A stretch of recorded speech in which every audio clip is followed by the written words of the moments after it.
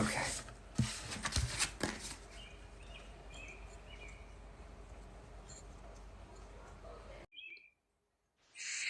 Hello. Hey, there you guys are.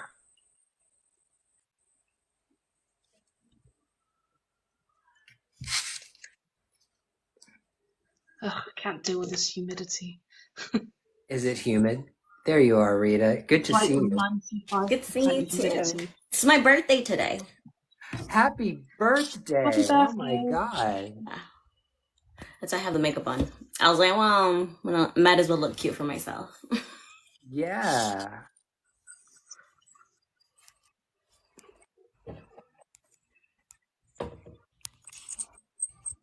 Okay. All right. Makes So, what are we talking about? What are we bitching about tonight? I don't have anything to bitch more than like I got certified in Reiki this weekend. Awesome. Woo! Congrats. Yeah, thanks. Great. Yeah, it was nice. It was a nice experience. I signed up with her because she has like her own program where she gives free Reiki for cancer patients. So I did put my name in it. So whenever she gets like a surplus of like cancer patients, I'll go and help her with that. Perfect. Yeah. How long have you been studying that? Very recently with Ryan was the one that told me recommended a book, and I read it, and I was like, I already do this. I already know how to do this because I would do with animals, especially, without knowing anything. Like it's just something that it just felt right to do. And so when he gave me the book, I was like, I know this stuff. I Wait a minute, I do this already with my kids, with my animals, with myself. I was like, I'm gonna get into it. So I just got the classes this weekend, and yeah, I got certified. Like it was a nice experience. That's so That awesome. was really So good. Yeah. Congrats. Well, she says she doesn't like the whole week or month in between because it's all depending on the student themselves. And it was funny because she was like directly looking at me, and I was like, because I was like, oh, and this and that, and she was like, yeah. So she like directed to me. She was like, some people just have it, and they can Yep, yep. continue doing it. They don't need the wait span in between. So yeah, which is exciting. Yeah. So somebody asked about Santa Morte. So I'll just throw in my 2 cents about Santissima. So everybody has to realize and remember something about that particular entity, which is she is a goddess and she comes from a very particular pantheon, which is Mesoamerican pantheon. We're talking about um, uh, Aztec, and we're talking about what's the other group of Mesoamerican people that ruled? Oh, I know Aztec, and then there's another one. Mayan? Mayan. Right. Okay. So there are spirits that um, are associated with particular cultures. And Santa Morte is a Mesoamerican goddess of death. Yeah. Okay, Robert, come up anytime you want. Anybody who wants to be a guest, even if you just want to sit with your microphone off in my room, fill up my Hollywood squares, you're more than welcome to. So yeah, so if you're going to work with Santissima, then definitely do research about her pantheon.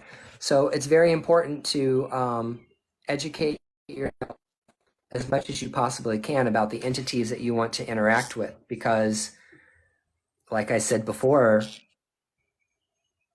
don't think that these spirits, entities, whatever it is you want to call them, don't have their own consciousness, their own way of doing things. They want to be treated a particular way. They want to be talked to a particular kind of way. They want particular kind of offerings. Like these are things that you'll find out by working with them. You know what I'm saying? Hey, Emerald. So that's all I have to say about her is do your research. There are some spirits that are really easy to approach because they're very friendly and cool. Cool spirits like Papa Legba is really, really easy to approach. That entity, the Legbas, are very friendly entities in voodoo. They're the first people you want to talk to if you're interested in that. Then Hecate seems to be incredibly welcoming to everyone who practices witchcraft. She really is the patron of white witches. I say white witches because most of the people that are going to her are European in descent for some reason. A lot of European witches are attracted to her. Thor. Who doesn't love Thor? He's a lot of fun. He loves to drink. He loves to party. He loves to fuck. He likes to fight. He's like a good old boy. So, I mean, there's lots of great spirits that you can introduce yourself to. But it's better, how about this? It's better if you allow these entities to come to you. You might be surprised who comes to you if you just allow the spiritual world to come to you.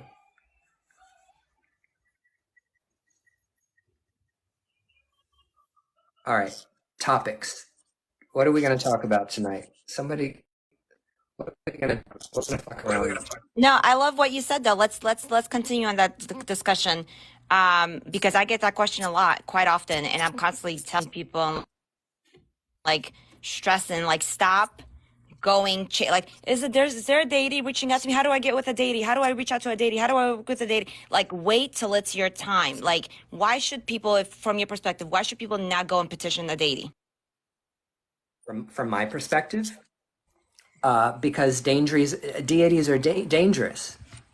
Divinities are dangerous. Like, let me just explain something to you, people, about working with gods and goddesses, okay? Whenever you call on a particular spirit entity, by whatever name, by whatever symbol or icon you use or sigil or whatever, and you're putting out offerings and you're invoking this entity, you're giving express consent for that entity to come into your house, into your life, and start fucking with your life.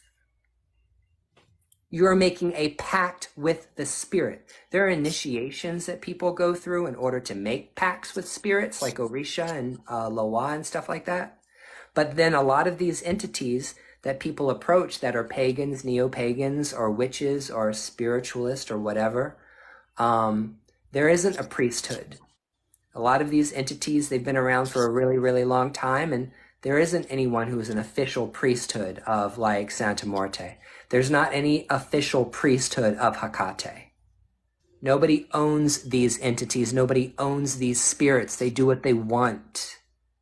So just be careful about who you approach, because it's like inviting someone into your house.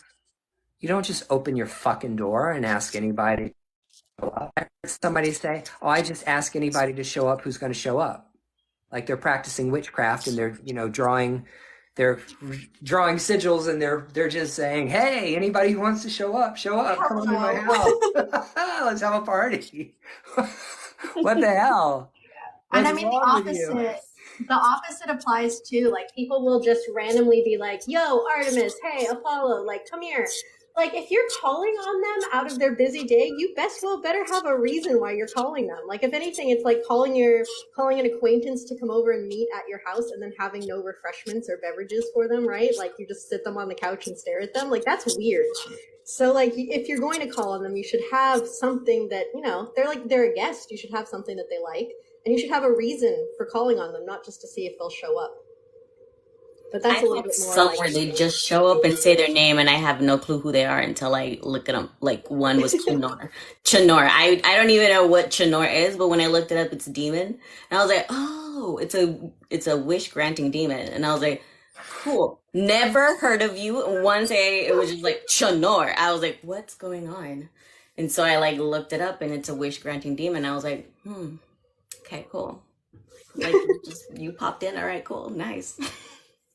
And here's another thing, and this might be an unpopular opinion, but if you think you're reaching out to a deity, and something responds back, it might be one of your spirit guides talking back to you. Because when new people get on the spiritual path, the first people you'll come into contact with will be ancestor spirits and spirit guides. It's really hard to attract big energies to yourself, big God and goddess and Titan level and energies. I mean, it's possible to work with these spirits, but they're very big. They're like Beyonce, they're like Lady Gaga. You know, there's a barrier to entry to working with those entities. So somebody might be like, oh, I'm talking to Hecate, but actually working with their primary spirit guide. Because don't forget that because the image that you choose to represent yourself is the image that you choose as your god or goddess to put on your altar. If someone feels drawn to Hecate, and they're so drawn, they're drawn to the energy, they're drawn to the image, they're drawn to the magic, they're drawn to the story, they're drawn to the Titan, and they take that image of Hecate and they put it on their altar and they venerate it and they say, this is my deity. You have to realize there's some kind of harmony, there's some kind of resonance, there's some kind of vibration, there's some kind of sympathies between who you are and who they are. It's connected. So don't forget that the gods that we put in front of ourselves and bow to and worship and put offerings out for, they're you. They might not be you. You know, don't get this grand idea like I'm Jesus Christ now, I'm Hecate now. That's not what I meant.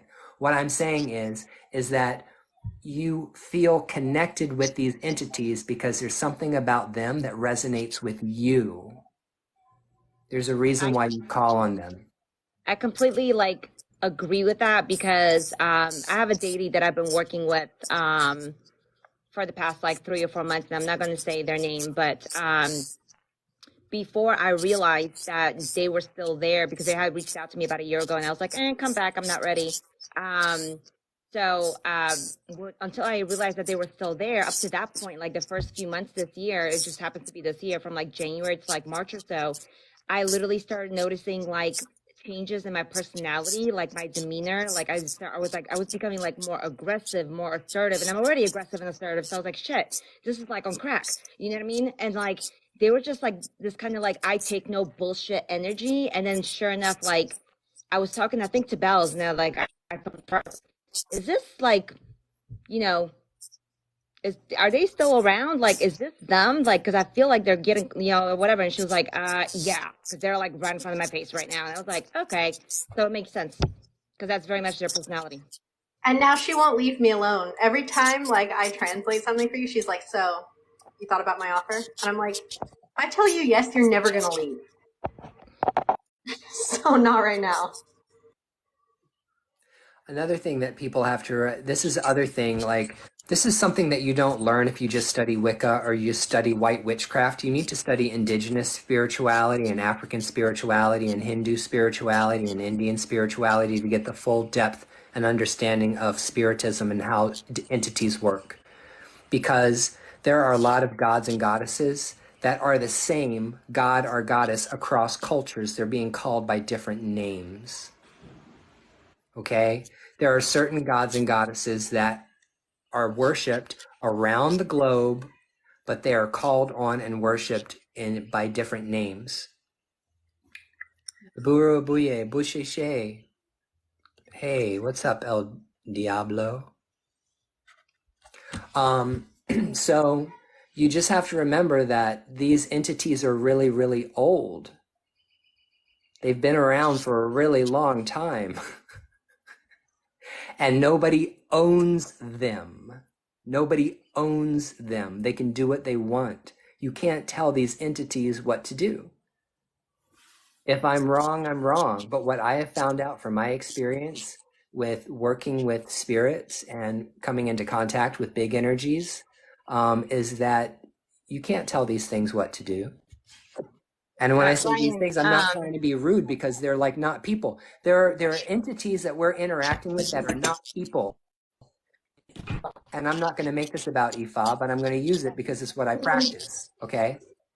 There are ancestors and there are divinities. And there are divinities that have never been human. They have never incarnated. They have never been in the flesh. They are big energies. They're in control of big forces, okay? Everything from gravity to the process of photosynthesis. Okay, there's a spirit that governs over all of these things in nature, but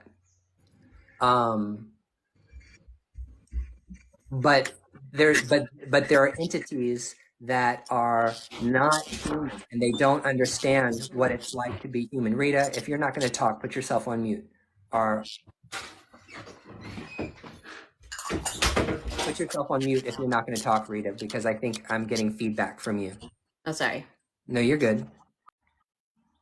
So the point is that there are spirits that people want to interact with that don't understand what it means to be human. When you go to ancestor spirits and you're trying to communicate with ancestor spirits or spirits of the dead or people that have lived and died and been here, there's some kind of understanding that these entities or these beings or these spirits have some form of memory, some kind of recall about what it's like to be alive. Does that make sense?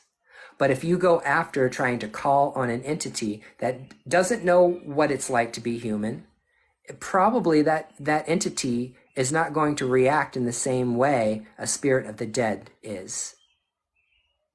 And I completely agree with you, Ryan. And one of my pet peeves, it's not as bad as in the pagan community as it is in like the demonology community, but people will be like, I work with Azazel, like you better watch out for me. And somebody else is like, no, I work with Azazel, you better watch out for me, and I work with Lucifer. You want to know what really happens behind the scenes when people are like, I'm going to throw my Pokemon demon at you?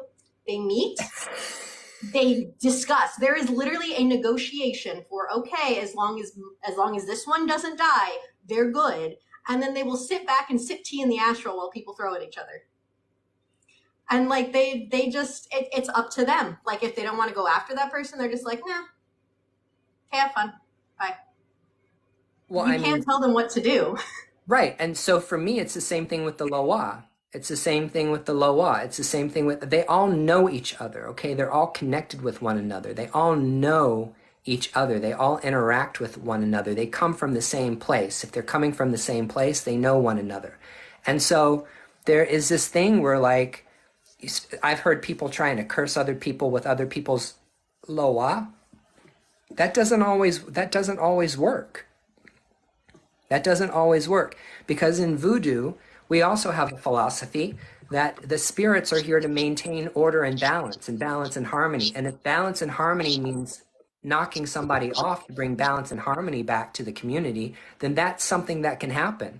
But for the most part, the entities are here to maintain order in order to maintain balance. And if you're going to hex or curse somebody or jinx somebody or go after them in that kind of spiritual way, that person has to be deserving. That person there has to be just cause to go after someone to create problems from them on the spiritual, or those entities that you call and conjure to go attack other practitioners, they'll come back on you. What about those people on TikTok that are talking about like hexing deities? Have you heard that? Like, have you come across that yet? The ones that are like, I'm going to hex Hecate, I'm going to hex Artemis. I'm like, good luck, motherfucker. That's like trying to hex water or air. If I'm wrong, I'm wrong. But my experience has been that one, before you call on an entity, you know exactly what it is that you're calling on and how to work with that entity. And if it's an entity that's in a closed practice that has a religion, you need to be careful about calling on that entity. And if that entity is a non-human entity, not a spirit of the dead, but like something else, that is also something to be careful for. So I don't understand why people don't want to work with spirits of the dead. I don't understand why people don't want to work with their ancestors, because guess what? Spirits of the dead can get shit done so much faster. No joke.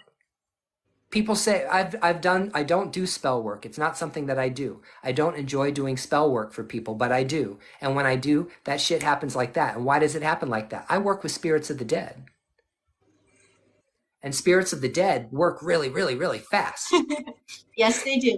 I've been doing some spicy summoning and necromancy lately. Necromancy is awesome. Yep. Oh man, Ryan, I'm gonna text you a picture of my raccoon that I Okay. bought.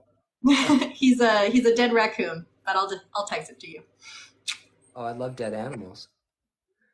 But yeah, I don't know why people are so opposed to working with or talking to their ancestors or spirits of the dead, because they're there.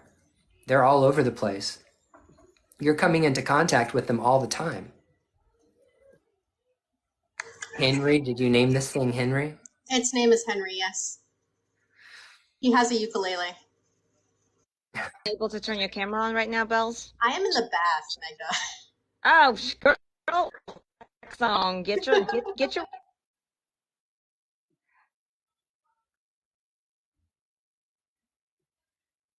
All right, we're taking questions over here.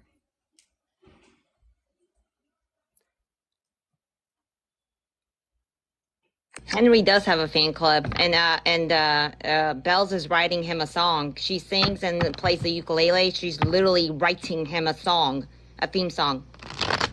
That's cute. What's the card of the day, Magda? What is the card? Yeah, what is the card of the day for this panel? Hey, Becky. The Hierophants. Lead, have authority, educate, but do it with grace, with dignity, and from a good place. Do not steer others wrong, and be this place where people can come and seek guidance and clarity. Ashe, that sounds good to me. Yeah. I want to keep my shit positive. I want us to have like very happy, healthy, positive discussions in my chat rooms. I don't want negative energy coming into my rooms. I don't want negative energy coming into my lives. I'm just setting that intention now Oh, that, I've already read on it. There's nothing here right now. I've already read on it twice, well, since we've Okay. been on. that's good. That's good. Hi. We need more positive energy, more smiles, more happiness, more enjoyment in the spiritual community. Because you know what? You can be a dark ass witch and you can still have a good time. Yeah. So for those who are new, I know there's a lot of people that just came in from my side as well. And the same way that I do panels with Bells and the people, this is the same kind of panel. This night, a couple of y'all give him a follow. He is somebody that I've really gotten to know this year, and but we've been mutuals forever. But anyway, this is a great safe place, just like my life, where we can talk anything spiritual and witchy, and any kind of questions you guys have, please don't hesitate to ask. There's no such thing as a stupid question. I'd rather you guys ask somebody here while we have all these perspectives on the panel than keep it to yourself and fuck up.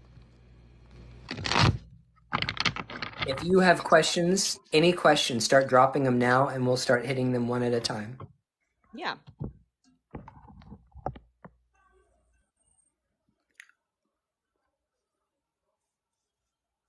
All right, Diablo, we know you got the hots for Rita. You've already said that twice. Don't be a creep. Don't be a creep and don't send her dick pics in her inbox. No, Yeah, don't. Okay. this isn't Tinder. You can't swipe. Yeah, this isn't Tinder. That's my issue sometimes when I go live a lot. That's why I tend to not go to live because of. Oh, what a horrible problem to have, Rita. Please. Spare me. I have that issue all the time when I go live. People just think I'm so beautiful. What a fucking problem. I'm sorry. Like shit. Someone has a bigger problem. Somebody said, I have a question. What is a good way to have ancestors be there as support in labor? Oh. Well, so hold on a second. So there is a whole thing within the Hispanic community, which is a pregnant woman doesn't need to go anywhere near a graveyard and can't go to any funerals or tries to avoid places where there's a lot of dead people. So if you're pregnant, like the goal is in pregnancy to keep yourself spiritually hygienic, away from negative energy so it doesn't affect the fetus, away from places that could be potentially dangerous. Because realize this, spirits of the dead might work really, really fast, but just think about the world we live in, okay? Think about the world we live in. Think about all the people you come into on a daily basis, okay? There are good people and there are bad people. And in the way I feel about it is just because someone drops dead doesn't mean if they were assholes in life, they'll automatically become this great person after they're dead. They won't. In my tradition, people that are bad people when they die are still bad. Like they got a funk ass spirit. They've got a dirty spirit. And that spirit is going to have to go through a period of time of purification, cleansing, and a waiting period in order to incarnate again. Because you get a shot at this life. People don't understand. Being alive, that's spiritism. That's the spiritismo. Okay, that's Kardec. People Have you ever been cussed out by a spirit? I have. Like you try to have you ever like try to channel for a customer for a spirit and then the spirit shows up and they cuss you the fuck out? Yes, that's happened to me. That's Yeah. happened to me, and in Spanish. And I'm like, And I was like, okay. oh no, we're not. I'm sorry, I can't connect. Let me It's ask not this quite person clear. a question. They're not coming through. Bats, yo, what the hell? Would you invite Jeffrey Dahmer into your house if they had a body? Like, what is that? What kind of question is that? I'm not calling you stupid or dumb, but I'm asking you why? What would be the purpose of inviting violent or dangerous spirits in your house? Why would you want to do that? For what purpose? What makes you think that you could get that spirit to do something for you?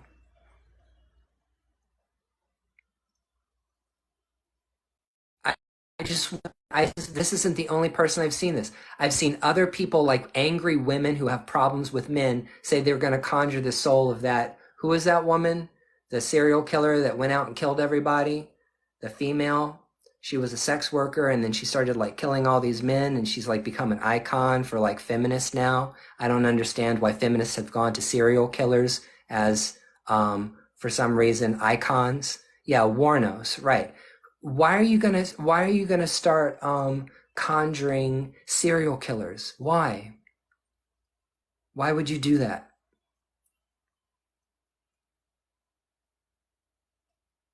I'm just waiting for her response.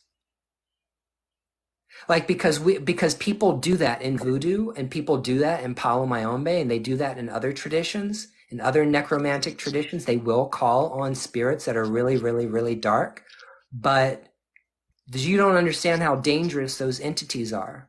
I think it's just human curiosity, just like how people who are not in spiritual, who are not aren't spiritual, will get a Ouija board, or go get a palm read. It's just curiosity, but it's like fuck around and find out. You're fucking around with the wrong one. Well, let me ask you No, a question. Janelle, it was not your question, babe. It wasn't your question. Let me do this. Let me pour Florida water all over my body and then light a match to myself. Will I burn? Right.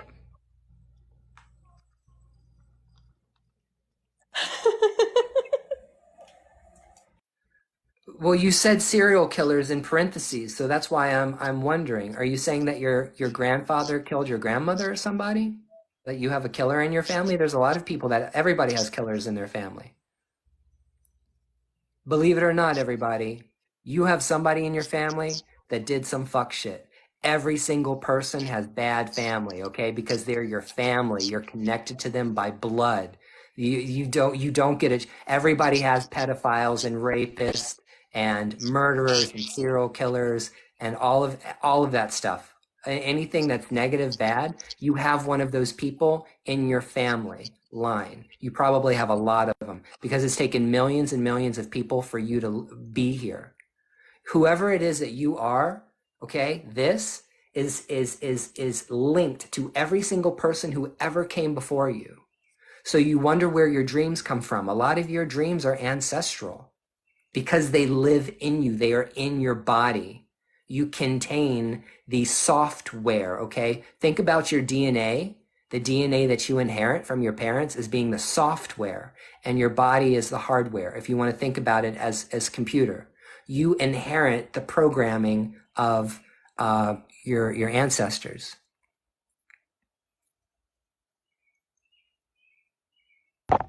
No, Wow. but you specifically said killer, like you said in parentheses. That's why we're like, huh? Yeah, I wouldn't have gone off on that rampage if you wouldn't have used the word serial killer. So my question is, why do you have this fascination and interest in? I'm asking about you. I'm asking about why your personal interest.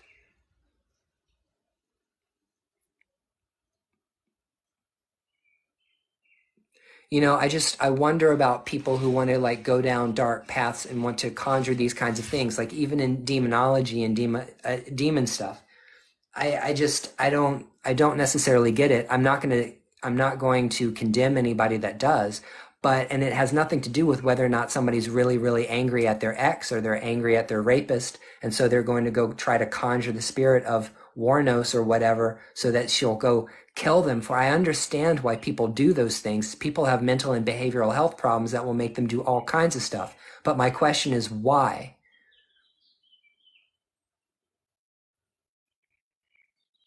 Well, then you need to be talking to your grandmother. You don't need to be talking to him.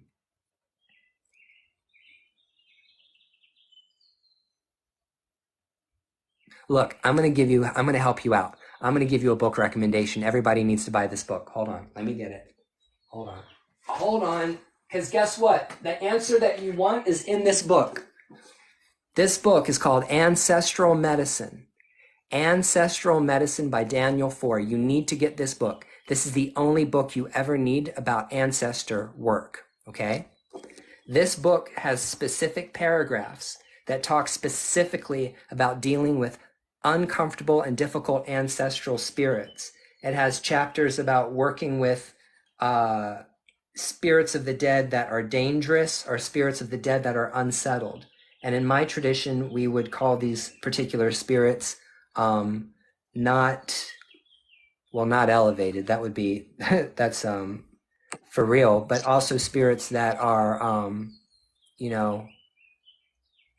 we believe in hell. We believe in purgatory. I'm sorry, just because you're a pagan doesn't negate the state of hell that exists. Now, Christians have their version of hell, but every single pagan tradition and a lot of traditions, Buddhism, there's all kinds of hells that exist. Depending on how you die is going to depend on your next rebirth, and also what state you're in when you die can also affect what state you're in when you're dead. This is true. Buddhism teaches this.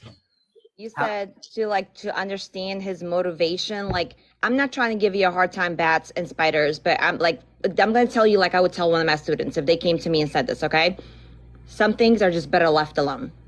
It's not worth the risk. It's just not worth the risk. It's not worth inviting something into your house that could possibly be in torment or still have have mental issues. It's just not ideal for you. Okay, so I would advise you to kind of just let it be.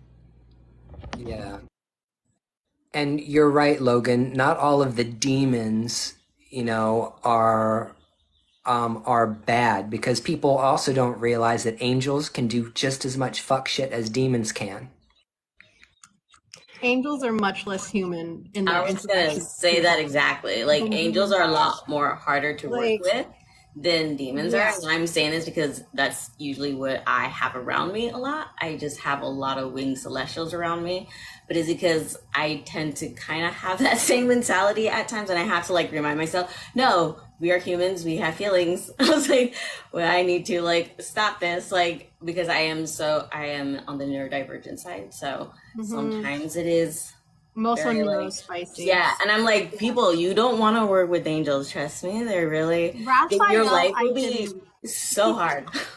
I can hang out with him for a solid minute, but I had a day where I had Michael coming to my house 4 different times, and each time it was oh, hallelujah, and I was like, can you just be a man for a second, please? But see, that's funny. I work with Michael specifically, and for me, when I first met him, I was like, holy motherfucker, what the fuck are you? You know what I mean? Because he did not look he looked like a monster. And I was like, what the hell? But then, of course, he gave me the feeling of peace, and, I realized it. But to me, he's very, he's just cool. He's definitely very, I don't want to say conceited, but he knows the power he possesses.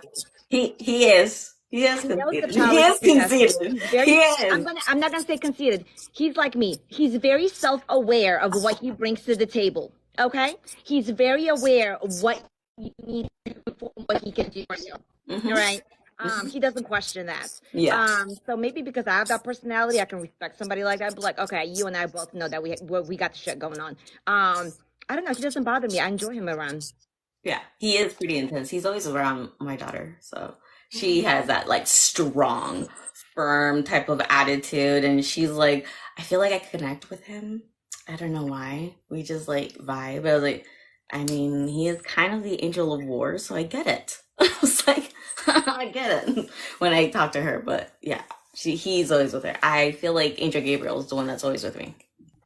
Michelle Janelle says so. Michael doesn't look like he doesn't know the cards deck. No, no, No, Janelle.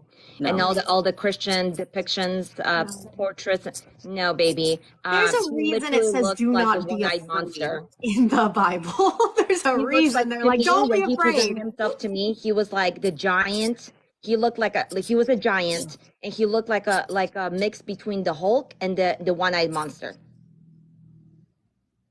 like out of this world. I see him as vaguely humanoid with a lot of wings, 6 wings, Yes. a lot of eyes, and a lot of the swirly things around him, and it's just like light, and I'm like, oh, gee. I see the wings. Definitely. Yeah, wings. actually, it's funny. Every time I talk to you, you have at least one angel just kind of like pop in occasionally, be like, everything okay? Okay, cool. We're good. Okay, bye. And then like 5 minutes later, just like, we good? Okay, we're good. Bye. Demons. Okay, so it depends. It depends on the demon. 100% depends on the demon. Asmodeus loves humans.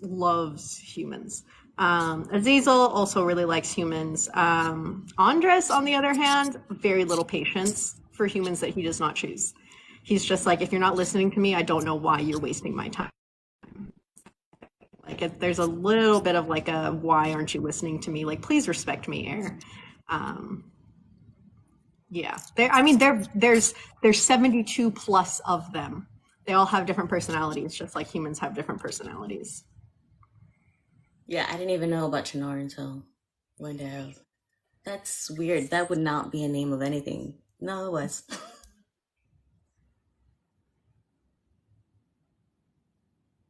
I like the way you put that, Ashley. It can be different for everyone, yes, because of human filters and perception. Exactly. It's different in regards to whether you see energy, whether you, just like the clairs are different for everyone. Like I'm clairvoyant, right? I talk to past loved ones, but I see either a still picture of like something like an item, which can be, it's my symbol for something, or I'll see like really quick, like 5-6 second movie clips, and they're from 10 different movies, but because I know what the fuck I'm looking at, can put it together and put a message together. Whereas some people literally see a spirit right in front of them, like point blank in front of them, and they see that spirit talking to them. I'll just get an image of the person, and then other than that, I see like movie clips and pictures. How does one even become an angel? Bells, do they ever tell you don't? You can like, human spirits can like elevate, but angels are like, they're a different species basically. There are Nephilim. There are still Nephilim, but like that's a bloodline thing. If you don't have that bloodline, then you can't become an angel. Yeah. I personally don't, but that would be clairaudience. There are people who are clairaudient who actually hear, like they physically hear voices, like Bells does.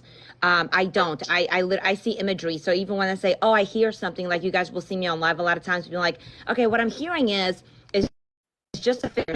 What I mean is it's in my head and I see a picture of it. So even if when they're talking to me, I don't even see their mouth moving. I hear no words. But if you're clairaudient, then you actually hear shit. Mags, it's funny how we see Lady like almost exactly the same. I know, I love that. And it's like one difference between me and Bells, we laugh at it all the time. Like for me, communicating with deities or any type of like pantheon, anything like that, like I feel like I can see them, but like when it comes to understanding them or hearing them, I feel like it's like muzzled or like I'm underwater. And it's like vice versa for Bells in regards to like past loved ones and spirit guides in the angelic realm. I'm like, okay, so I'm like the love and light, and she's like the hell and rotten. Like you know what I mean? Like it's funny how like the gifts work different. So just because I connect with past loved ones doesn't mean that if you have a deity reaching out, I would be able to like interpret everything accurately as well as Bells would. So everybody has different gifts. Yeah, it's weird. I hear angels and angelic infernals, so like the ones that were part of the original rebellion, so they're basically angels. I can hear them super clearly. Like I will sit down with Zaz and we'll have whole ass conversations. Deities are a little bit better. Some certain human spirits who aren't my ancestors sound like they're underwater. I cannot hear them. I'm just like, can you like sign to me? Can you like do a skit so I can understand you, Ask them to please? show you pictures. Like that's what I do. That's why me and Zach. That's the way, you know. Yeah. I hear and feel. I also pick up on the middle. Yeah, so I'm clairsentient as well. Mags, in the reading you said this was my last life. Does that mean I won't see some loved ones? No, girl, no. It just means that you're most likely, okay? You're gonna be given the option. That this is not definite. I'm not on the other side. I'm not the source. I have no idea. So, but most likely you're gonna be given the option. Do you want to reincarnate or not? You're not gonna have to. Versus like a lot of spirits are like, you have to. You have no fucking choice. You're gonna be given the option. If you choose not to, you're gonna be a highly elevated spirit, meaning like you've earned your badges, okay? And you're going to be with your ancestors. You're going to go to your ancestral side. Mags, okay, so then you do have clairaudience, just need to check your channel. Yeah, I know I can horn in on it and develop that skill. I just haven't, you know, I'm so like in love with my clairvoyance that I feel like I don't really need it, but it would be cool to have, but I don't, you know. Can you sense what everyone's... I typically can, yes, especially if I'm doing a reading for you.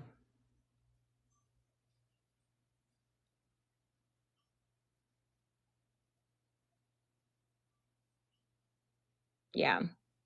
Yeah, if I'm doing a reading for someone, or if I'm like hanging out with you or I'm on the phone with you, it's just like an instant no. It's just being in the know. You know, when you just know shit, you just know it. Like I don't have to try, I don't have to channel, like it just pops in. It's just being in the know. What other questions you guys have? Give us something.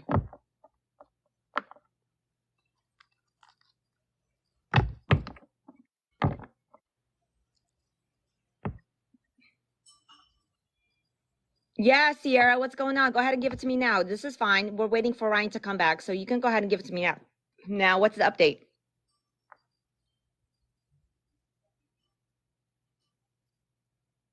Oh, I told you something big was going to happen. Yeah, so what's happening? What's the news?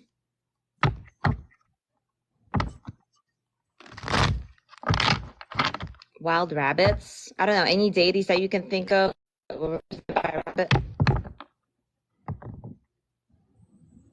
There's a couple Greek ones. See, I told you. I freaking told you. Now, I always tell you. But Sierra, the real big SE, is a recording artist. She's a musician, and I'm her reader that she goes to, and I've been telling her that something big is going to happen for her this summer. That's going to lead to her having like a single and things like that, like a record deal and all that. So I'm glad it's falling into place. Leslie, During do you your like yeah. witchcraft? Huh? Are you a big home and hearth kitchen witchcraft person? No, I'm curious.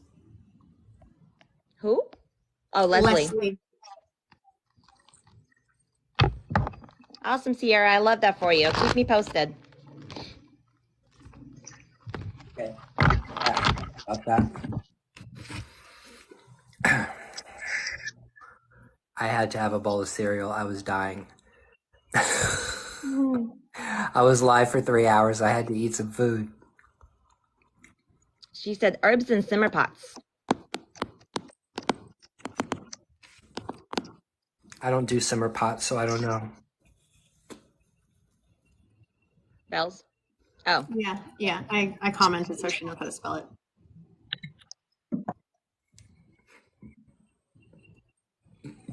You might also just have, it's also like spring, summer, so there might also just be a lot of rabbits around. Because like when they find a good patch of grass, they never leave the grass. They will be there until they destroy all the vegetation and then move on. So Cleansing to for vibration.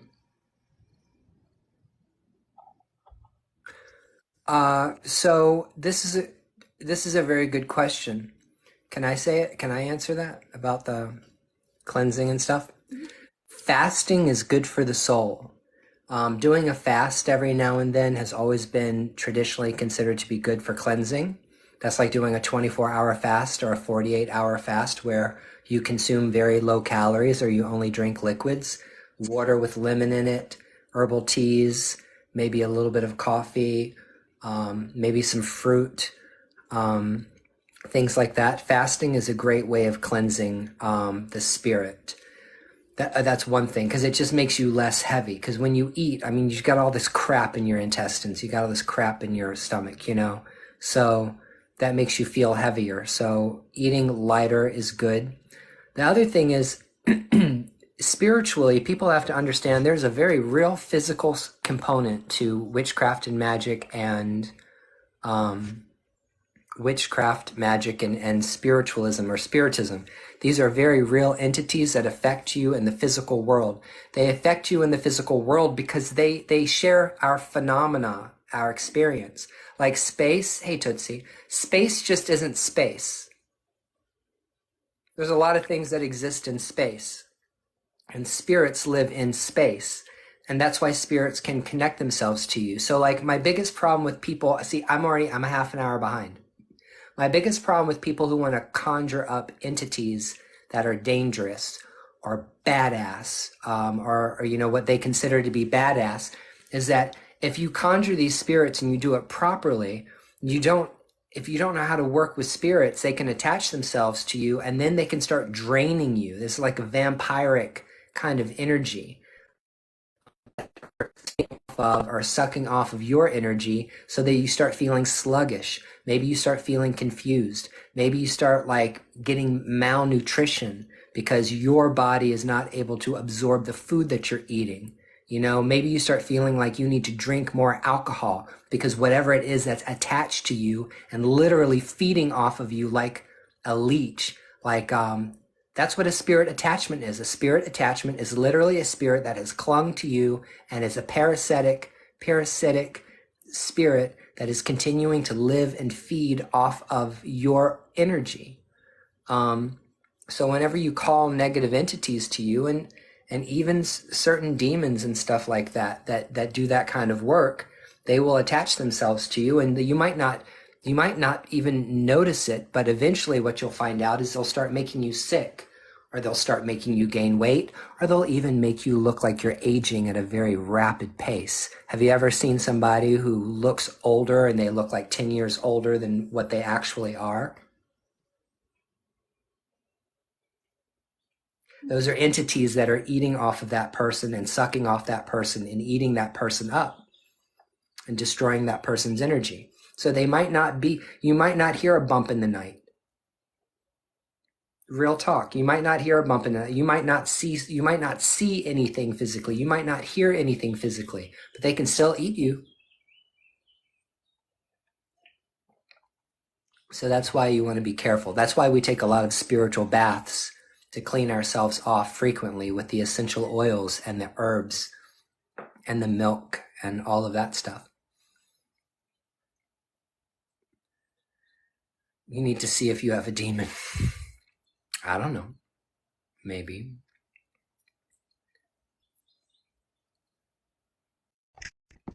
What's everybody's take on, I had a client today that, well, I'm not going to say too much. But how do you proceed when you find out that somebody has an attachment? What is your process of banishing and cleansing? So it depends on the person, and it also depends on their relationship to me. I have pulled things off of people before and fed them to Pip, because Pip is just like right there and he's hungry. Depending on the attachment though, it can get pretty nasty. There's been times where I've just been like, yeah, you have an attachment, you need to go seek someone. to get rid of that, because like I literally do not have the time to sit down with you and walk you through the process of getting this off of you, because I can't pull it for you.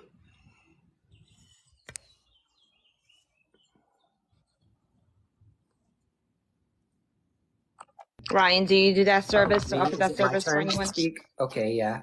So I don't want to run my mouth too much. So anybody who wants to go before me, that's just fine.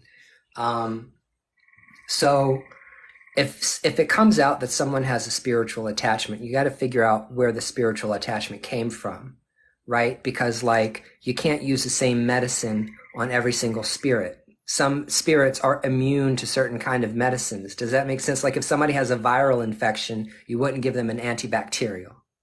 So the first thing you want to do as a spiritual doctor is diagnose what kind of spirit is this person dealing with. If it's a spirit of the dead and it's an ancestor spirit, like a dirty old man ancestor spirit, right? Okay, I mean, I'm just being honest, right? It's funny because I know what you're talking about. Yeah. If you're dealing with an ancestor spirit that's like a pervert or someone who is like, looking at you while you take showers and stuff, you need to like, that's a very particular kind of thing you have to do with, for the ancestors. You have to call your ancestors. You have to like do an elevation ceremony. You have to scold the spirit that is coming around, tell them that you don't want them there anymore. Every time they keep coming around, you have to continue to tell them not to come around over and over and over again. Take a spiritual bath. And the last thing someone would need, unless it's a really harmful spirit that you can't get rid of it, then you might need to go to an exorcist or a spiritualist to get rid of it. Someone Actually, who can. Don't worry about it. I got you. That's the client that I met with. We'll figure it out, baby. Don't worry about it. You're not gonna have to do anything. I got you. When I say like pull it off of somebody, or like, it's not really me pulling it off, it's more being like, hey, look, you should feed off me instead. It's astral strays and some lesser infernals that somebody has sent after them. I can't deal with anything else. I don't know how to deal with anything else that's not in those two categories. So here's the thing. It's very easy to find out where the spirit came from. All you have to do is divination. All you have to do is, that's why you go to a spiritualist. If you go to Magda and Magda is helping you, Magda can do divination and she can ask her spirits to tell her where this shit's coming from. Is it alien? Is it alien in nature? Is it extraterrestrial? No. Is it terrestrial? Is it something connected to the earth? Because that's all alien means, extraterrestrial. It could also mean celestial. Is this an ancestral spirit that comes through the family? Or is this just something you picked up on the street? That's why we use divination, to find out the answers to these things. Yeah, so I'm having her start with just like a deep cleanse, like a spiritual bath, and even an egg cleanse to go with it, cleansing her space, things like that. And I was like, let's do that first, and then follow up with me, the day after you do that, and then we'll do some divination, and we'll figure out if there's anything else to, like, we'll when we get to it. But let's try the easy way first. And you might have to do that more than one time. You might have to take a series of baths. You might need to do a bath 3 times in a row. And when I do a spiritual cleanse, I hit it in 3 ways. I do it in a tea or a tincture or an apple cider vinegar tonic, and I do it on a candle, and I do it as a bath. So when you do your spiritual bath, light your candle with the same herbs on it, so that you're hitting the atmosphere as well as cleansing your body. And if you drink it as a tea, you're also cleansing internally. Those are 3 things that you can do, boom, boom, boom, all using the same herbs if they're digestible. So like, as an example, chamomile, one of the best fucking herbs on the planet, associated with the sun, has got healing properties to it, but has also got protective properties to it. You can take dried chamomile and you can cast a circle of protection around your entire house just with a handful of chamomile. You can make chamomile tea, dress a white candle with chamomile herbs, and then make a chamomile bath with essential oils or herbs, and that's a cleansing bath right there. That's it. And guess what? It costs $2.99 to go to Market Basket and buy a huge fucking bottle of McCormick chamomile. So hit it in multiple different directions. It's kind of like if you were think about when you were physically sick or physically ill with the flu. What did you do? You wrapped yourself up in blankets. You drank chicken soup. You chewed on some fresh garlic. Like, what do you do when you're sick? You have to treat yourself the same way. And here's the other thing. Most people are not coming into contact with really super dangerous spirits. Most people are not coming into contact with spirits that are like deadly. Okay. You have to go looking for those spirits, and you have to pull them using particular methods, which I guarantee nobody here is doing. So like literally, in order to pick up like a really negative entity or spirit, you have to go where they exist, because these are geographically bound spirits. They're geographically bound. Yes, the astral is a very, very big place, but there are spirits that are directly connected to locations. They don't live anywhere other than where they can be found. And that's a whole nother story, and that's something that we could debate about. But I don't know if people are ready to have that kind of discussion, because then people will get all pissed off. Well, it's like gods and goddesses that are associated with very specific regional places. That's where they live. If you want to talk to that particular god or goddess, you need to go where that god or goddess lives. That's the place that they've been venerated. Oh, you're kidding me? Are you fucking kidding me? Isn't he cute? He is so fucking Well, you cute. said a dead raccoon. I thought you meant like a skin or something. No, she got the stuffed version. He's taxidermy, and this works. That ain't This is right. Henry. She sent me, I don't like dead animals or anything like that. And I knew she was going to this thing, and I was like, oh, okay, we're gross. She sent me a picture while she was there of this thing. And I was like, oh my God, I hope you got him. I love him. I blew my entire budget on this one raccoon. I didn't get anything else, but I love him. And he's going to have he has been spoken for as a vessel already. So He's going to be a vessel. You're going to put a spirit in him. Mhm. Okay, good. I have a volunteer. That's Where did you get him, Bells? I got him at the Oddities and Curiosities Expo that was down here in New Orleans. Okay.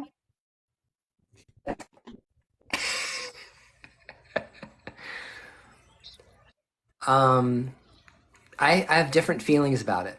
I have different feelings about the ability for spirits to travel. I think that we use, well, see, I don't want to get into trouble. I'll get into trouble.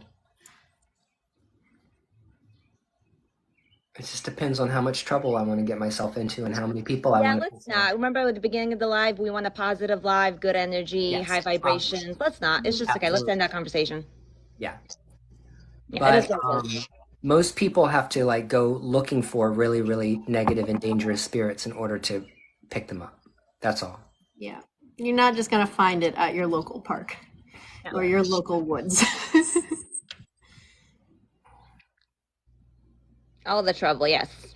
What else you guys want to talk about? What other tough questions? I feel like there's people in here, and like I'm sensing there's at least 2 people in here who are just like watching. Like if you're not talking, you're stalking. You're stalking. Ask. Just ask. We're not gonna judge you. Just fucking ask. Mm-hmm.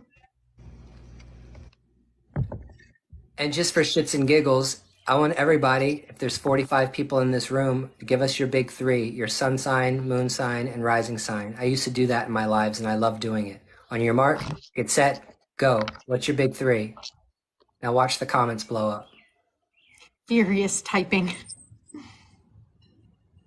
Yeah, Can we on the Karen, go panel check out say what our the, 3 are? Go check out my Amazon storefront. The link is in my bio. There's a Kindle book. There's a couple of Kindle books in there. I'm a Libra, Sun, Aquarius, Moon, Sag rising.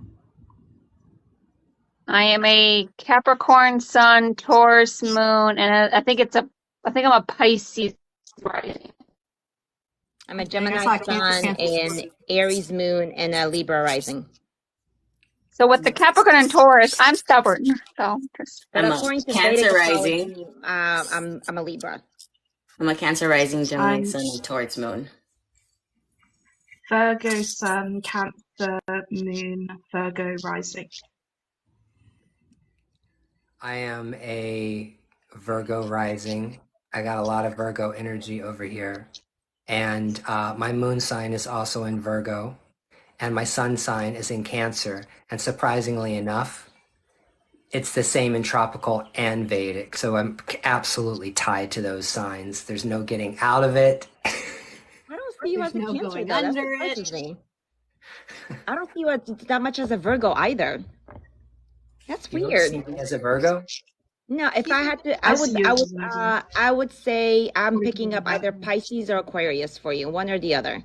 I do sense that, like Pisces, because you tend to be kind of, well, Pisces not so much, not as much Pisces as is an Aquarius, insult. but Don't you you're dare very, call me a you can go with the Pisces. flow, kind of like flow it.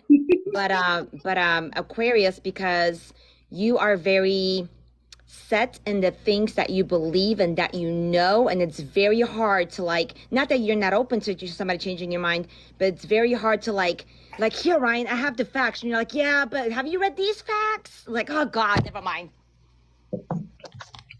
That's a very Virgo thing, though. I thought I was gonna say that's a Virgo thing. That's Very a Virgo. Virgo Like I thing. have Thing though as facts. This is well. what it is. I have the very smart, educated.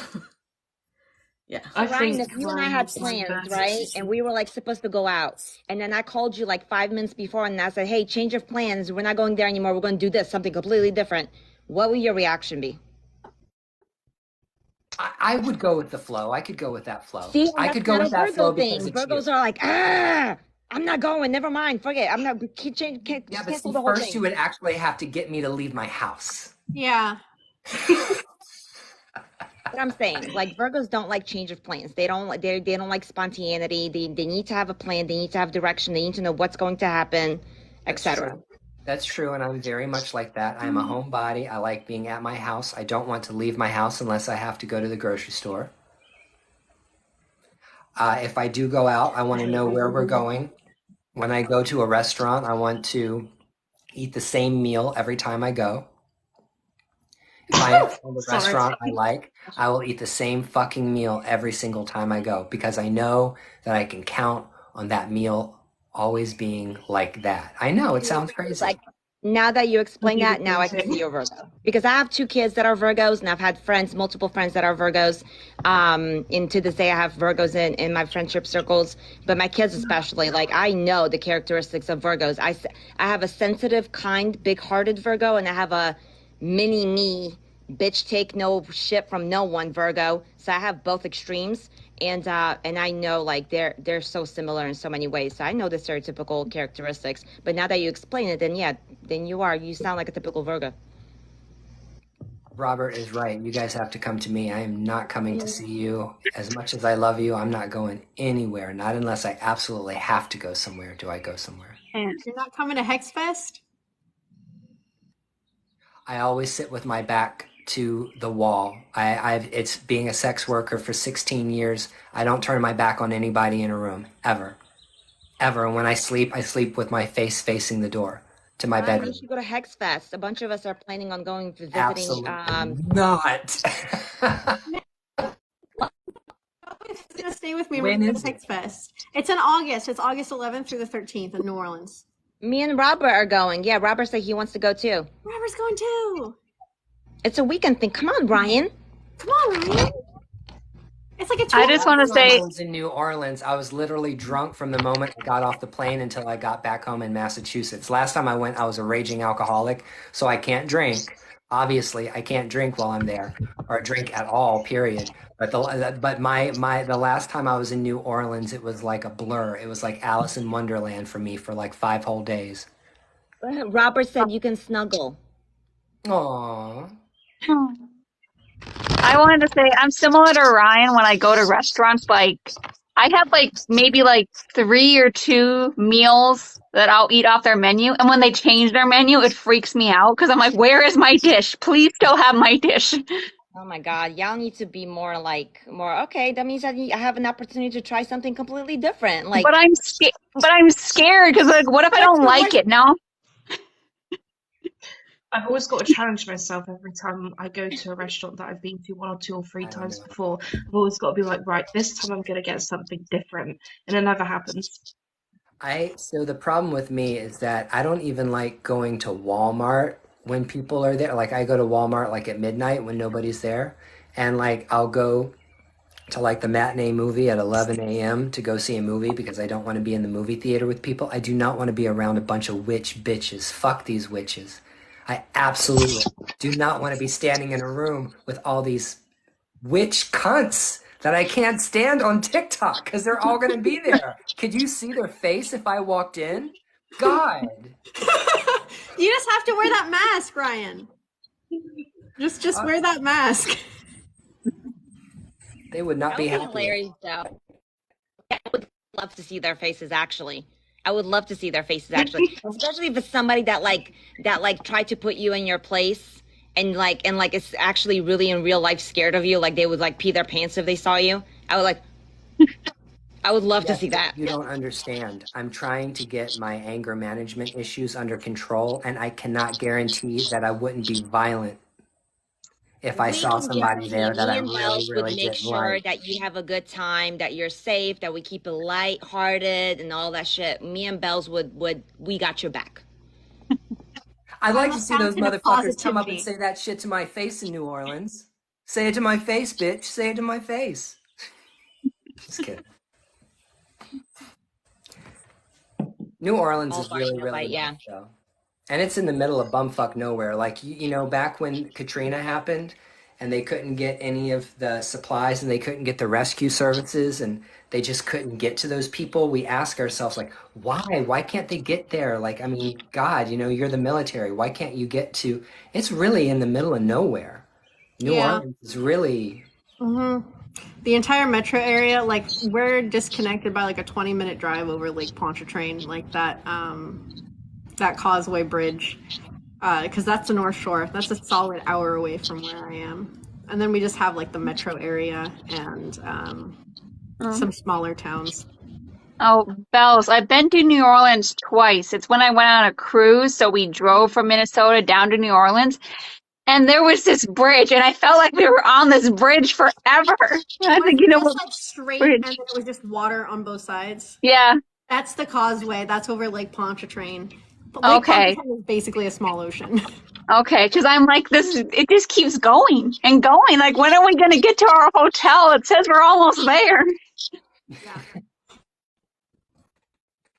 Yeah. That bridge. Oh hell no.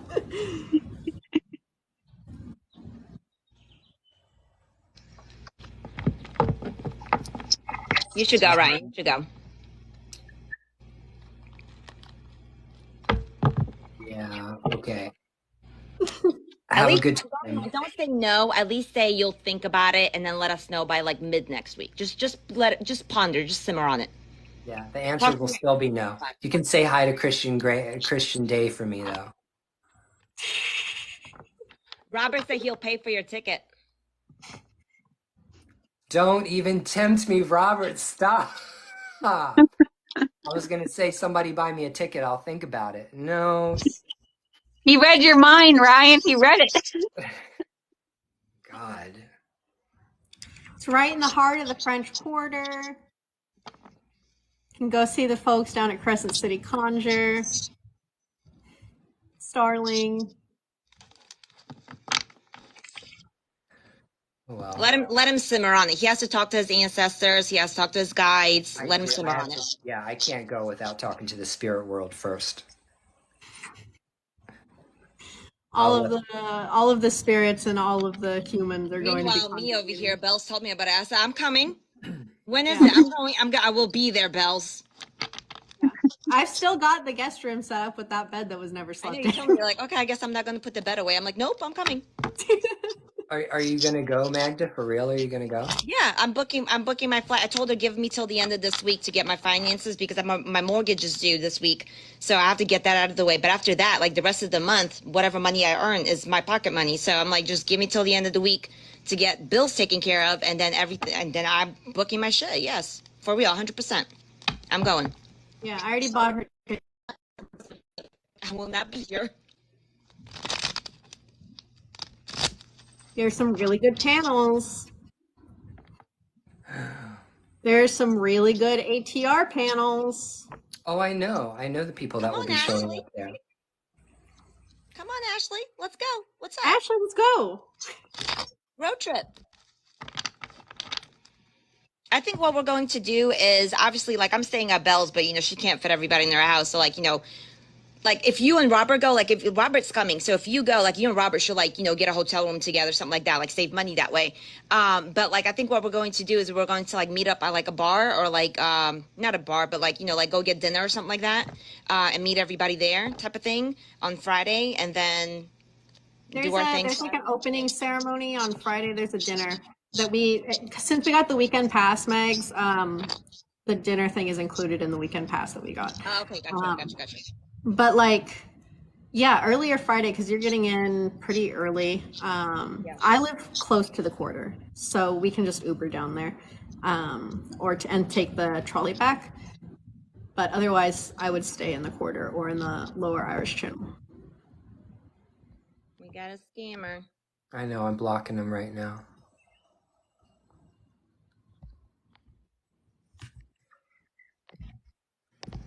Ashley, it is August 11th through 13th.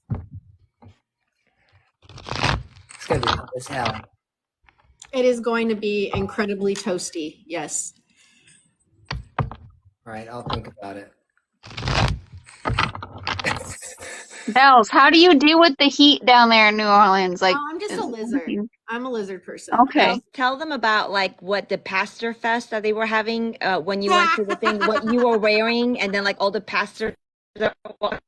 Hilarious. So I was half fucking naked, because like my outfit was just like this skirt with suspenders, like this little bandeau bra thing, and then a see-through shirt over it.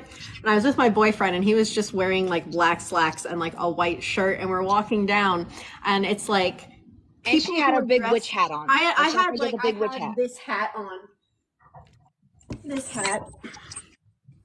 So like I've got his arm. We're walking down through the convention center and we see a bunch of people in like crisp white shirts and khaki pants, like kind of like talking and like looking around. It was a mixture of people from PastorCon and people walking from the back from the Oddities Expo holding like skeletons and haunted objects and dead animals and like all of this stuff, and then people like being like, oh no. But they rented out a hall that was almost right next to the Oddities Expo. So they had like, praise Jesus, PastorCon 2023 New Orleans, like all I banners. can imagine is like you guys passing each other like this, right? And like as soon as they pass you, they're going. Like that's all I can imagine.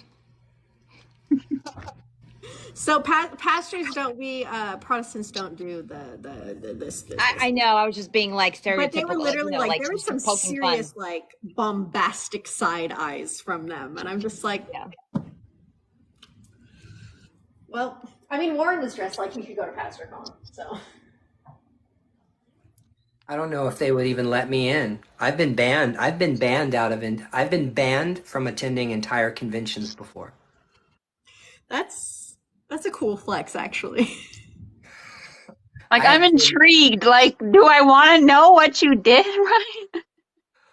Maybe Yeah. I should. So what had happened was I used to be a stripper, right? I used to be a pole dancer, and I was a really, really good one. And I was actually one of the first male pole dancers in this country that ever competed in pole dancing divisions. So I'm like old G, a lot of things. And back in the day when I started poling, they didn't want men to pole. Women didn't want men to be a part of anything that had to do with pole. And so me and like about 10 other guys revolutionized the pole fitness industry by putting our dicks in the middle of it. And a lot of women didn't like me because they thought that I was lewd. They thought I was crude. They said I was a misogynist. They thought I did porn. You know, I was like really, really bad. I was like that bad element that they did not want tainting their beautiful pole fitness. No, this is an art form. It's not stripping. All right, whatever. So I was part of that whole thing. And so I made this joke that I was going to go to International Pole Convention. And I said, yeah, I'll be there and I'll be doing autographed pictures of I was say autographed dick pics is what I said. I said, there'll be autographed dick pics for everybody. Well, I got on the plane. I bought the ticket. I went down there. I got the rental car. I got the hotel. I got myself ready. I showed up at International PoleCon and I walked in the front door and the owner of PoleCon walked up to me and said, Philip, I have to talk to you. And I said, okay. She said, you're not allowed in my convention, so you can leave. And I said, what? And she was like, you're not coming into this building. You are banned from my event. You are not allowed to be here. So I sat outside the convention center with a sign, because I literally went and bought a sign to sit in a little chair outside of the convention center that said, I have been banned from PolCon. I'm being discriminated against. Like, it was a whole fucking thing. People were like coming outside and bringing me drinks. It was ridiculous. It was absolutely crazy. And then she sold Pole Convention, and then I went to New Orleans and performed at International Pole Convention, because the next owner that bought it was one of the people that was angry that she banned me. A bunch of fuck shit, like everything else I do. So that's why I'm saying, if I showed up at Hexfest, I can't guarantee that Christian Day would even let me in the fucking building. That's why I don't even want someone to buy me a ticket, because I'm afraid that like that kind of thing would happen again. So, you know, I'm trouble. Everywhere I go, I create trouble. That's all. I don't know why. Ryan, you know what? After all the shit you've said and done and who you are, you're like, but I don't know why. I didn't do anything. I don't know why. No. I didn't do anything. Like setting Now a house on fire. that is a Virgo statement. Yeah, like you set the house on fire, you burn it down, they go, you gotta go to jail. But why? But why? Shadow work. Kayla said shadow work. Yeah, y'all need to do your shadow work. Yeah. They needed to do their shadow work. Cuss somebody out. I don't know why they don't like me. I don't know why. Yeah, Magic Ryan. Magic Ryan, I love that. Ryan's just like, well, they deserved it. They deserved it. They deserved to be cussed out. I'm the kind of person that will literally, if you tell me that I can't do something, I will dig my heels in the ground so fucking deep, I will not move. I think what you said, the uncle is going to be there, right? Uncle Birch is going to be there. He's the one who told me about it. Yep, Yeah. Uncle Birch is Oh gonna. God, Yeah. Ryan, my best friend is like that. Like, You up, Ryan? If they let him in, they'll let you in. Uncle Birch is doing. He's running a couple panels. That's good. Yeah. But I've seen him in the wild several times. my best friend, if you tell her not to do something, she just goes and does it. So I go tell her, okay, don't go jump off the bridge. Don't do that. And she's like, I hate you. I don't know what it is. I don't know what it is. Are you and Birch on good terms? Do you mind me asking? Who? What? Are you and Uncle Birch on good terms? Do you mind Oh me yeah, asking? Uncle Birch is great. We don't agree on shit, but I like him. He's in my group on Facebook. We're friends on Facebook.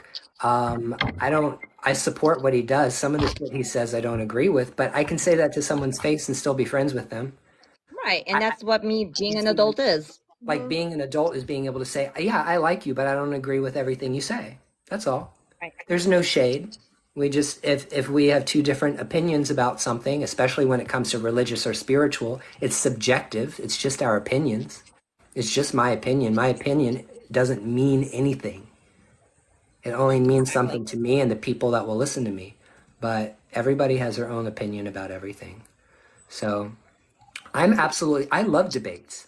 I love debating. I like getting into heated conversations about religion and spirituality and philosophy. It makes life exciting. That's why I don't understand a lot of people don't understand my communication style. I think that's why they think I'm like a bad person or something. It's because if I challenge you and I ask you a question, like, why do you believe that? Can you please give me a logical, reasonable explanation as to why you think that's possible? And then they get offended. I'm not trying to offend you. I'm asking you, give me a reason why you say something is such and such. That's not me trying to be abrasive. That's not me trying to like call you out. That's me trying to have like a intense, involved conversation with somebody about their beliefs. If you get offended or you start getting all freaked out because I challenged you or what you believe, then that's actually good, right? Because then it makes you actually think about like your belief. But if I'm wrong about something, I'll be like, oh, you know what?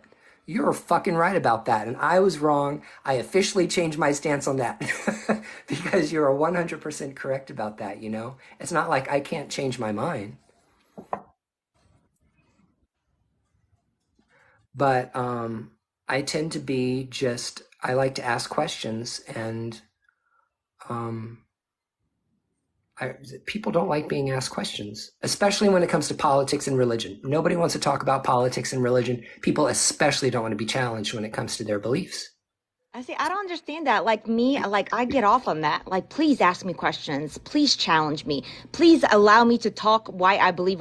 Anytime I can talk about myself, even if something I believe, I will take the opportunity. I love to talk about myself. I will own up to that. So ain't no shame in my game, boo. I'm very self aware. Okay, very self aware that I do love to talk about myself. So I love the opportunity to be like, what do you think? What's your take? Yada, yada, yada. But I'm also very open minded that when you give me your perspective, I will actually take it seriously and really think about it and see if it's something that I'm willing to entertain or shift my perspective into. But yeah, I don't know why people get like that. Why do you get defended? Why do you get almost like mad if you like challenge them or ask them, right? Like, I'm giving you an opportunity to talk about yourself. Magda, I love that kind of honesty. That kind of honesty is just like the best kind of honesty. My therapist told me I'm the most self-aware patient she's ever had. Like, I know what all my flaws are, okay? You don't need to tell me. I can sit here and tell you. I'm very well aware. The Yeah. thing. I think it has to do with if you know who you are and you are not afraid of being wrong about something and you're like willing to talk about shit and you're like willing to debate about it, then you're going to be in for a good time. If you're insecure, if you don't know who you are, if you're easily offended, then you should not hang out with people like us. That's all.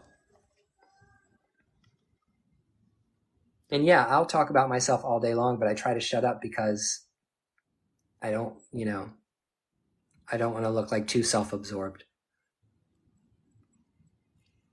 But I am. I'm really arrogant and egotistical. I'm not even going to lie. It's true. That's okay. I am too. I own it. But I also suffer from imposter syndrome and I've got a huge inferiority complex. So I Me overcompensate too. in both directions. Isn't that funny as fuck? Like, I am so self-aware and I know what I bring to the table. I know my value, but at the same time, like, I have moments where I'm like, I don't know if I just like, am I really that good? Like, bitch, stop out of it. And it's so weird. What is it? I've asked myself for years, what is this imposter syndrome thing? Because literally, if you said something, like if you said, Ryan, get up right now and, give us a lecture for 30 minutes about, I don't know, any said topic when it comes to like magic or witchcraft, I will stand there and I'll literally talk about this stuff. And then I'll get off, the podium and I'll be like, I have no idea what I just said. I know everything I said was wrong. Like, I don't understand why. Like, what is that? It's like, it doesn't matter how many books I read about a subject. It doesn't matter how many certifications. It doesn't matter how many initiations. It doesn't matter how many years I practice something. There is this perpetual feeling of being inadequate. There's a perpetual feeling of being, it's not like not being good enough because I know I'm better than like 99% of the population on at least 5 different things. But, Finish your thought.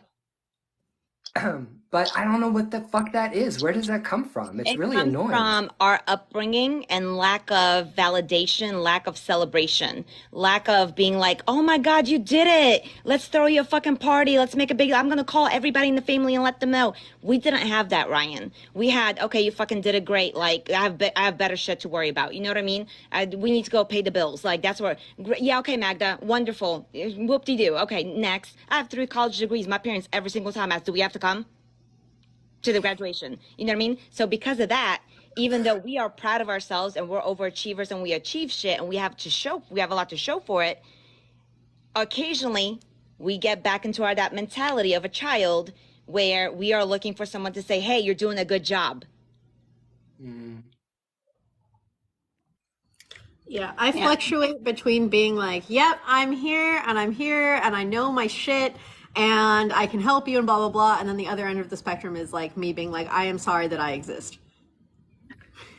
I think I'm similar to Bells. Like I just like question everything I'm saying and think about everything before I'm gonna say it. And like, are these people judging me? Are they judging me? Did I say something wrong? And I think about it at night in bed. Like, did I say something wrong? I don't care about a motherfucker judging me. If I said something wrong, I don't care about people making fun of me. I care what I think. I'm my own worst critic. I'm the one that's like, Magda, you sounded like an idiot just now. Yeah. Okay. I don't care if you think I sounded like an idiot. I care that I think I sound idiot. I think like, could the situation gone better? But I've gotten better at it with therapy. My therapist has helped me out with that a lot, so I'm getting better at it. And not to worry about what people think and like, that's what happened. That was an awkward situation. Okay. I was raised, well, the thing is that in my most formative years between the ages of 13 and 17, I was beaten into a pulp, into shape because I was a classical ballet dancer and I trained under Russians. So Cubans and Russians are the worst, and the Chinese, they're horrible when it comes to training children. I mean, literally, they will beat you if you don't do or meet the expectations that they tell you to do. So like literally every single arm placement, everything about your body, every way you move, everything has to be perfect to these people. You have to present yourself perfectly all the time. And so like I had a very high expectation for myself when I was a dancer, and that expectation for myself never went away in anything that I ever did after that. That's the problem. And it's true that the praise, like, like you can do your best performance of your life and you're like, oh my God, I just did the best performance of my life. And you walk into the room with all the other dancers and they're like, because nobody wants to talk to you. So, I mean, yeah, I guess that must have something to do with it, because people are so fucking jealous in that arena. If you're a model, if you're a dancer, or you're a singer, or in musical theater, or you do anything in the arts, the people that are going to criticize you are always the people who are never keeping up with you. That's it. The people who are going to criticize you aren't doing half of what you're doing. Just remember that, all of you. Whatever it is that you're doing, if somebody is criticizing you, it's literally because they're not doing what you're doing. Yeah, when I was a kid, there is like a traditional like white Karen soccer mom at my school, and I got the lead in the musical in like the big fall musical because I went to an art school. This bitch came up to like a 15-year-old and was like, you can't hit a single so much better, and it like destroyed me afterwards because I was like, why is this 40-year-old woman bullying a 15-year-old? Yeah, they're horrible, aren't they? Terrible. That's just so rude. That's just so rude. Like I would have froze up in that moment and not know what to say. I would be like, I was just like, okay. And then like, because I was used to taking shit from like everybody. Like my mom is mean as hell. So I was just like, okay. And I turned around and walked away. I did cry a little bit in private, but I was just like, I was more like, what the fuck? Because like, you're a grown ass adult. I am a child. Why are you talking like you're in high school? That's what happens to me. Like when people criticize me, I just freeze up and like just sit there and talk. And I'm like, I don't know what to say. The words aren't coming. The old me, I would have cried. I was very, like before I went through my change in my 30s, like my 20s, teenage years, everything. Like I was very self-conscious. I was very insecure. I was very needing of acceptance and love and validation. So the old me, I probably would have like just looked at her and busted out in tears. The new me, I would have been like, Never cried. Yeah, Absolutely. it depends on where I am. Like if I'm like at home or at work, since I've done my same job for like almost 10 years, like when new people come in, like I know my job. I know how to do my job. So then like I'm very blunt and out there and brave, but like in the real world where I'm not. I'm just scared. I never cried in front of those motherfuckers. You cry in front of your enemies, you give them power, you give them strength. You show your weakness, you get online, you get on Facebook, you get on Twitter, you get on TikTok and you start complaining about people or you start whining or bitching that someone's talking about you, you look fucking weak. Why these witches that get on TikTok and they're on these witch wars, they're talking trash about one another, and this person said this about me and this person said this about me, you look stupid. My You thing is, look I'm an angry crier. I'm a frustrated. To this day, even now, I'll go to like, you know, throw something at someone and like I'm angry, whatever, but I'm like, like ugly crying the whole time. Like I'm not crying because I'm sad or you hurt my feelings. I'm crying because I'm fucking mad. I'm so mad I want to hurt you. Yeah. I'm Yeah, an I angry cry. crier too. I cry when I get frustrated and overwhelmed. That's when I cry. Well, Like I don't cry when I'm sad. I very rarely ever cry when I'm sad. It's always when I'm frustrated. Crying Same. I releases don't these cry when I'm feel sad. When good I'm if I'm hormones, so that's quiet, why we tend to do that because it's like our body naturally trying to feel good. So like crying does release these feel good hormones. That I do know. I That's kind the of reason why we cry when we're upset because it's our body trying to make us feel better. So we're crying because it's releasing those hormones. like if I I was on the cry phone a with lot Belle when I wake and someone Belle said around. something hurtful to me and she hurt my feelings, I I would would just get really never. quiet. I know, but I'm just saying, like, if it's somebody that matters to me, that I love, I would get really quiet. And then probably after we got off the phone, I will cry. Okay? Now, when it's people I don't give a fuck about, general public, things like that, I'll cry, but I'll cry like fucking angry cry. Like I just get like frustrated or I just don't give a fuck. Depends on how far you went. Um, but yeah, like if I get quiet, that's how you know you really hurt. Is when I get quiet. I'm like, okay, all right, I'll talk to you later. Bye. I am a master of And then we'll cry. disassociation. I will disassociate and feel nothing before I let someone who I don't like see me cry. Yeah, my friends think Man, I that have that I'm flight incapable of response. crying, but I I cry. have the flight response mastered, so I just zone out. Yeah, I'm just like, okay, I'm taking that and I'm putting it in this folder and I'm going to label it nicely and I'm going to put it in this drawer and we're going to revisit that when I'm alone. Yes. I've been trying to get better about it, but I'm someone like where I'll just build stuff up and then I just break one day and I just have a really bad emotional day and I just cry about everything. I don't know. I feel I like will have a the meltdown. further I am on the spiritual journey, the more I realize the petty shit that just doesn't matter. Like the stupid shit that I used to cry about, like, you know, not being accepted or somebody saying something about me. Or even like if my husband gets upset with me, gives me an attitude, like that would typically when I was very insecure, I'm like, oh my God, he doesn't want to be with me. He doesn't love me. He's angry with me. Yada, yada. And I'm just like, go be mad. Go. Get in my face. Go be mad.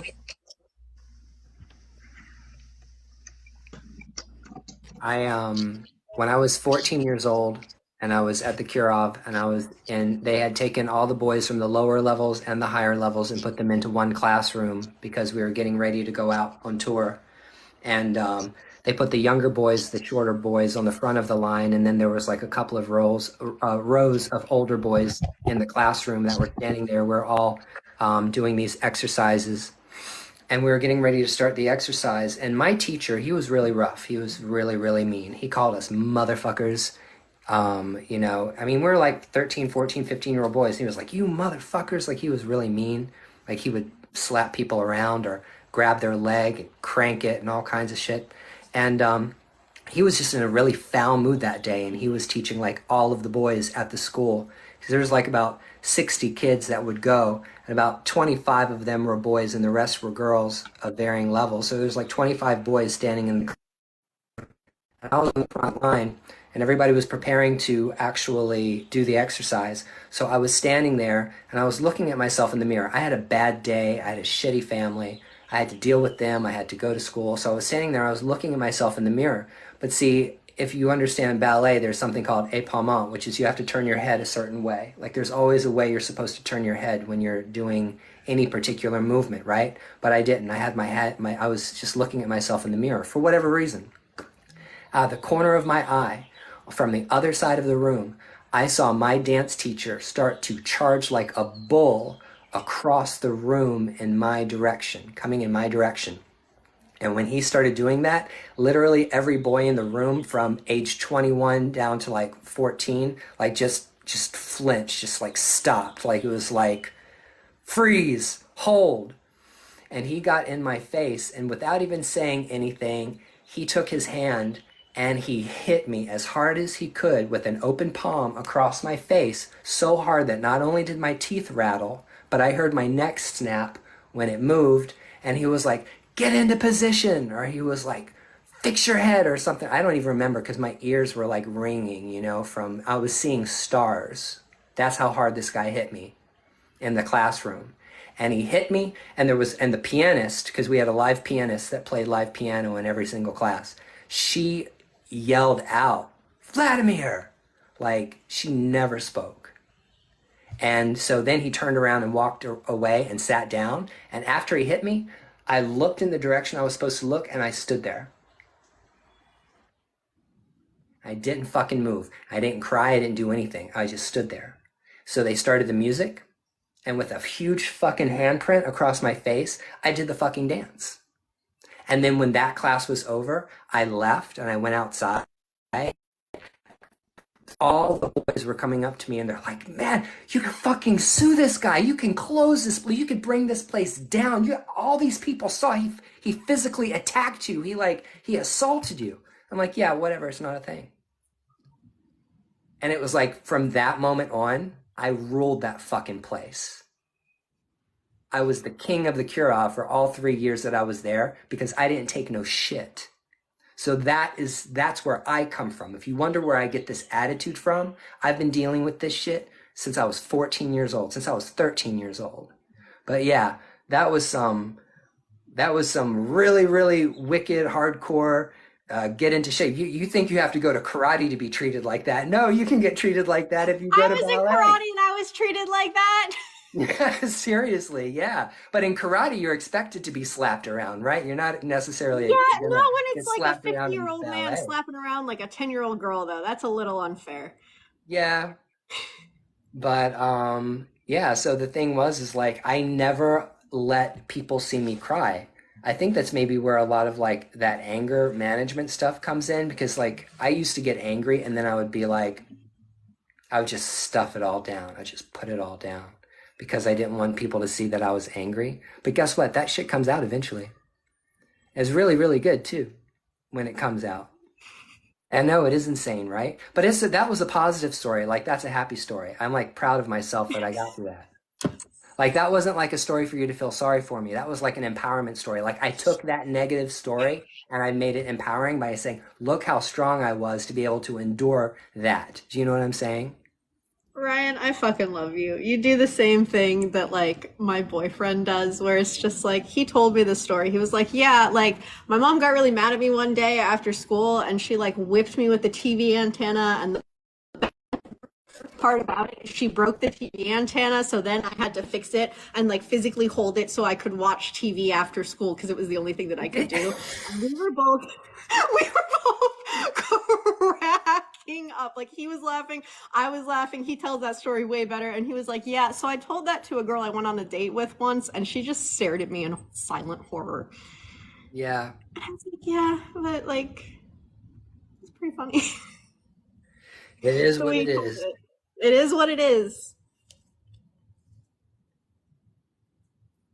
One time I was taking jujitsu. I took jujitsu for a while because my partner at the time, his brother, like trained Navy SEALs, like in Norfolk, Virginia.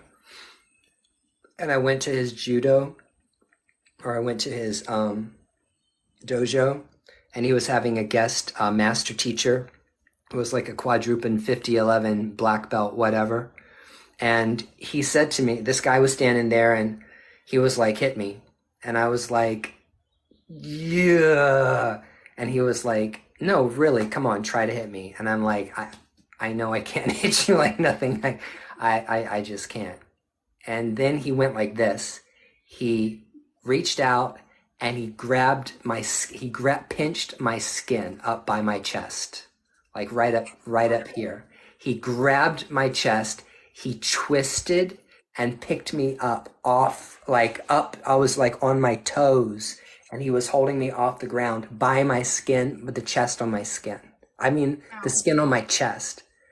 And then he was like, "Does that hurt?" And I was like, "Ah!" and he, and he was like, "Yeah, I told you." He was like, "This is what you get for like not doing what I tell you to do." And I was like, "Yeah." So then finally he like drops me, and I'm like, the whole body, like, have you ever like experience where the pain was so physically bad that you like wet yourself and immediately broke into a sweat? Like the whole body, every pore goes pooh, like that, and you're like sweating all of a sudden. Like that's exact that's exactly what happened to me. And then he like let me go, and then I was like, oh my God. And that motherfucker left like that. I had a bruise that was literally that big around and black on my chest for Oof. like 2 weeks. It was ridiculous. It was crazy. And then I was like, yeah, I'm not going to go back to jujitsu. I'm not going to go back. No, but the guy like literally survived a knife fight with like another ninja in like Vietnam. Like he was like, he had got like a Purple Heart or something. Like literally he killed another man with his bare hands. That was my Shaolin Kempo teacher. He was also ex-military, like Vietnam vet, like take no shit type of dude. And like I forget what was happening. I think I was like maybe 10 or 11 or something, but he had a bamboo stick and he had us line up. And this was like part of us moving from like lower ranks to like higher ranks. And he came up behind us and just with the bamboo hit everyone as hard as he fucking could behind the knees. And like kids went down, they were like, ah, and he hit me and I just stood there and I was just like, and then he hit me again. And I was like, and he hit me again. And I was like, he was like, "Are you gonna cry?" I'm like, "No." And he was like, "Okay." And he moved on. And I felt very proud of myself that day. Yeah, but see, here's the thing. Here's the lesson that he was trying to teach you and teach me, which is, you know, if you're in a situation where someone is trying to kill you, you are either going to die or they are. There's only one person that is going to come out of this situation alive, and it's going to be you, person. That's the point. So I'm not going to tell you. You know what the word? You know what's painful? You know what's really fucking painful is getting whipped on the bottom of your feet, getting whipped on the soles of your feet. That's really fucking painful. Yeah, it hurts. Don't ask me how I know that. It really hurts. Yeah. Yeah, nice little bamboo whip to the bottom of the feet. Oof, not my favorite. No, a wooden spoon, or like a metal spoon, or a plastic, or like a, you know, with the kind with like, you know, the holes in it. The Yeah, those things. Yeah, or my grandma had one of those. a spatula, or like even a you know, a fly swatter. Ooh, fly swatters. But the spatula is the best. It just became kink talk in here. Lauren's getting all excited.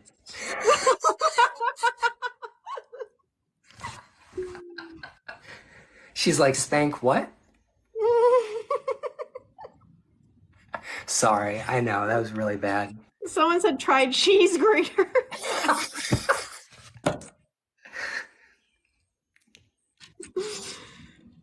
Kitchen tools are the best. Yeah, if you're being cocky, yes, they are.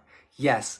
Because I can't tell you how many times somebody's asked me, so are you kinky? And I was like, wait a second, and went to the kitchen, opening the drawers. Where the fuck is that spatula at? Where's my fucking spatula? You keep that in the kitchen like a normal person? You didn't have a separate spatula? No, I mean, I whipped it and whipped people with the same one. I mean, I'm ghetto like that. I'm ghetto AF. Make pancakes I am afterwards. trash. I am white trash. You don't even understand. I wash my dishes. I wash my food. I mean, oh. Yeah, I can't talk about that shit on TikTok Live. We have to Please like don't not get talk about. banana. No, I was just thinking about like, yeah, That's what we call pound cakes. pound cake. I just sit quietly, I'll open my mouth, and then people are surprised by what comes out of it. I am so like tame these days. Like I don't know what happened to me. I like totally am mellowed out. Like I feel bad about myself how mellow I've gotten. I used to be a lot of fun. I'm not any fun anymore. Cause I got like I got a real mean streak in me. I know that maybe you've seen me like pissed off on TikTok, but it gets even better when it's like in the bedroom. It's like that's my opportunity just to be really, really mad at whoever just happens to be there at the time, you know? So, I don't know. It's so funny how many, I don't know, there's a lot of people that are into all of that stuff, so.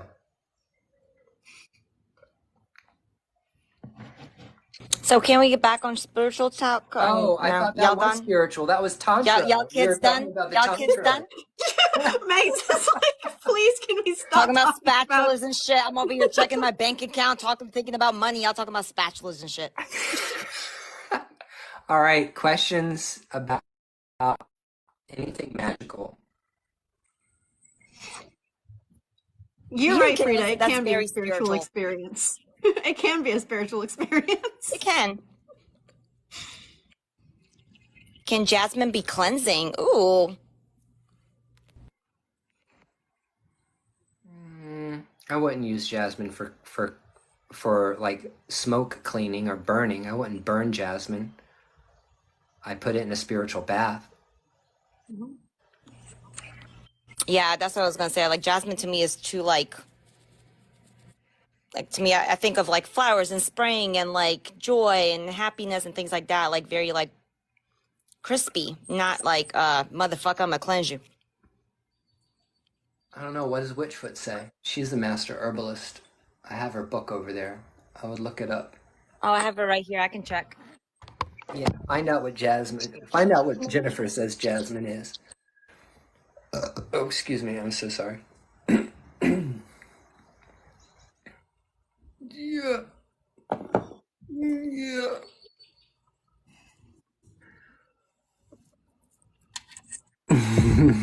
Jasmine, divination, spiritual love, soulmate, wealth, sleep, prophetic dreams, in innovative ideas. Innovative, sorry. English is my second language. Innovative ideas. So yeah, not protection, no.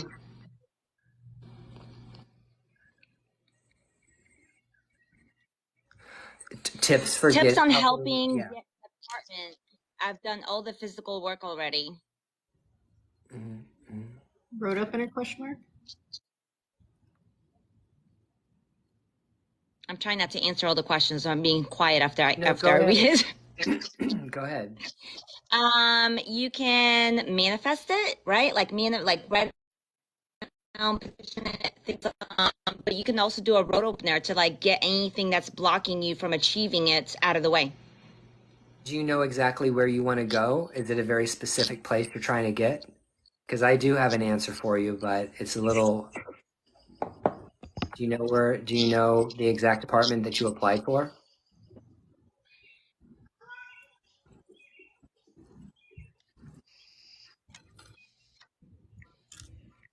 Go piss on it. Piss on it. Literally, I'm telling you, go pee on the place, or put your pee in a cup and like literally go and like pour it on the I was ground. about to say, because we don't have easy access like you guys. It would kind of look weird if she got caught. Well, yeah, but like literally, like mark the territory. Yeah, right on the splash it on the side of the building, literally. Yeah, be like, this place is mine. Just cover your pee and just. Is that why people pee on buildings? Imagine somebody peeing on a jail, like a jailhouse. I Mine. can say that. Yeah, you're gonna be there for quite a long time now. Look, if the only place you've ever pissed is in a toilet, you haven't lived. Try to find at least 5 other things or people to pee on. That's People. have peed somewhere else in our 20s, right? We all experience an Yes. experiment and Yeah. also have like go to the club and you're like, shit, I gotta pee. Just pop a squat. Pop a squat, He exactly. did say people, Katie. He did say people. People, yes, Katie, people. Yes. I used to pop a Scott all the time. I was I've never there. gotten to the people part. Me either. I haven't done the. I've gotten a request. I've gotten a request from people, and I'm like, I'm gonna politely I'm not opposed pass. to it. Like if my husband was like, I want you to pee on me, I'd be like, damn, okay, I love you. I want to make you happy. So If you don't like think if he's somebody was dating, or Yeah. like a random like a one stand they asked me, I'd be like, ew, no, motherfucker, you're weird. Yep. Mm-hmm. I peed on him, he's mine. I peed on Ryan. Yeah, energetically. I have to say that all the time. I peed on him already, he's mine.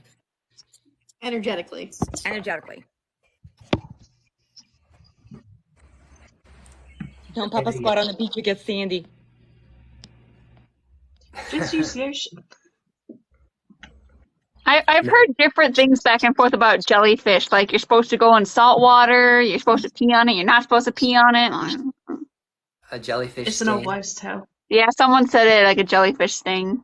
She said if I get arrested for tinkling on the building, someone feed my pigeon.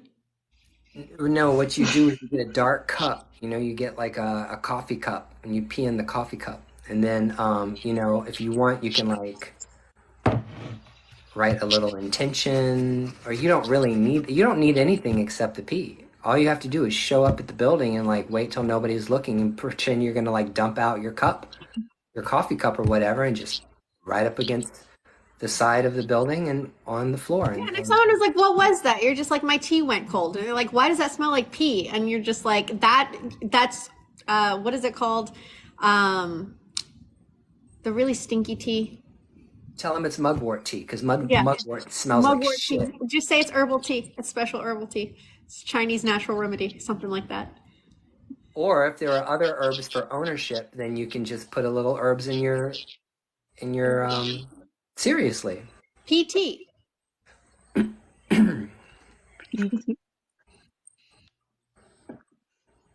Magic is gross, y'all. Some of the most effective magic is the grossest. It's disgusting. Yeah, the best magic is disgusting. What can you use semen for? Hold on, I think Witchfoot has it in her book. I should have just looked in there. You can do a lot with that stuff. Mm-hmm. I mean, if you can get a hold of like, well, I mean, this is why I always tell guys, you know, if you are like screwing around and you're using condoms, do not throw them away at her place. Do not. You tie that thing in a knot and you put it in your pocket and you leave. Never leave your stuff Pocket condom. in a strange woman's bathroom somewhere, because that shit is gonna come back around. What did she say? Attraction, love, Especially and if you have crystals everywhere. Yeah, the strongest love spells always involve fluids. It's a must. It's a must, Lunar. It's a must. She even has earwax in here. I mean, it's also a good It's a source good of bet. vitamin D. The thing is you don't want to burn it. Like, you don't want to put it on a candle and burn it, because that's just like disrespectful to the fluid. So like what you would do is like you would like put it on a plate, and then you would add your fertility herbs, and then you get a big, you know, red dick candle, and then put the dick candle on the plate, and then you would like sprinkle the herbs on the dick, and then you would burn it. That kind of thing. Earwax is good to block people from hearing anything you don't want them to. Noted. Well, time to get one of those little scooper things. Ear spoons. I think she even had chlamydia in here, didn't she? Or STD? Yeah, she had STIs and STDs. Yeah, save those too. That's so gross. It's so gross. Meanwhile, the nurse see me is like, oh, nurse. I'm a nurse. I'm like, oh, anything medical. Semen. What is it good for? I Your like that skin book. too, apparently. Except blood. Okay, let's talk about blood magic because I have like very specific feelings about it, and you guys can be mad at me. So in my traditions, we don't give spirits our own blood. We use animal blood. We don't use our own blood because blood for spirits is like crack. I mean, they can't help it. It like blood really is something that will really, really, really get a spirit motivated and going, um, because they need that energy. Um, I mean, it feeds them. That's the whole point. It feeds them. It's like basically taking somebody who's an alcoholic and letting them chug a half a bottle of whiskey and then sending them out to do work. That's like what it's like. So the thing is that the reason why you don't want to give your own blood to a spirit is because they taste it and they get a tasting for it. So if they get a tasting for your blood, guess what? They're going to be all over you because that's the blood that they want.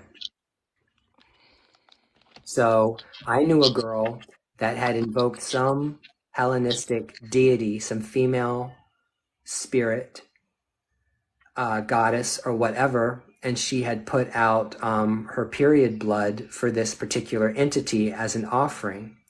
Well, her whole, did I say this before in a live? I think I said this before in a live. She did this and then literally her cycle completely changed. She started having all kinds of feminine issues with and if you're getting initiated in Palo Mayombe, it's a diasporic tradition. Like women who are on their period or menstruating absolutely cannot go into the room with these entities, cannot go into the room to get initiated, cannot go and be around those spirits of the dead when they're doing that because they will literally drain you dry. They'll attach themselves to you and they will just start eating you. So with the Hellenic girl, her cycle probably wasn't messed up because the spirit got a taste for blood. It was probably messed up as a punishment because that's like walking up to the god and spitting in their face. Oh, In really? terms of Greek mythology, yeah, it's extremely unclean. It is basically just like it's like having a terrible, horrible, like contractable illness and walking up to like the governor and sneezing and coughing directly in their face. It's unclean. It's disrespectful. It's a whole like slew of really bad shit. You don't give menstrual blood offerings to the Greek gods. So that's probably why she got fucked up about it, because it was extremely disrespectful. Who does get menstrual blood? Because before I got on TikTok, I never heard of anyone using menstrual blood for anything other than a curse or a hex, not like an offering or something that you give to someone. I think there It's are dead. certain It's dead South blood. American gods who will Okay. accept menstrual blood offerings, though most commonly I've only heard of menstrual blood being used in like love spells or in hexes or curses. Yeah, same. I've only really heard of blood being used like in like love spells and stuff and curses. Yeah, I know in several different folk practices from around the world, it's just like if you want a dude to be obsessed with you, like put a little bit of your menstrual blood in his food or Yeah. his drink. Yeah. And that's true. That's 100% true. That does work. That 100% works. I don't want to tell you how I know it works, but it 100%. Which I don't understand why. Why do you want the dude obsessed with you? I don't get it. Whenever they do that in some I used to Scandinavian be practices. so dirty.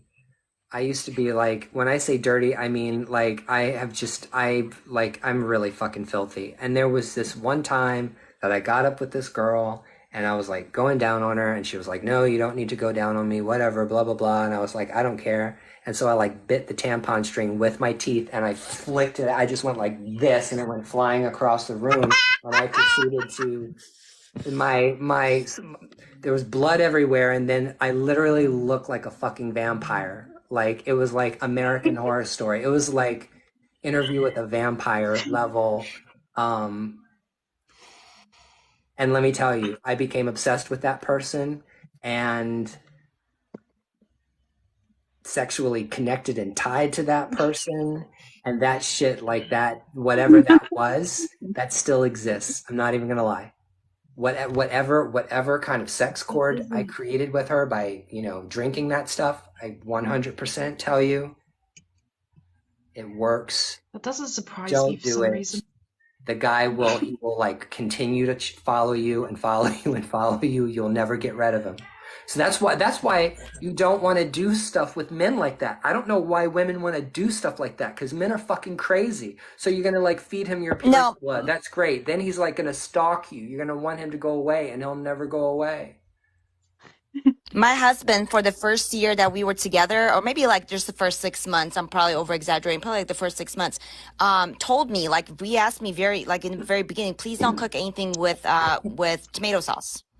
Don't cook anything with tomato sauce, because he was told by his like grandma or like whoever that there's a thing that their period blood into tomato sauce and you eat it, you'll become infatuated, lustful for them, obsessed with them, things like that. So I was like, well, that's stupid. I would never do that. It's disgusting, but sure, why not? So I mean, I didn't, but I remember like after that time, I was like, now I get to make spaghetti. But yeah, no, it's a thing. There's people who actually it's a cultural thing. It was a whole plot point in Midsummer. Oh, really? Oh, that movie. Don't get me I love started. that movie so much. It's so good. Such a good movie. That's disgusting, Ashley.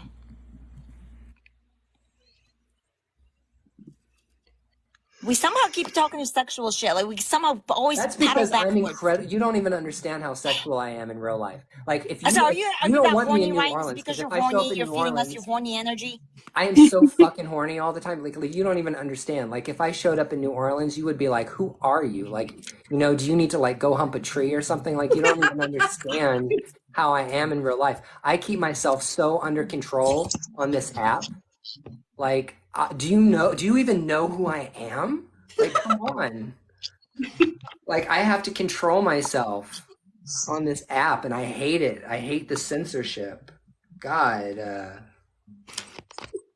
Magma, I got a random thought. Is there anything in Witchfoot's books about like the placenta?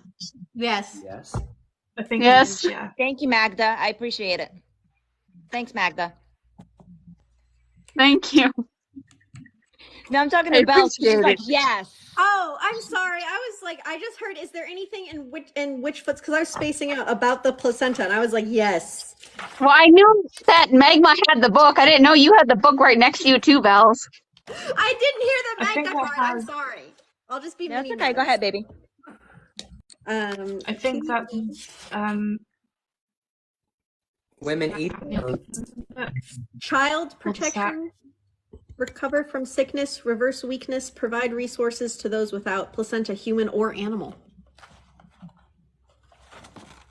So if your dog has puppies, save the placentas from them. Okay. I mean, I've heard about like girls eating their own placenta, but never other animals. I don't recommend eating dogs' placentas. No. But I know a woman that had a baby, and then like she like stir fried up the placenta or put it in the oven or something and made it like, some kind of roasted thing, and she No, ate it.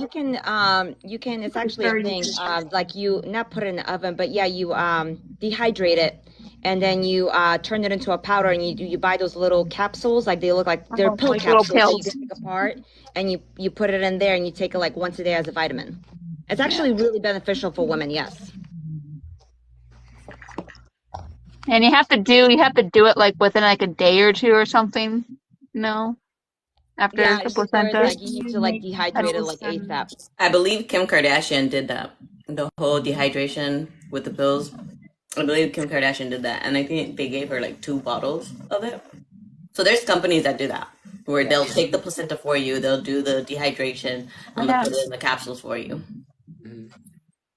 Animals will just straight eat that shit, though.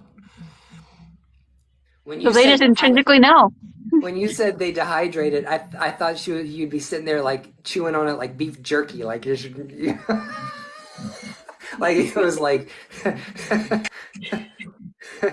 like something you chewed on, like turkey jerky. It's just placenta jerky.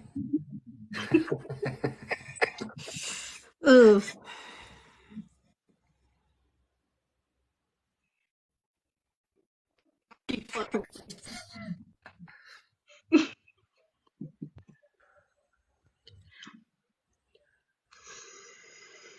Okay. So now what? More questions, please. Be creative.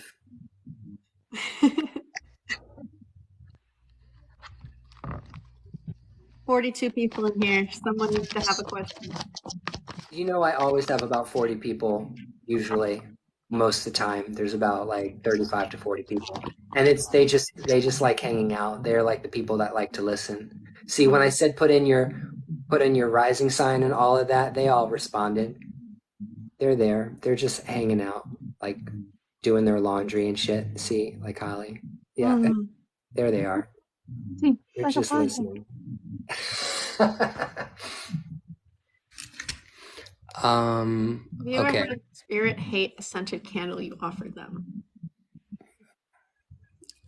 Oh, I don't. see, I don't do scented candle anything. All the candles I get are unscented.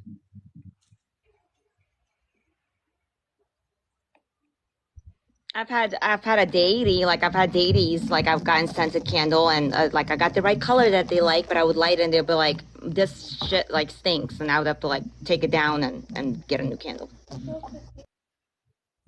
It's very common for a dead loved one to come and warn you that somebody else is going to die. That's very common. Mm. Usually when people are old, like really, really old, they're like all laid up in bed. If they can still talk and they're not like completely vegetated out, they'll like start telling that they start recognizing people from their childhood, or they'll start talking to like their parents and think that you're their parents. They see their parents' face in your face and stuff. That means they're really, really close. That means the spirits, that means like death is like right there. Like the ancestors are on the other side just waiting for them to like go. Yeah. It's actually very common when someone's about to pass away for them to see their loved ones. And it's so common that actually people who are nurses or people who work with dementia or anything like that will actually tell the loved ones that that's what's going to happen and to expect it. Yeah, yeah. My father passed away when he was 18, and he had hospice at home, and the nurses told me that. My mom wasn't home yet, so that was kind of big, you know, for me to hear that from them. Like he's not saying it, but we know he's seeing his past loved one, so he's close to the end. And like within I think it was like 2 weeks, then he passed. Let's talk about Yeah, astrology. Hold on, let me answer this question really quick. Let me just answer this quick. It's going to be really quick. Kim asked, how do you learn how to read reversals in tarot? We're going to talk about that during your mentorship on Sunday, Kim. But the one of the ways that I teach you, and again, we'll talk about it on Sunday. But one of the ways that I teach you is I encourage you to like get the card in reverse, and on the back of the card, look up just the top 3 keywords for that card, just the top 3. Don't worry about memorizing the full definition, just the top 3 keywords, and try reading it intuitively, like picking up what you think it means intuitively, and then just like check yourself, you know what I mean? And like next thing you know, after a week or 2 of doing that, you won't need those keywords anymore. But go ahead. Sunflower Lady, my Sunflower Lady brought up, how do you work with Gemini energy? Like how Scorpio helps with shadow work, rebuilding, how to work with the new moon in Gemini. Let's talk about astrology, please. Because I love astrology. Favorite things, but I never talk about it. And right now, FYI, everybody, I started my mentorship program. I'm running my mentorship program right now. Matter of fact, tomorrow's the 15th and it's the official launch date. Anybody who wants to join my mentorship program, contact me, because every single week I'm putting out homework assignments. I've got all these fucking PDFs to download. I'm teaching people how to become spiritual workers. We're starting with astrology and awesomeness. Yes, it's awesome. So astrology. Astrological magic is really, really awesome because people don't realize that most of the magical grimoires, most high magic is astrologically based, meaning there are literally some workings that you can only do once a year, 1 hour out of the year, because you are trying to literally pull on the sympathies of a particular astrological what do you call it, phenomenon, okay? But in general, let's talk about astrological magic. Let's talk about how to make an astrological bath, okay? I just did that. Right, exactly. So I will share this. If anybody wants this, I can share it with you, but you can do this also by getting online and looking it up. There are herbs that are associated with each plant. Let's talk about astrology. Okay. And when you guys, and I will like shut up every now and then to let other people talk because I don't want to go on a rampage here. All right, let's talk about astrology. What's the best way to start learning astrology and practicing astrological magic? Okay. Here's the key to understanding astrology. The key to understanding astrology is understanding the nature of the planets, because the planets are the gods. We live on a god. We live on the earth. The earth is an entity. It is a being. It is alive. We are like motherfucking parasites. But this earth and everything and the energy that is around this earth and is what it is, that is the earth, okay? This living physical place. The earth energy is a very particular kind of energy, but all of the planets are also conscious beings, okay? And according to the ancient religions, every single one of these planets has a personality. It behaves a particular kind of way. Every single planet is associated with particular things. So if you understand the nature of the planet in general, you will realize when the planet is moving through a sign of the zodiac, that the zodiac sign it's moving through is going to influence the mood or the nature of the planet. As an example, Venus, beautiful planet. My Atma Karaka, my soul planet is Venus, okay? If you put Venus, who is a planet of love and passion and romance and joy and occult knowledge and wisdom, and you take Venus and you put them in the sign of Leo, that the Leo, the sign which is governed by the sun, is hot, and it heats up that Venusian energy. It heats up Venus. So how does Venus behave when she's all heated up? She's erupting, okay? She's got a volcano inside of her that's like erupting. Oh, look, Hekate's wheel. Hey, soul sister. Hold on, let me follow this person. So you take Venus and you put Venus in Leo, all of a sudden Venus's energies become very, very, very hot. What's up, girlfriend? What's up? I'm glad you made it. And so that's the energy that Venus gives off when she's in Leo. Okay, she's hot. She's Leo, she's horny as hell. She's like a horny motherfucking bitch. That is exactly the kind of energy that she has, and she's frustrated, she's angered, she's enraged. Now take Venus and put her in Taurus, in her sign, where she's able to be a queen, where she lays back, where she spreads out. She's like, her attitude changes, her feelings about herself changes, the way she behaves towards other people changes. She's like, peel me a grape. Okay, she becomes that bitch. She's that Beyonce. She's that Lady Gaga. She is that Kim Kardashian. Venus spreads herself out in Taurus. It's where she loves to be. That is her energy. Taurus energy is Venus energy, and Libra, but Taurus is her preferred. Okay, so when you know how the planets function as people, and we treat the planets like they're people with personalities, okay, in the kind of astrology I do, they're gods. And when you understand how the god behaves as it's moving through its different signs, then you realize, oh, okay, so the sun is in Venus, so the sun is in Leo, the sun is in Pisces, the sun is in Aries. You realize that the sun is going to be giving off a particular kind of energy, particular kind of correspondence, particular kind of sympathy. My Venus is in Taurus also. Hey, yeah, that's why we like everybody doing stuff for us. It's why we have to like, that's why we love comfort. That's why we love pleasures. That's why our bed has to be comfortable. It's why we have to have more than 2 pillows. Because I know you must have at least 4 pillows, right? Yeah. See, it's like, this is what I mean. That's what I mean. Like, it's so good to get your birth chart read, because it will teach you so much about the energies that are playing on you or in you when you're like going through life. So anyway, The point is that understanding astrology is understanding the nature of the behave when they're in difference interacting with other planets, because some planets don't like each other. There are planets that are natural enemies to one another.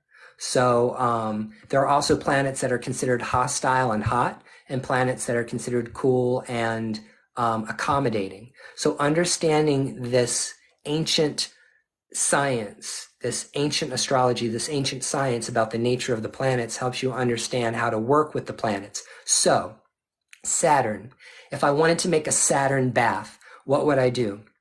I would get all of the herbs and all of the ingredients or essential oils that would be required to make a spiritual bath that has sympathies with the planet Saturn, right? You can even put graveyard dirt into a spiritual bath if you're working with Saturn energy, okay? Anything that Saturn touches decays. It's death. It's time. What is Saturn the planet of? Saturn is the planet of time and karma. That's why everybody is scared to death of Saturn and Saturn return. Because when Saturn comes around in your birth chart, Saturn brings around your karma. Saturn is the sun's enemy. And Saturn is traditionally what is considered to be the planet that owns everything that is rotting and everything that is dead. Okay, so if you want to go ask the dead to clean you off, because spirits of the dead are great for removing negative energy. People don't understand that. Two things spirits of the dead are fantastic at is fertility magic and helping people get pregnant, and removing negative energy. Spirits of the dead do that. So you make a Saturn bath and you decide, well, I'm going to use all of the sympathies related to Saturn. I'm going to pick it has to be on the day of the planet. And it has to be the planetary hour, because every single day, all the hours in the day, there is a planet associated with every hour of the day. Download the Deluxe Moon app for your iPhone or for your Droid. That's going to tell you what the planetary hours of the day are, what the moon phases are, and what the signs are, sidereal or tropical, regardless of whether you follow tropical astrology or sidereal astrology. But you create the spiritual bath during that hour that Saturn is ruling his day, and then you go and you do your spiritual bath, and with Saturn you do your prayers and you call on Saturn and Saturn energy and that spirit to remove whatever it is that you want taken off of yourself. That's how you make a planetary spiritual bath. And there's all kinds of magic that you can do with the planets. There are mantras that you can do to invoke the power of the planets, to bring down the energy and soften the karmic effects of the planet. I wrote this whole long ass ceremonial astrological invocation to all of the planets. It's awesome sauce. But I'm really into working with planets right now. And so like most of the magic I'm doing is celestial stuff. And it's really, really powerful. I mean, if I looked all jizzed up and like really like hyper and excited and all of that, I've been doing all of this stuff with the planets, and it's crazy. It's like I got to do all this grounding work to keep me like attached to the earth, because you start working with like Venus energy, or start working with like Mercury, or start working with Jupiter, then you're just like you just get really, really buzzed up with this stuff. That's why I like the Cunninghams, because in the back you can look it up by planetary associations, the different Oh, wait, herbs. really? Oh, cool. Yeah, so that's how. So I didn't know it had to be on the day. So on Saturday at like whatever Saturn hour, I downloaded Deluxe Moon. So I did it during the Saturn hours today, and but like for Saturn, it has like amaranth, beet, buckthorn, comfrey, cypress, datura. I don't know if you'd want to take a bath in datura though. Fumitory, hemlock, hemp, pansy, mullein, mimosa. Several of these I have a lot of. Skullcap, quince. But yeah, it has it for Jupiter, Venus, Mercury, all of the associations in the back. That's awesome. It doesn't have vetiver on there though, which is interesting. Most demons and angels are also associated with certain planetary times, like the 72 Names of God. That's Cunningham's Encyclopedia of Magical Herbs. A lot of also, so in traditional grimoire magic, actually, you have to call these entities or these angels and these demons. Which one is that? What is it? Lemageddon books Yeah. 1 through 5, Mhm. and Grimorium Verum. Oh, wow. I like it. Because traditionally you're supposed to call these entities at the right time of when they're functional. As an example, and this is another good reason to download that app where you can like hold your phone up and it'll show you where the planets are in the sky. Because like if you wanted to do a ritual invoking Jupiter, we have all the technology now to be the most phenomenal witches and magicians, because if I wanted to invoke the energy of Jupiter, all I have to do is look at my phone and open up my sky view and find Jupiter, and I can actually direct all of my invocations directly to where the planet actually is. That's how you practice old magic. You practice old magic like that.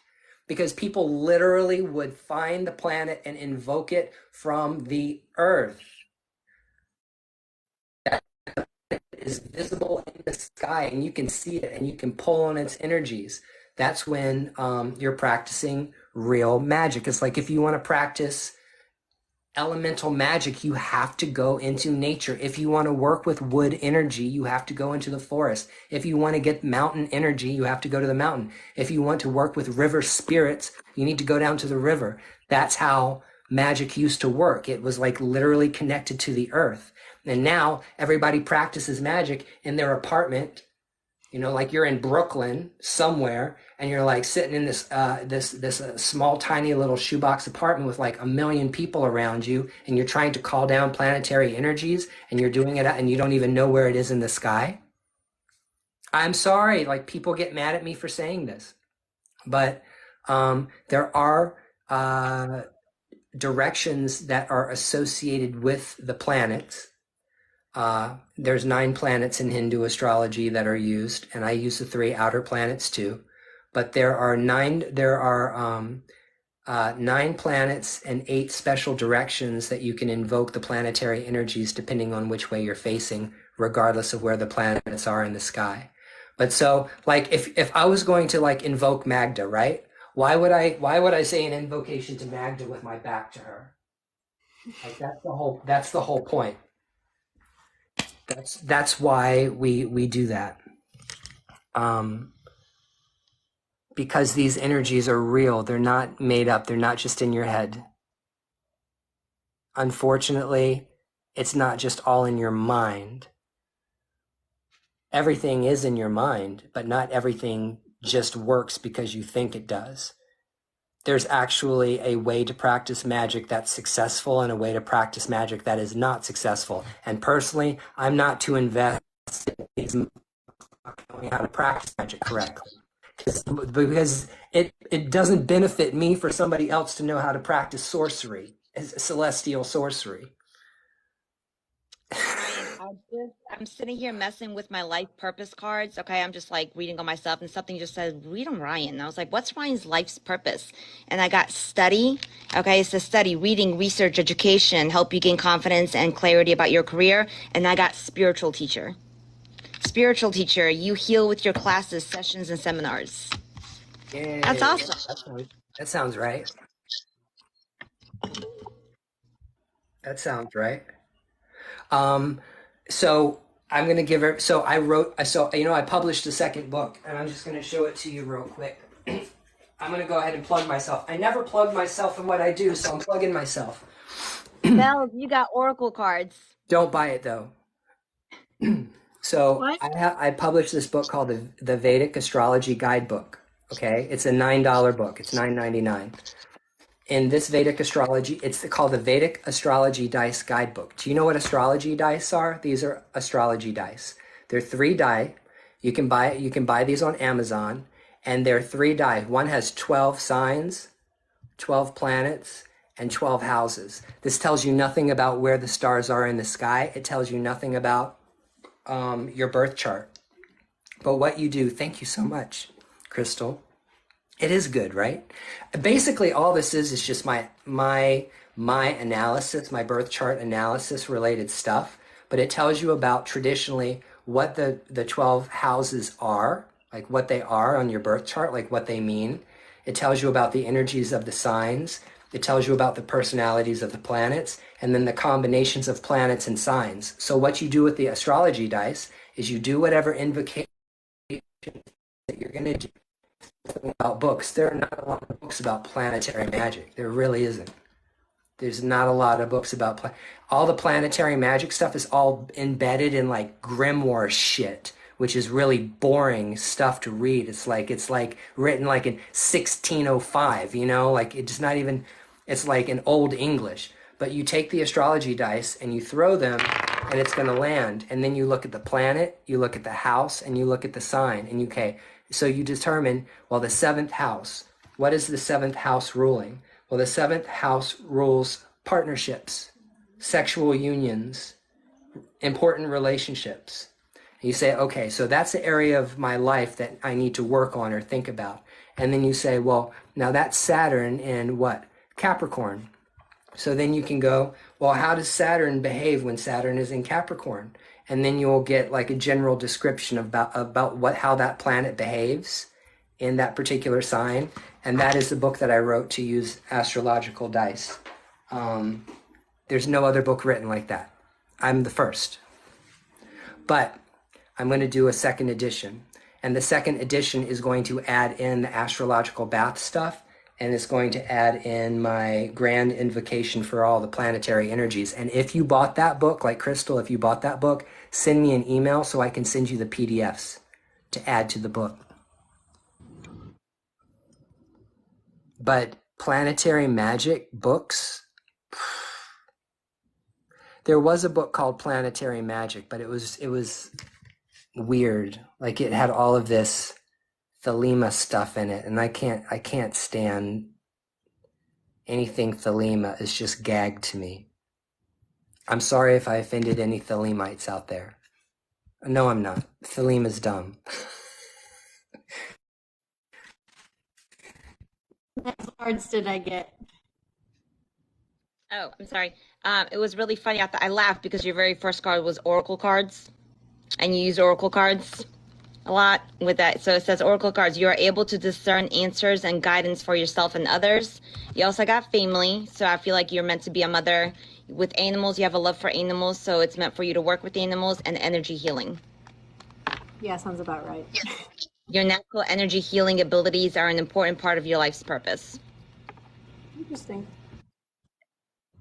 And bring down spirits and attach them to dead animals and taxidermy. I have taxidermy. I've got 2 birds up here. Oh, do you want to see my new? I don't know if you saw my video, Ryan, It's but all like about the dead animals. I got these guys. This is Bellatrix and Ophelia. Oh, wow. They're newly occupied. They're very nice and they're very happy in their new homes. Oh, wow. Nice. I like it. I wonder if I should try to put a spirit in this bird. I have to check and see whether or not there's already a spirit in the bird. Yeah, Bella has been trying to convince me to do the same thing. She's like, they're house guardians. I'm like, yeah, I don't know about that though. Like, I don't think I'm ready to have a random spirit like work for me yet. But I mean, they're already here. They were already here. I know, but I don't know, like giving them a job. I now. understand. I think it's really cool. I just don't think I'm ready for that. Me personally, I don't think I'm ready for that responsibility. How about that? I don't think I'm ready for that responsibility. You mean making a vessel for the spirit? Like being responsible and shit. Like, what if one of my kids comes and breaks the fucking vessel? Are there consequences? I don't know. Well, it depends on what spirit you're working with. If you're working with your own spirits, they won't be as mad unless you go out and get some other kind of spirit to put in there. It might get mad. See, I don't know. Hey, thank. I like being like, hi, you just love one. Okay, cool. Okay, bye. I like showing them the door when I'm done. Things follow me home here all the time because I'm in New Orleans. Every time I go to the quarter, I feel like I come back with at least 2 or 3 new ghosts. Sorry, ghosts is offensive, spirits. Yeah, no, but I mean, I know you more so than me, but like me, even if I go to Target, Really? Is I that told you that last politically time that we were on live. I went to Target that day and came home and it was like 3 random spirits upstairs and I had to like zigzag through them to go to the bathroom. I always bring something home with me as well, which is why I don't like going outside. So I say that because like I called my one human spirit guide, Percy, who's always here. I was just like, Percy, stop being a stupid ghost. And he was like, I'm not a ghost, I'm a spirit. And we had a whole like fucking argument about it. So now every time I called him ghost, every time I called him ghost, and everything. he's suddenly here and he's just like, they're spirits. You need to do his accent though, the way he really talks. Huh? His I said accent. you need to do his accent, the way he really talks. Mate, they're spirits. They're spirits. They're not ghosts. They're spirits. And I'm like, chill out, you Australian motherfucker. He's like, don't tell me to chill out. They're fucking spirits. I'm not a ghost. Australian. Yes, he's Australian. He's Australian and he's super bogan. How did he end up? How did he end up in New Orleans when he's from Australia? Because we were apparently one of my past lives was in Australia and we died together. So now he's my guide. He just follows you around. Yeah. He's sitting on the couch just looking at me judgingly. I'm so glad that Megs, you told me that he was awkwardly standing in the corner being like, hi, hello, I'm human. Hi, hello, please pay attention to me because he's so much fun.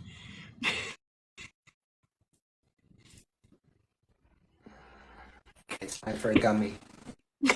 So Bells, when spirits follow you home, do you just tell them, okay, either have a job or leave, or? Yeah, give him a job. Say, if you follow me home, you're getting a job, motherfucker. Yeah, I'll be like, look, you can hang out. Like, you can hang out if you're chill, but the second you start fucking with my shit, like, you're out, motherfucker. Like, I have things that will eat you or chase you out. Oh. But I have one that has decided to be headed off. Meg, this is like. So I have to make sure tonight to get her into Henry so she can be my head of house ghosts. She's like the top spirit in charge. I have become infinitely more comfortable with human spirits after I met Megs and Ryan.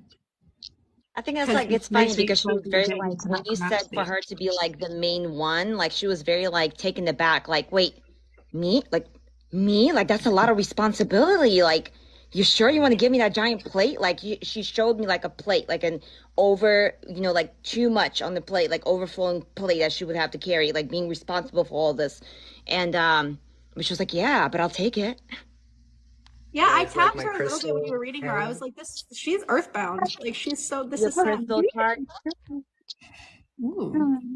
Cool. It's like just a wall hanging I got. It's crystals.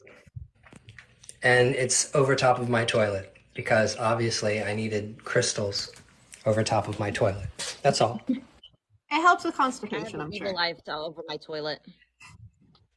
What crystals help with constipation? I'm sure there are. No, there is some. Yeah, I can look it up in my book. I'm sure there's something. Okay. Best crystal books. Now. What are the best books on crystals for like magical purposes? That's a Meg's question. For magical purposes, see, this is the thing though. So if you're using them for they all have properties, right? So as long as you have a book that has the properties of the crystals, you can use them both for like, so if you have a crystal that is supposed to bring abundance and prosperity, then you use it during abundance and prosperity workings. You know what I'm saying? So just look at what the properties are, and then use it it's fucking common sense. Yeah. It's like, you don't need a fucking special book. You know what I mean? But this is my favorite book. I've had many. I had the Crystal Bible. I had all those editions and shit like that. And I feel like this book kind of covers everything, even from chakras and how to like meditate with the crystals, how to do a crystal grid, how to cleanse and program your crystals. And then on the back of it, it has physical elements that can be cured with crystals or crystals can help, and emotional. So it's called The Modern Guide to Crystal Healing. And if y'all go to the link in my bio, go to my Amazon storefront, I get like a pen. I'm not doing it I do it because it's easy for you guys to find it. It'll be in there under books. It's Modern Guide to Crystal Healing is what I use. Yeah, I just got that book, Megs. I just got it. It just came in the mail. I only have this one. This one is simple. Oh, I wait. have that one. Oh, you did? Rita, I have that one, but it's Yeah, I'm exactly what like, it says well, it is. to be It's honest, That what? exactly what pretty it much says it is. covered most of them anyway. I'm sorry, Wait, say No, that I one more have that time. one. show me It's the cover, exactly what it says Magda. it is. It's for Okay. beginners. It has all the Yeah. basic crystals in there. Yeah. Yeah. Show me the cover. Constipation. For hers or? Hers, Magda. Okay. Thanks. Show me the front of your book. Oh, I already did. I'll show it again. But it does have constipation. Okay. 'Cause- And I'm So gonna buy it read through so you can get money. amber, copal, agate, lepidolite, moonstone, ruby, kyanite, fuchsite, verdite, white moonstone. For chronic conditions, carry or wear these for constipation. I just started reading the book that you recommended about psychic development. Which one? The one for beginners or the beyond beginners? Beyond Beginners. What do you think so far? I like read the first page, so Oh, pfft. I can't say yet. I can't say. Yeah. This Yes. I have all the books. I'm literally sitting on a pile of Hearing books or right now. crystal- I'm like No. reading 10 books right now. James, it's crystal healing, the modern guide to crystal healing. I picked up this book at Sassy Magic when I got my hat. It's called Hex Twisting. It's pretty decent. I'd give it like an 8 out of 10. The lady says to use white sage for cleansing, which I don't agree with, but I think everything else is pretty on point, beginner friendly. Shame. Give her the walk of shame for using white sage. Give her the walk of shame. I mean, it's not because Side eye. I mean, like Side eye. side eye, because it's like it doesn't do what you're trying to get it to do. Like, I don't do that.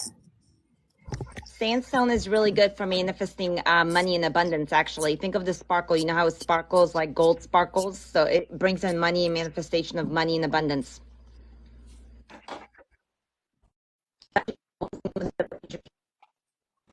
Hex twisting. Counter magic spell for the irritated witch. That sounds right. The Irritated Witch. Sounds like you, Ryan. Yeah. Sounds like a book I need.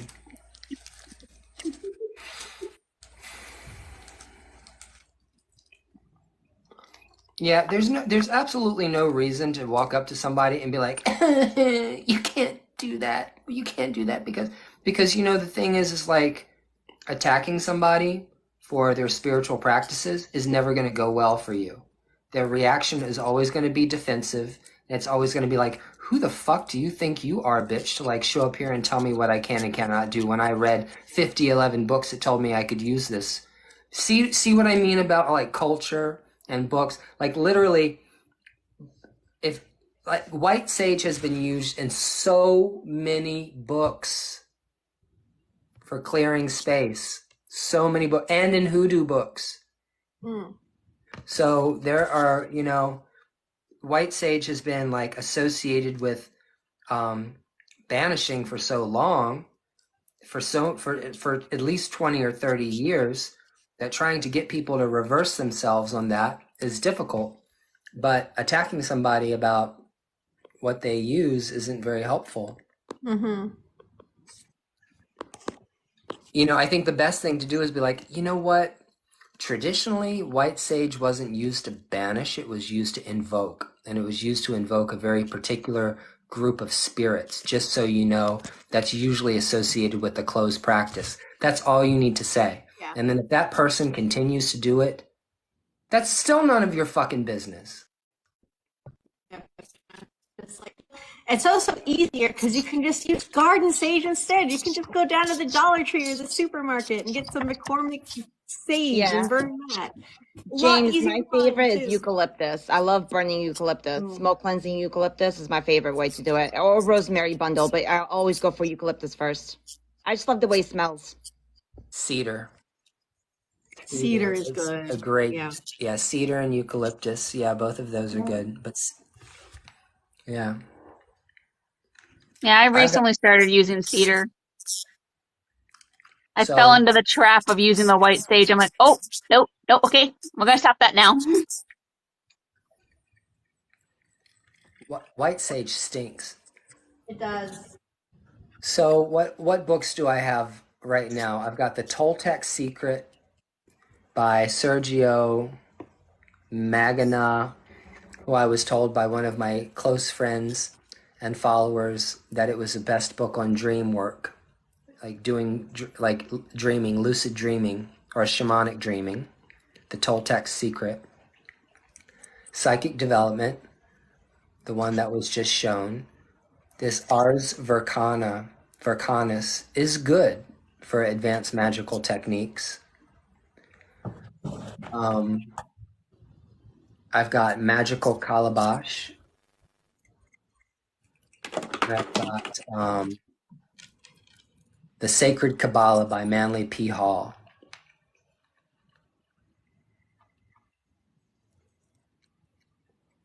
And Traditional Brazilian Black Magic. So There is there's a book. It's called Goetic Magic, and then there's a couple other books alongside it. I found the PDF of it, Ryan. If you want, I can text it to you because it's a rare book and other. I would like that very much. I will text you the PDF. Somebody, some amazing motherfucker sat down and scanned 252 pages of this book. That's somebody who's committed. Yep. God, it's only 9:30 at night here? That's crazy. I feel like it's 1 o'clock in the morning. Okay, hold on a second. Let me pull it up again and I'll show you the cover. I just like literally started reading, and I don't really, this isn't my genre. I mean, it's not my pantheon, but I wanted to read it to see if I could get some good suggestions about lucid dreaming.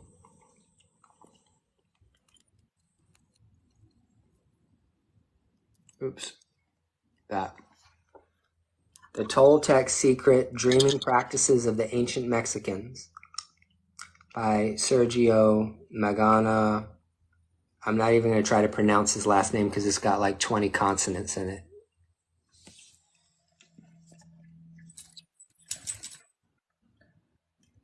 So, there you go.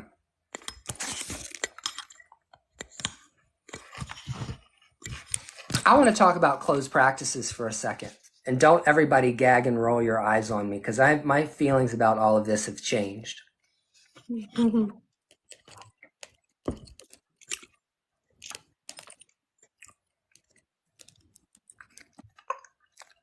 So let's say I'm a hoodoo practitioner. I practice hoodoo because it's because I was born and raised in a family of people that practice these things and practice these traditions. I decided, okay, let's go ahead and do this, James. Let's go ahead and stop right there. Because so here's the thing, your past lives don't matter. Let me repeat this for everybody. Your past lives do not matter when it comes to the life you're living right now. It doesn't matter, because right now what we're talking about is respect. We're talking about respect for other people's cultures, okay? So the reason why we have delineations about like cultural practices is because there are certain people who have been oppressed for so long that have had their stuff appropriated away from them for so long that it would be disrespectful just to show up and start doing stuff within the context of a particular ceremony. As an example, well, let me get back to this hoodoo thing. If I'm a hoodoo practitioner, I want to get to the reincarnation thing, because people are like, well, we all came from Africa. No, it doesn't work that way. If I'm a hoodoo practitioner and I decide that I'm going to publish a book about hoodoo, And in my introduction to my book on hoodoo, I say, these are my practices. I'm sharing them with all of you. I'm giving you permission to do the things that are in this book because they come from my family. They come from my tradition. This is my practice, and I'm giving you permission to use them. Then you can read the book and you can do the practices because the person who wrote the motherfucking book gave you permission to do their practice. Because guess what? All of these practices are based on individual people's experiences with spirit. Every single person has a different relationship with spirit. And if their spirits or God or whatever you want to call it motivated them to share this with people and say, this is something, I'm giving it to the world because I think it's going to help you, it's disrespectful for other people of that community to attack that person because nobody gets to tell people how to practice their own spirituality. Does that make sense? It would be the same thing if I'm white and my best friend is Mama Sunfire, which she is, and she says, hey, Ryan, come over, hang out with me. I need to do some work. You want to help me do some work? And I'm like, sure, yeah, I'd love to help you do some work. And I go to her house and she's doing a working and I'm assisting her in some kind of way. Or she does this or she does this and says, you can do this. And I'm like, really? I'm not appropriating anything? And she says, no, because this does this, blah, blah, blah, blah, and explains it to me. And that's a gift. That's a spiritual gift that she gave me as someone who's part of a practice that's unique and special and closed. If someone that practices this stuff and invites you to come practice with them or tells you, you can do this, it's not, I'm giving you permission to, it's very, very, very important to get that kind of permission, to get that kind of license, to get that verbal confirmation that you can do something. And I think it's important. Because if you really, really, really look, you'll be able to find a lot of practices that are published in books. Most everything that you want to know about the occult world, most of it, not all of it, but a lot of it is practiced in books. It does not mean that you're actually a practitioner of something because you read a book in it. So we have to use common sense. As an example, there are books on Santeria and Lukumi and Ifa that will tell you this is how the religion is practiced. This is how to practice the Dilagun. This is how to cast the Odu Ifa. These are the animal sacrifices that are in Orisha. What? Unless you get initiated into that practice, you don't have the license to do it. So when you're talking about initiation-based practices, like you can't say, oh, I'm a Catholic, if you aren't a confirmed Catholic. Do you guys understand what I'm saying? So there's nothing wrong with learning and reading about every single religion, because if I'm a grimoire magician and my arch enemy is a Santero, I'm going to read every single fucking book about Santeria I possibly can get my hand on so I know what that motherfucker is working with. So the magic that I'm using is going to counter whatever magic they're throwing at me if I'm in a magical battle. Do you guys understand what I mean? Because it's stupid not to know what other people practice.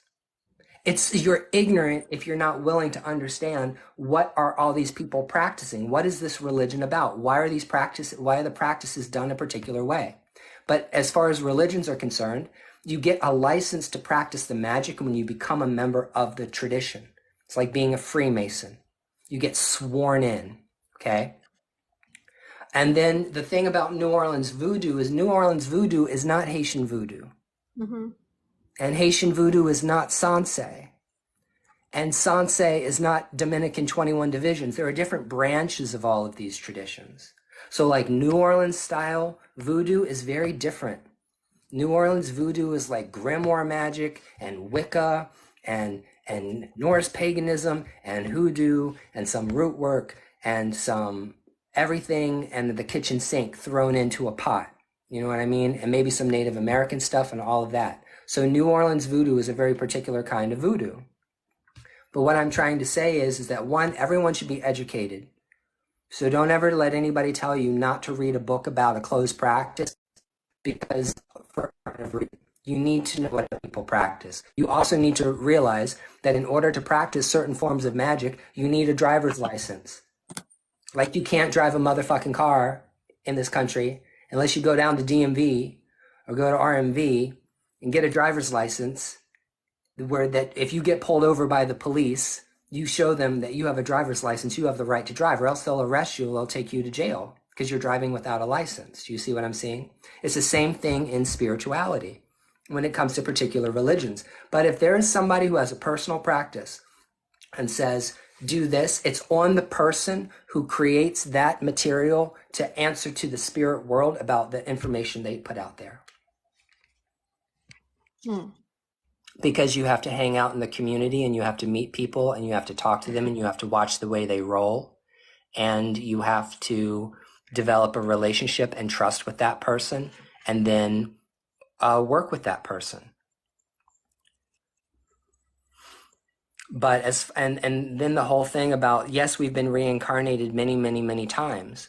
But the reason why we're respectful of other people's practices is because, well, if you're white in this country and you're privileged, you're dealing with a very, very different story. You're living a different life than somebody who is not.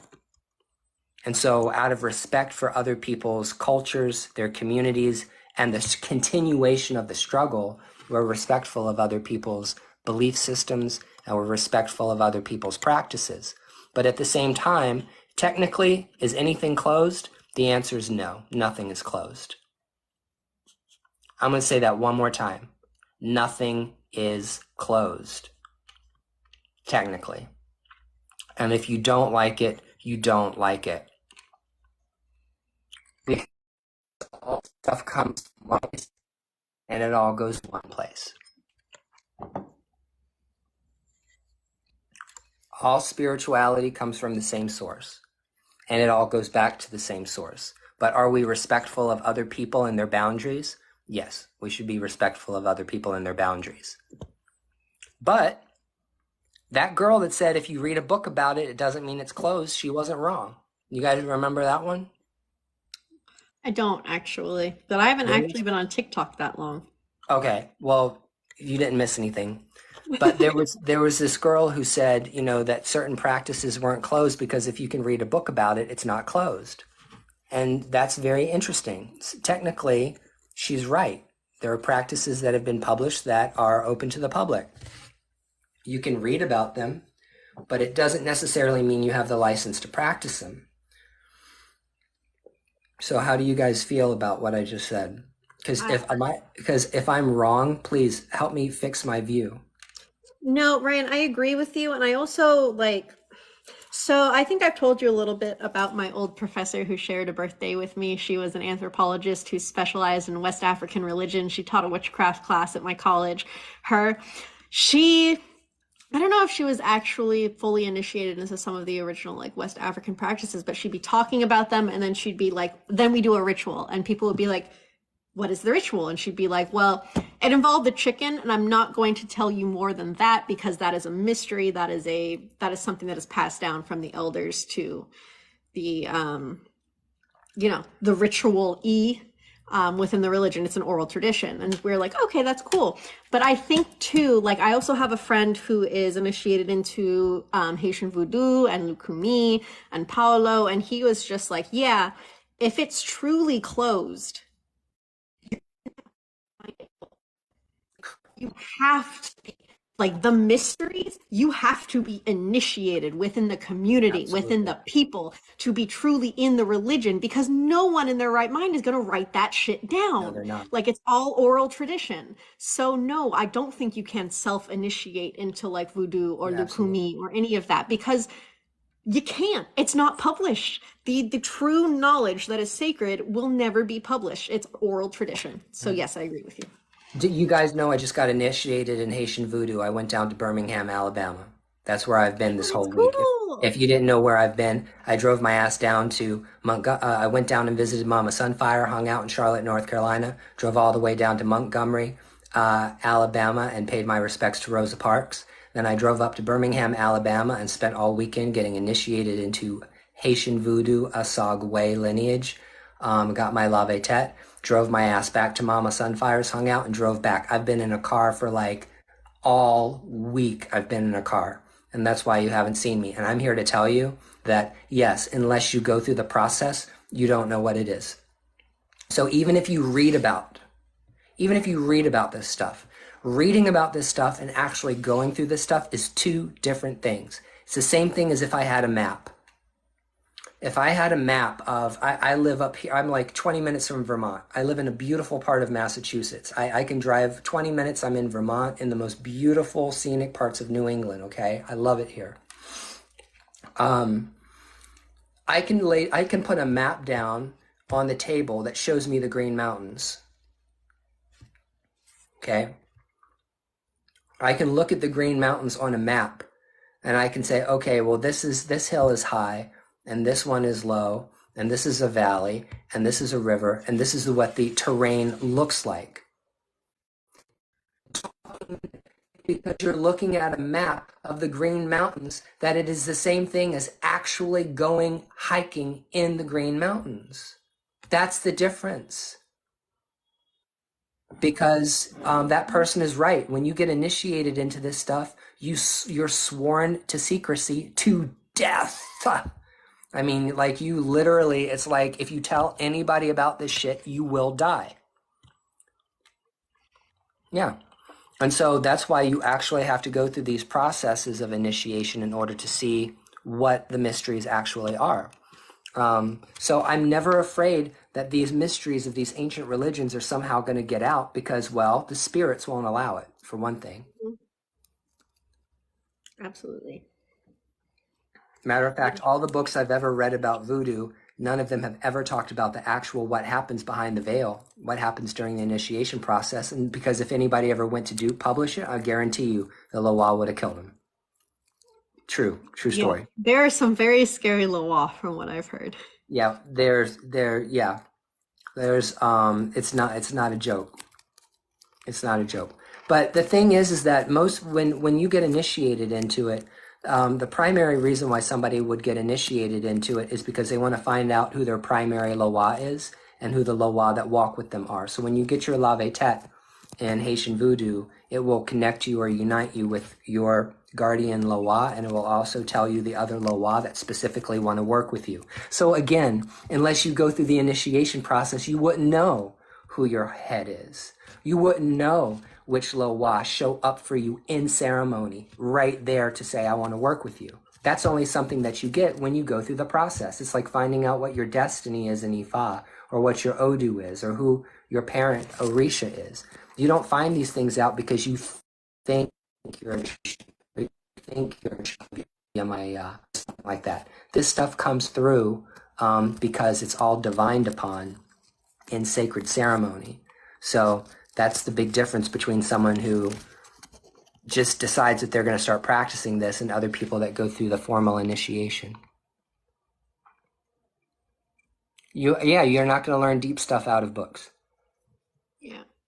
Yeah, because we got in a very in-depth discussion over Discord about because somebody made a comment there, some white girl was walking around with voodoo hoodoo books, and people are oh no, and he came in he's Afro-Latina, he has Latino, he's directly Taino descended, and he was just y'all, it doesn't matter, I want you to read about my religions because it's good that people know about them.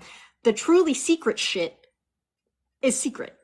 You can't find it in a book. And Correct. That's the shit that's important to me and to our culture, because no one's going to publish it, because the spirits are going to lose their ever-living minds if somebody tries to publish it. Absolutely. So yeah, that's where that conversation was. I love this friend of mine. He's so cool. But yeah. Yeah, people who are really serious about these practices aren't concerned about people who are not initiated being able to do anything.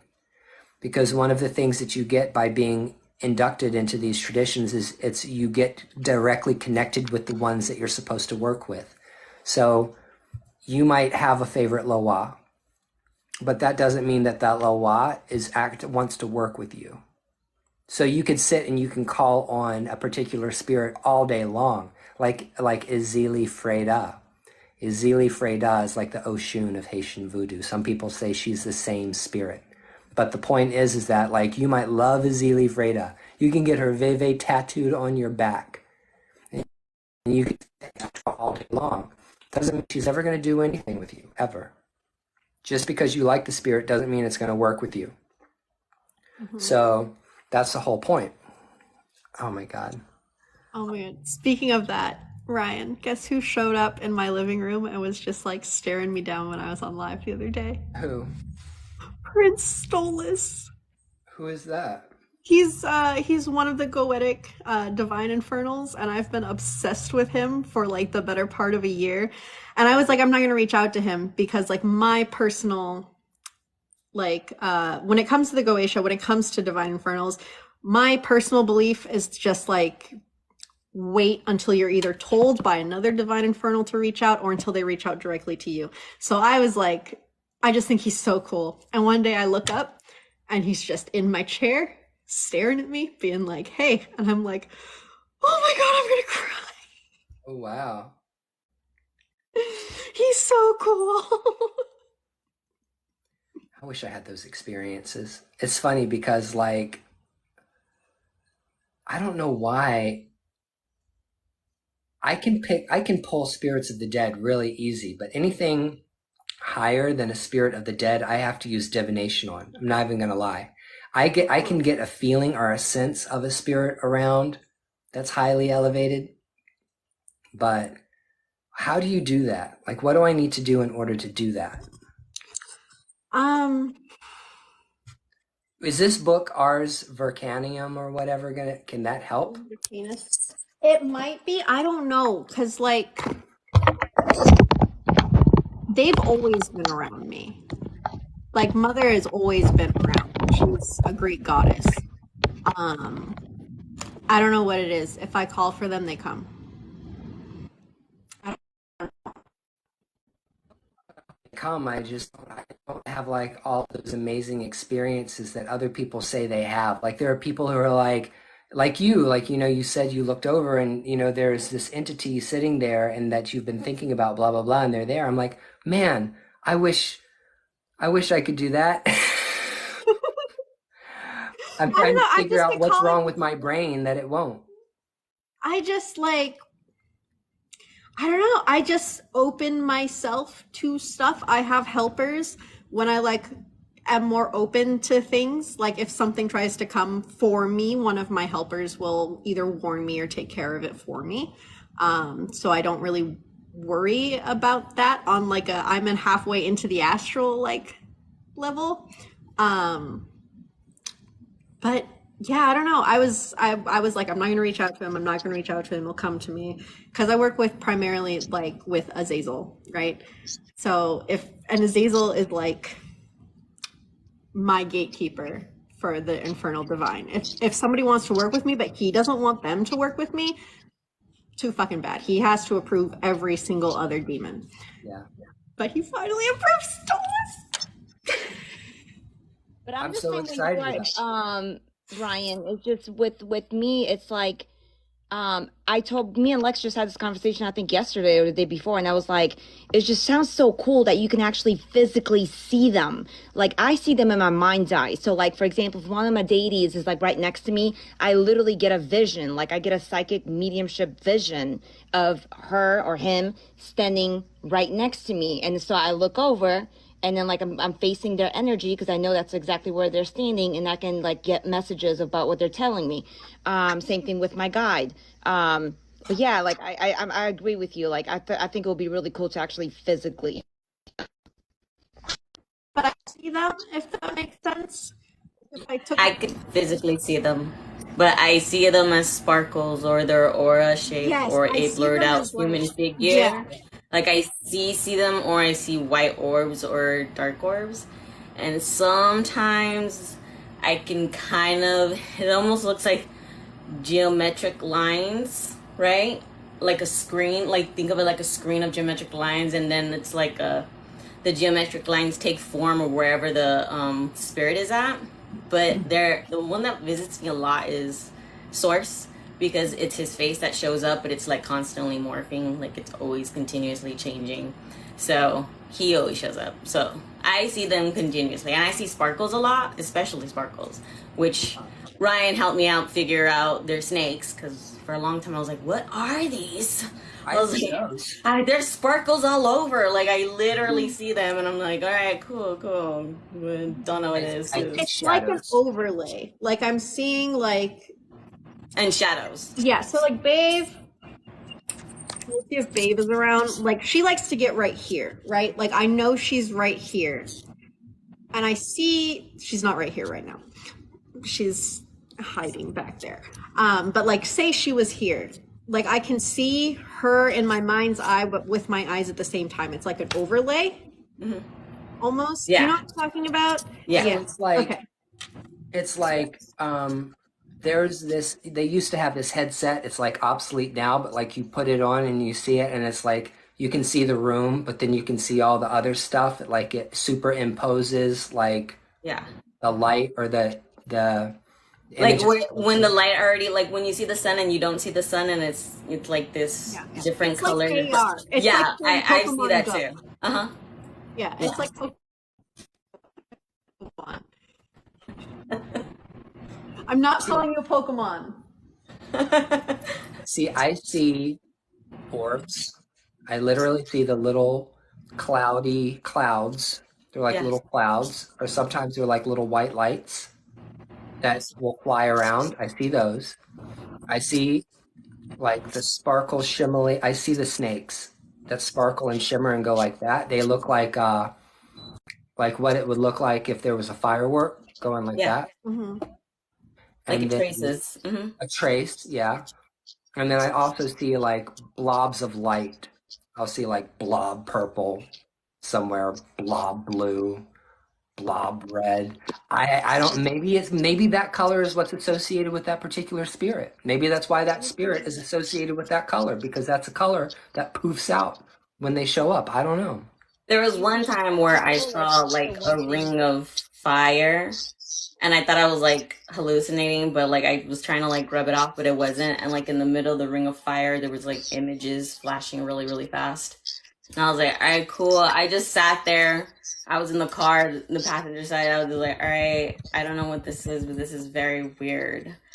And then I saw 3 crows in the same type of like flame, kind of like flying. And it was also something I couldn't like rub out of my vision. And I was like, all right, cool. I still don't get it. At the time, I didn't even understand what it was. Like, I was not in tune like with my spiritual side and understanding signs and all of that. Ryan, do you see shadow people though? Because like I don't see spirit physically. I do see orbs and the sparkles and that you guys are talking about. I just don't see like an actual person. But I see shadow people. Like I have shadow Yeah. people like out of the corner of my eye all the time. Like I see a shadow like fly Yeah. by, or like in front of me, I'll see them walk by, or like on the floor sometimes. Like I see those all the time. Like, just the aura. It's just the outline of the aura. And then he was really tall by my door, and I was like, you can stay, you can leave. And it just stood there staring and then left. And I was like, all right, bye. I was like, thank you for I stopping saw them by. all the time until I asked one of my helpers to please keep them out of my sight. You see, they don't bother me. They're just annoying. Yeah. I'd be Yeah, like, they're- oh, No, they shoot. would jump scare me. Yeah. Because I'd be like, focus, focus, focus. Yeah. Like, So- you know, I'm like a squirrel. Freda, that's seeing things in the peripheral, that's when I see shadows. I see shadows off to the side. Like I'll see like what would be the size of a human body but shadowy go zoop, just like that. I was at Mama Sunfire's a couple of days ago. There was some kind of dwarf person, some tiny little someone that looked like they were about, I don't know, 3 feet tall, or maybe 2.5, 3 feet tall. Little shadow person ran into her kitchen out of the corner of my eye. So like the shadow stuff, I don't know why I see it out of the side of my eye, but like if I see bubbles or like the other lights, I will see them as clear as day, as if somebody picked up a flashlight and went bling, just like that. And that's weird to me. The other thing is, no, What gets real is when they start touching me. I'm just like, all right, we're No, crossing that's boundaries not here. allowed. No, you are not Like, gonna you're touch touching me. Sorry. I don't know how I feel about this. Mm-mm, you Then, gotta like, feel sometimes I know whose touch it is. Like, if it's my grandfather, he's fine. He's cool with touching me. But others, I'm like, hey, yo, like, Yeah, no, I established a very strong boundary with spirit early on when I started opening up these gifts. And I was like, as long as nobody fucking touches me, I'm good. Not even a past loved one. I don't want anybody touching me at all. In my 20s, I was, I don't know, would it be sexually abused? I don't know if it's that, but I think me in my 20s, I was by myself in my room and like I was enjoying it. And I was like, wait a minute, I know no one's in my room. And like I wake up and I can still feel it. And I'm like, and I freak Okay, out. And so I'm like, sex with entities is a real thing because something tried to go up my asshole when I was at I like Rick's one screwed it out. I was time. like, It's what true. was that? Because I kind of really liked it and I'm freaking out as to why I was really enjoying that. And there was nothing Maybe there. I was like, maybe that's your spirit husband. No, people get married to spirits. That's a real thing. Spirit marriage is a real thing. It's not a joke. That hey, that spirit spouse thing is not when a did joke. this happen though? Like when would like when did this happen? Like like was I aware? Was I Y'all just drunk? cannot not talk about sex tonight. I'm horny as fuck. It's been a couple of weeks, Yeah. okay? I'm planning on doing it Did tonight, you say taking care of years or it. days? I'm going to bed early, but can y'all just keep fucking bringing up sex? Huh. There's something I want to point out about how do you become better at this? Meditation isn't the answer. No. Meditation isn't always the answer for being able to open up to this stuff. Dream work is, dancing is, exercise, breathing techniques, singing. There's all kinds of ways you can open yourself up to the realm of spirit. Meditating might actually be a hindrance to you being able to open up to spirit, because being able to interact with these beings means being free and open and loose. Yeah. Kayla, your question earlier, you keep seeing shadows of dragons. You might have a dragon. Next time you're alone and comfy, call out to your dragon, see if it comes. So the thing is that literally something poked me in the asshole when I was like laying in bed with Jennifer one time when I was in South Carolina, and it felt like a cold, and I was, oh, like that. I mean, I literally was like, oh, and she was like, what? And I said, something just tried to go up my ass, and she was like, oh yeah, they're just curious about you. I was like, well, you tell your shit to get away from my asshole. That happened. Then the other thing that happened to me one time is I was like taking a nap, and one of my spirit guides came to me in my dream, and we were talking and hanging out, and it was like I felt like I was going to wake up, and she reached over like that, and she put her lips up against my cheek, and she kissed me, like kissed me goodbye. And as I was like waking up, I literally could feel her cold, wet lips on my cheek as I was opening my eyes. It was like it was on my cheek just like that. Oh, I've had that 100%. happen to me before 100%. too, yeah. I had a house spirit named Lucy who really liked to lick my feet. It was the worst. It was the worst. Like there was a full on, like this is like in the time period like where I knew what I was dealing with, but I wasn't actively practicing. So there was some like house spirit negotiation here. I was like, I will buy you like something to entertain you if you stop licking my fucking feet, woman. And like we got really close, and I'm really sad that I didn't know how to put her into a vessel and take her with me to New Orleans, because now she's stuck in San Francisco. Sing songs. Sing a song, sing out What loud. Ryan is talking about is basically anything that's going to make you stop fucking like being in your head and overthinking shit. Anything that's going to loosen you up. Anything that's going to distract you from you know, trying too hard, and like y'all just need to stop trying. Like having a kid's mind. A kid's mind they don't think. They just do. They just do. Yeah, just relax. Yeah. Take some deep breaths. Just like chill Just with have it. It will come fun. when it's supposed to come. Like stop trying to rush it. Stop trying to like there's no magic fucking button. There's not a fucking magic button. Okay? Y'all just accept the fact that it's gonna come when it's supposed to. Y'all just relax and let it come naturally. Everybody's always like, how do I do it? How do I do it? How do I? You don't. Chill. Just chill. Shh. What's up? Sometimes it's me singing in Loomy voice.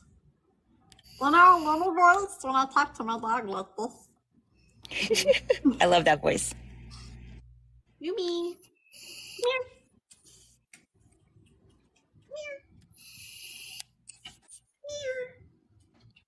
She's like, no. She's No, I under. understand, Mindy. I know it's hard because, like, it's the excitement, right? Because you see so many people in the community, like, oh, right here, right now, like, we all have these abilities, and you're like, I want to be that. I want to do that. I get it. Like, I look at bells, and I'm like, I want to see them. I want to hear them. You know what I mean? And I know that eventually, I will have that ability. Eventually, I will progress and get to that point. But like, there's no need to to rush it. Like, enjoy where you currently are. Enjoy like, being in this phase that you are of exploring everything and learning and submerging yourself into information and things like that. Just enjoy the learning process. It's like being in college and trying to rush to graduate. Like, enjoy the parties, enjoy the meeting new people, enjoy the lifestyle, enjoy it. Enjoy the learning phase, because you'll never be like this again. Yeah. And like what kind of sped my progress along was just extreme isolation. Like I was lucky if I saw another human being face to face like once a week, maybe. So like my boyfriend was here for a couple days, right? Like he came down to visit me. Didn't really talk to anyone while he was here, and now he's been gone for like a day or two, and now I'm getting back everything, because he's also a little bit of a Faraday cage. They like him, but they also don't like him. So Yeah, it was just a lot of me, myself, and I. I was gonna say, Mindy, like I'm newer at spirituality, so I don't really see them or sense them. Like I think sometimes I feel like I hear my dad talking to me once in a while, but I just all I can ever make out is my name, and I know it's his voice, but that's rare. And I think sometimes at night, I wonder if it's like a shadow spirit, or my mind's just playing tricks on me if I actually saw something or not, Stuff is gonna just click. It's just gonna, when spirit feels like you are ready, it really is. It's when spirit, it's on their time. When they feel like you've done, the legwork, or they feel like you are emotionally, mentally, and spiritually ready, it's gonna click. One day it's gonna be like me. Like I told you guys, like I was practicing with like candle flames, and I was doing like, guess what color crystal I have in my hand. I was doing those things, but I wasn't like trying too hard. I wasn't obsessed with it. I wasn't like hyper fixated on it. And then one day I was just doing a reading on live, and all of a sudden I started, did she die? Like, why am I feeling like it just started fucking coming to me? It just one day just fucking clicked, and bam, I was like, oh shit, I guess I do talk to spirits now. Of course, I feel like whenever, sorry, Belle. I feel like whenever I start practicing and stuff, like either with tarot or meditating and stuff, then like spirit starts giving me like now I'm forgetting what it's called. Like when you start feeling like really sad and depressed, when spirit's like testing you, like when you're leveling up, like what is it? Awakening. Thank you. I couldn't think of they start giving me awakenings, like, and it's just like, oh. Well, yeah, because in order to get there, you kind of got to go through some tests and challenges. Gotta make sure you're not in it just for the aesthetics. You're fucking serious. I did not realize I was channeling until Megs. I was on live. I was my first or second live, and you were like, "Babe, just read me." And I was like, "What?" And you're like, "Just pull some cards, read me." And I read you, and you were like, "That was on point." And I was like, "I don't know what just came out of my mouth." And you were like, "You were channeling." And I was like, "Oh, is that what is that what just happened?" Especially when you forget, like, what did I just say? Wait, what did I just tell you? Like, that you're channeling, spirit's talking through you. Because we're a vessel, right? That's the whole point of having this gift. We are a vessel to provide healing messages, clarity, guidance. So a lot of times we'll go into these spiels, and then we're like, wait, who did I just read? Or they're like, oh, what else did you say? I don't fucking remember. That was like 2 readings ago. That's gone. That's bye-bye. Yeah. But it just comes. It will just come naturally when it's supposed to. And that's why we go through these awakenings, is because spirit is trying to, they need to make sure that we're not going to go into spiritual psychosis, that we're not going to go fucking crazy, that we're not going to unalive ourselves if they give us this gift. So we go through all this stuff to test us, to, thicken up our skin and shit like that. They want to make sure as much as we are. Yeah, it's not you sometimes. Sometimes stuff just comes through. Yeah.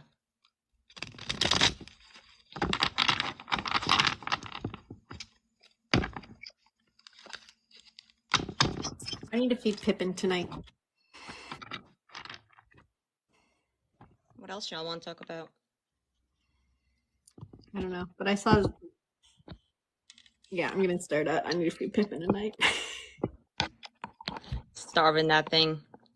He's been eating real good lately, Max. But I need to show him my appreciation for his efforts and his time.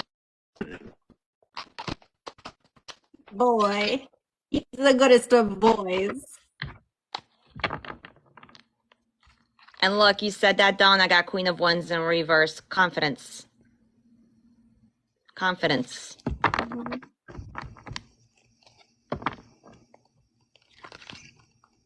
Be overly confident.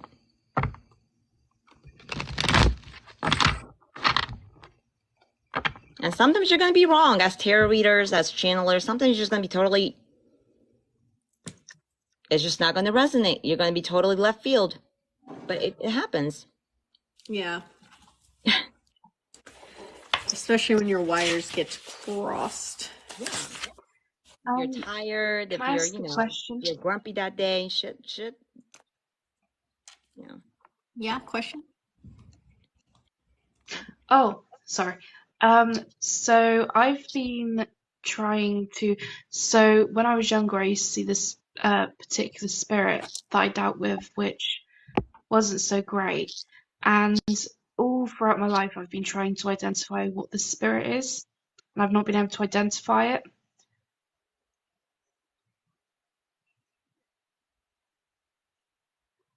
What does it look like? So she was a woman that I used to have issues with her before I went to sleep, or once I was already asleep. And so her imagery was, so she was wearing dark clothes, and she also had a dark veil over her face, and she was surrounded by flies, and she had a wheel behind her and a well in front of her. Hecate? No? I used to as a child, and it used to be very often. I've always Was been it a trying to bad work out who it experience or a was. good experience? I can't work out if it was supposed to be a negative experience or a good experience, because I was a Just child, I curious, was did just it feel freaked out anyway. uncomfortable? Did it make you feel uncomfortable? I How'd you definitely feel? didn't feel comfortable. Okay. Definitely didn't feel comfortable. Were you in Cornwall?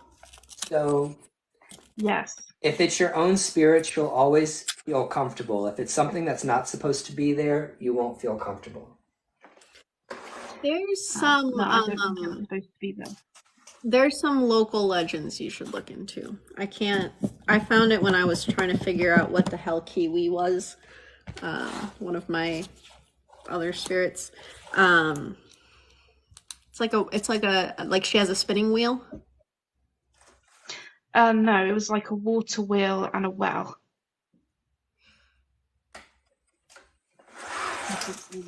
You should see. You should look at how many people drown in that area. Yeah, she looked very witchy, but she had like lots of flies and stuff around her. It was almost like it used to be like I'd fall asleep, and then in my dream I was being dragged out of my bed and down under my floorboards. No, thank you. That's a hard no. Yeah, For that's the me. reason why. That's And the you reason why I don't reflecting talk about a without. lot of my spiritual experiences as a child. And Lauren, when I asked you, was it a good experience or a bad one? You were like, I don't know if it was supposed to be a good. Bitch. Obviously not. That was not supposed to be a good experience. That was mild compared to some of the things. Then it's not a good experience. It was something that was not supposed to be. Yeah, it's definitely gone. I've just always been intrigued as to what that may be, Yeah, I pulled some cards unless on it it. was I was nothing getting in cards particular. about her, about who she was when she was alive, type of thing. But I didn't pull enough to be like, what was her intent? How she get there? I didn't do all that.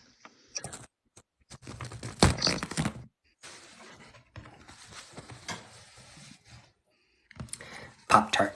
Raspberry Pop Tarts are life. Obviously, I wasn't actually being physically dragged out of my bed, but it was like I'd sort of fall half asleep, and it was sort of like a sleep paralysis, but not a sleep paralysis.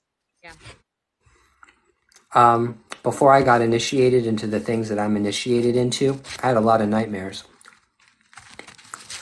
I had a lot of nightmares. I had one right before, it was like literally like that same year. So let's say I started approaching spirituality in summertime. So like that, like winter before, so like December, January. I remember I was having a nightmare, and I woke up out of my nightmare, and I literally physically felt claws, something clawing the bottom of my feet, and I was in a sleep paralysis. I could not move. Like my eyes were open, I was crying, but my body would not move.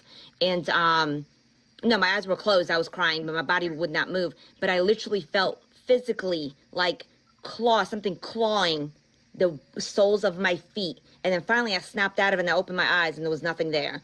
And I feel like for me, I remember, and this is the one thing that I do believe in, that I got from the Bible, is that whenever you are approaching your path, your meaning, your life's purpose, right? Whenever you're about to achieve something great that's meant for you, the dark side will come out to try to scare you away from it. Yes, 100%. I agree with that. And I believe that's what it was. They were trying There to used to just a be few months later. I was like, oh, what's the spirituality you speak of? there used to be a spirit that used to disguise itself as my nan when I was growing up, and she. So one night I was asleep, and I woke up, and I can remember feeling so weak that I couldn't move, but I could move. I just sort of like had to gather the energy, and she always used to say things like, "You know who I am, you know who I am." I just used to put the duvet cover over my head, and one night I got the courage to take the duvet cover off of my head and have a look, and it was like this. I don't even know how to explain it. Actually, yeah, I'm probably not going to talk about it because it was quite traumatizing. Yeah, Kayla, it's very common. For some reason, I was like, when I was a kid, I had I don't know why I was so deathly afraid of the dark. I was deathly afraid of clowns. I was also afraid of dogs.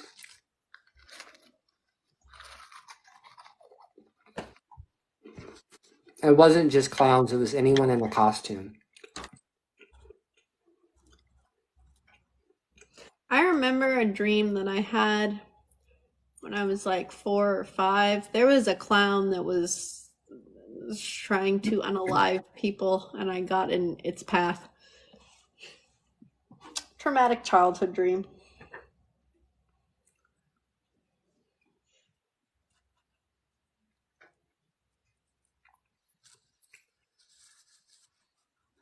I performed an exorcism on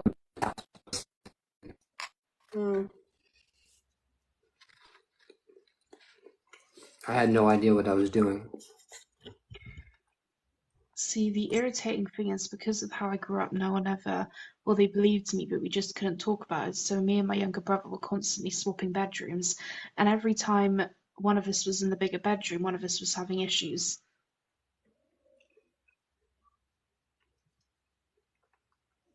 Yeah, but we were also raised in that fucked up cult.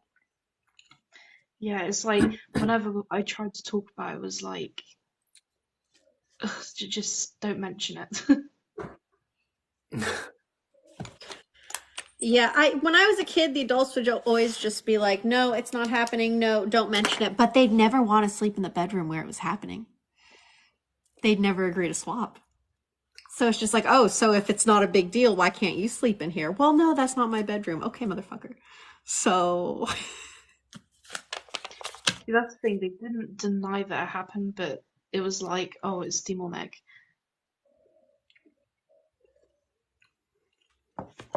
I don't know. I get really freaked out, especially like in particular like geographical locations.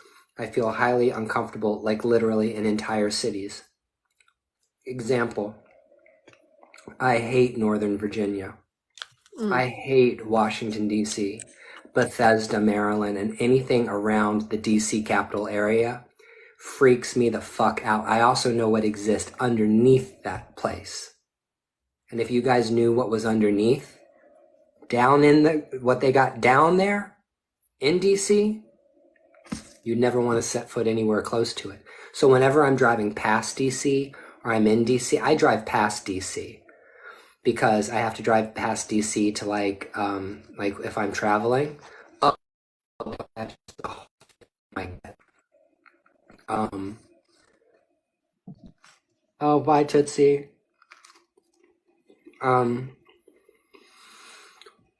DC freaks me out.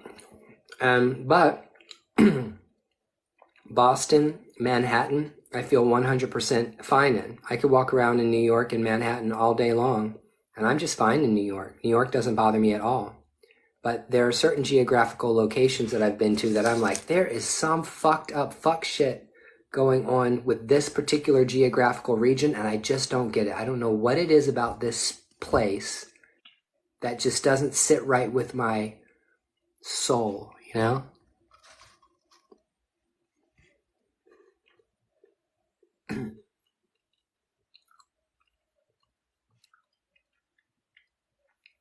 Mindy said, share. What's there? I can't tell you because they'll come after me. I'm not in spiritual psychosis. I'm saying I'm not going to talk about DC and all the fuck shit that goes on underneath the place. It's not good. Let's just put it that way. There are so many children that get kidnapped every single year. Indigenous women and children that go missing every single year. People that just disappear for no reason every single year. Where do you think they take them?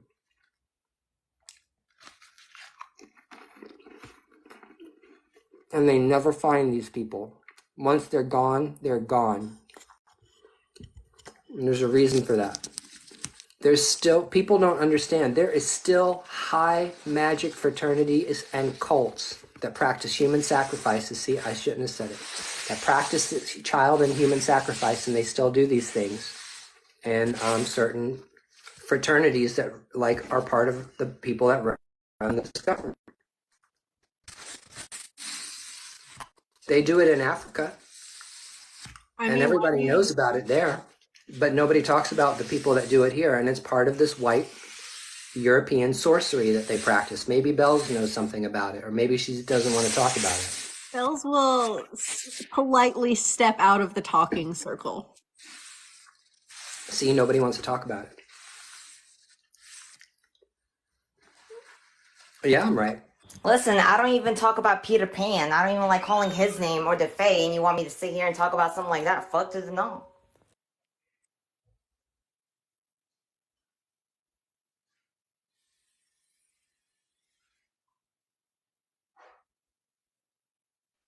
Max loves talking about the fairies, don't you?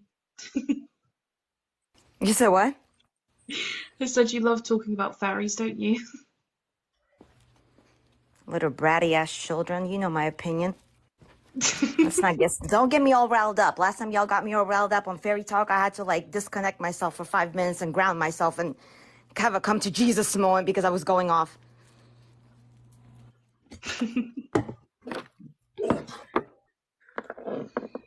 I was like, let me catch myself. I'm saying way too much. You remember that night? Yeah, I was like, I need to get off and like mute myself for 5 minutes and ground myself and have a come to Jesus moment. When was that? What were we talking We were about? talking about the aliens and the fae and shit like that. And I was like, and I was getting all irritated with you guys because you kept bringing it up. And I was like, I don't fucking want to talk about it. And I was like, oh my God, let me go and have a come to Jesus moment. I need to check myself. Why? What is the whole thing with aliens and you? What's the problem? It's not the alien part. It's just, I don't like talking about, to me, it's like, why does it fucking matter? Why does it matter? Why are you so obsessed about like the alien? Like, so what? Just let it go. Shit, it's not worth my time to just, you know what I'm saying? Like, there are other things, more important things, more things with substance that we can discuss That like What do you that's mean? like But that is mad. That's ridiculous. But see, the thing is there's a higher probability that aliens exist, came to this planet and fucked with our DNA, which is why we're the way we are, than Jesus Christ was a real person or ever died or went to heaven. There's more probability. There's a 90% probability over Christianity that all this shit is about aliens. and I understand and I totally agree with you, but what's You the just don't fucking want to point? talk Us about talking it. about it ain't gonna change it. I love you. You're like, I don't like this topic, so we're never going to talk about it. Yeah, It's after like what it's not that Ryan I brought up, I disagree had with to you. go It's eat a not. snack about It's it. not that I disagree with you. I agree with you. I'm totally believing that shit. I feel like they're right here walking with us, looking like regular human beings. I believe in it, but it's like, why dwell on it? Like, so what? I don't know. I'm just Just waiting how for I them am. to show That's up. all. You know what? Whoever this is a fucking ghetto ass planet. Nobody wants to be here. Nobody wants to be here. This is a fucking trash hole in the universe. Like people, like I feel like they. I feel like this is like a truck stop, like across the galaxy. It's like you need to like stop somewhere and take a nap or like fill up on shit. Stop by Earth. Yeah. Yeah, but Ryan, do you know what truck stops have sometimes? What? Really fucking good fried chicken. So it's not a destination, but it is a good pit stop. I don't know. I think it's really fucking bizarre. I think it's really fucking bizarre that as far out as we look in every possible direction, everywhere, there's not another place that looks like this. I think that it's bizarre. It's giving over vibes. I think it's weird. Everywhere, everywhere you look on every single planet, what do you see? You don't see anything. Everywhere. And I just think it's really so I can't think about that because if I do, I will have a full-blown panic attack. I will sit here and go full-blown panic attack. But I'm like, is this a planet for harvesting souls? Like, are we born? Do we come out? Like, Is this a planet for ants? It has to be at least 3 times bigger. you know what I feel like this place is? I feel like this place is either a punishment place, like this is where they send people that like really need to pull their act together, like, you know, or I feel like this place is like just a big motherfucking science experiment. That's what I was gonna say. No, this is where they send like all the rats to be like, all right, let's see what they do if you do this. Let's Yeah. fuck them this way. Let's go this way. That's what I feel like. Yep. It's And it both. pisses me off. And then I get angry. So if I'm not going to have a massive panic attack, then I get really, really pissed. Well, you can't get too mad. You chose to come back to Earth, right? They told you ahead of time it's gonna be Earth. You're gonna take it, and you were like, yeah. No, some of us fuck up and get booted back here. Let me tell you. Let me just put this out there to you, okay? Let's talk about the Bible for a hot second.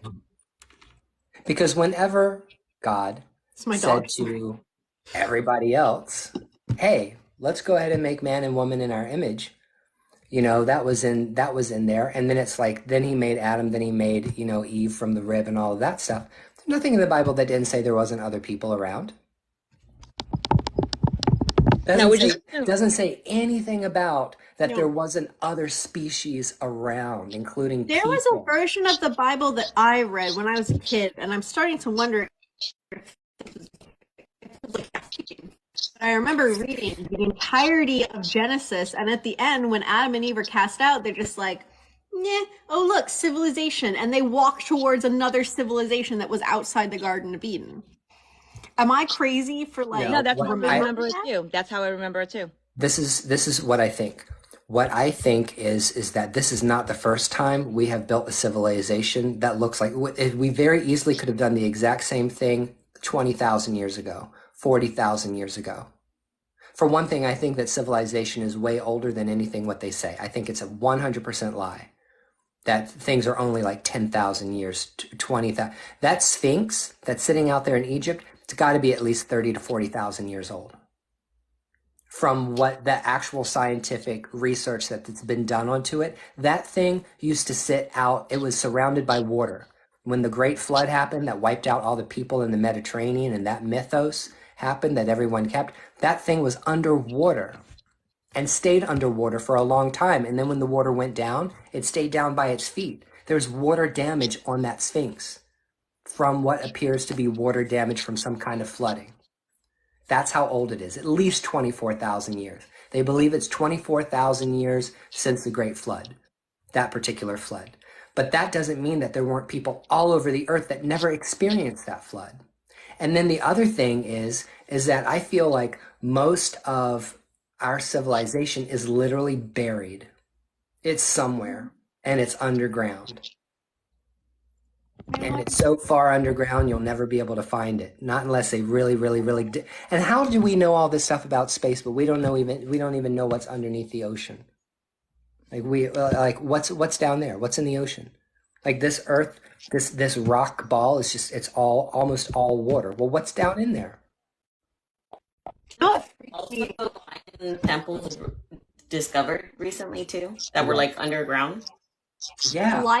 LiDAR has been an amazing like new technology in archaeology, because we can go through the Amazon jungle, the Amazon rainforest too, and just literally in a helicopter just like LiDAR that shit, and anything that was it goes down like 100 feet, you can be like, oh, there's remnants of a village under like all of this dirt and all of these trees and all of this vegetation. What really freaks me out is the thalassic, what's it called? The thalassic tone, something like that. There's like this deep tone that's recorded from coming throughout specific parts in the ocean, and we can't match it to any known species of whale or any known creature. The tone changes and the tone migrates. Like it changes where it's picked up on various radars, and the creature has to be huge. Oh, you mean like the Loch Ness Monster? But bigger. Oh wow, like Godzilla? I'm talking like an old one. I'm talking like Lovecraft shit. Like an old Oh, one. you're talking like a big, some really, really, really, really big like entity. a big motherfucker who lives at the bottom of the sea, yes. That's interesting.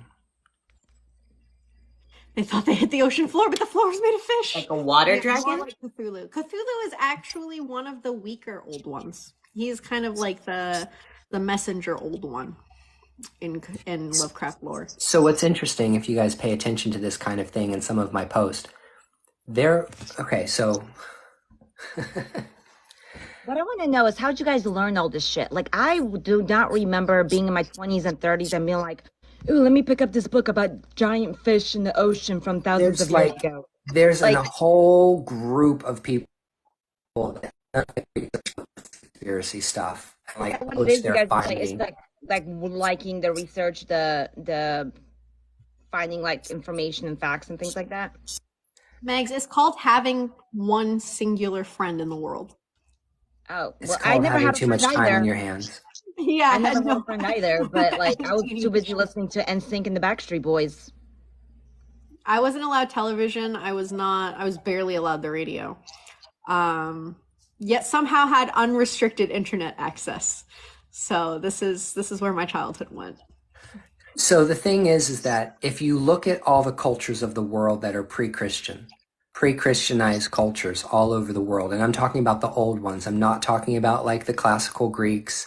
I'm not talking about the Romans. I'm talking about old cultures. I'm talking about like indigenous American, indigenous African, indigenous Indian.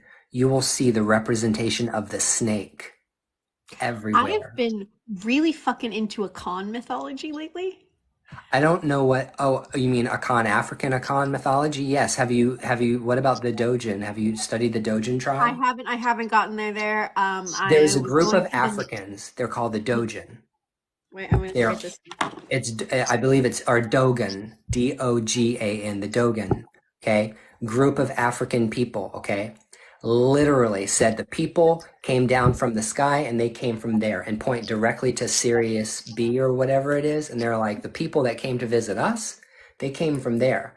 They like have maintained this oral tradition for thousands of years. Like we're talking about, these are people who have been there in the middle of Africa and haven't gone anywhere for a very, very long time. They point directly to a particular place and they're like, there are people that came here and they visited us and they came here and they landed here and they told us these things and then they went back to where they came from in the middle No. Yeah. I find it interesting that all of the it's not just it's snakes and spiders Well, for the ancient yes, gods. yes. And here's the thing about those snakes. Those snakes in China, they're dragons. Hmm. In China, they're dragons. In places like Mesoamerica, they're like Quetzalcoatl, the feathered serpent, plumed serpent. In voodoo, it's Dambala, it's Dan.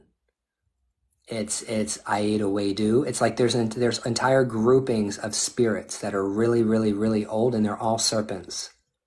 Yeah, So I some mean, of even in Greek mythology, so there's two like classes of protogeny in Greek mythology. There's like the classical ones which don't have the snake mythology, and then you have the Orphic hymns, yeah. which are less popular, and those specifically denote Ananke and Kronos as snake god and goddesses bursting from the world egg and creating everything. So the snake mythology carried upwards from there as well. There are two different Greek creation myths, which I find really interesting.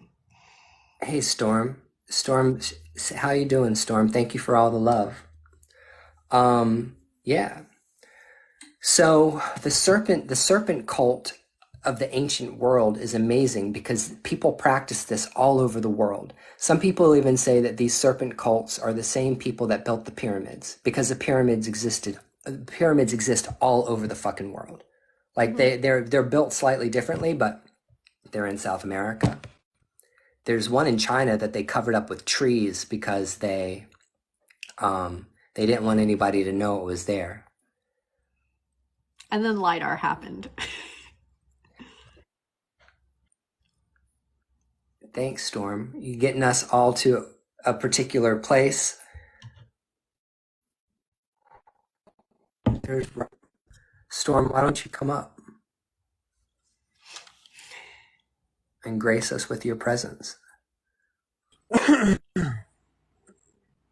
Hey, Robert. Hello. The snakes, man. The snakes trip me out, and that's why the serpent cults are like the oldest. Mm-hmm. And there's like, Ryan, how much of an interest do you have in draconic magic? See, the thing is, I want dragons to come to me so bad, but I never have really worked with one. But I You don't might know have why, one because already. you what? You might have one already. Well, I mean, the thing is I'm a voodoo person, and I know where I come from in the universe. So like so I already work with the serpent spirits Mm. because I mean, they all come from the same place. That's how I feel about it. All the serpent spirits, they came here from somewhere else. Yeah, they did. But I think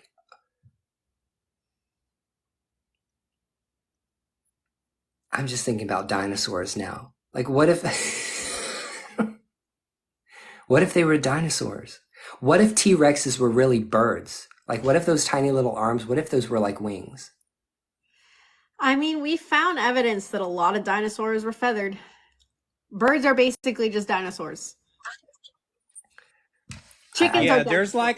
like a lot of like archaeological evidence that like shows that the majority of dinosaurs were actually like feathered animals. They were not how like they're depicted in movies. Well, they would look, well, if they were feathered animals and they had wings, then they would look a lot more like the Chinese dragons that have feathers on them that are long and serpentine. And there's like the winged serpent Quetzalcoatl down in Mesoamerica. That was a winged plume. Is it possible that these beings existed and we coexisted with them? I don't know. I mean, all of this is so fucked up. There's so much that here's the thing, there's so much that we don't understand and we don't know. It's stupid. It's just flat fucking stupid how much the average person walking down the street doesn't know about existence and reality. It's so ridiculous. Why is this place so ridiculous? Why am I here? How did I get stuck here? I feel like, how did I get stuck here? Christ. Do I have to come back? I don't want to come back here. I hate it here. This is a beautiful place. It's a beautiful planet. It's a beautiful planet. Love this planet. The people suck ass. What's up, Storm? I agree. Show us your I tattoos. wasn't. Show us your tattoos. Show us your tattoos. Oh, it's a little sore. I'm not Let's see. blind. Hold on. You got a lot of balls, man, to put sigils on your body. Wow. That's one. Here's the other one. I love that. Love it, love it, love it. 10 out of 10. Wow, damn. That That's is sick. beautiful. Thank you. I got them both done, one right after the other. I did it in the right sequence of Raphael and then Gabriel. Let me tell you, Raphael wasn't too bad. It was cool though, because I meditated while I got them done, and I had a vision during Raphael, and I saw an angelic being come down with a sword of fire, almost like I felt like I was being knighted.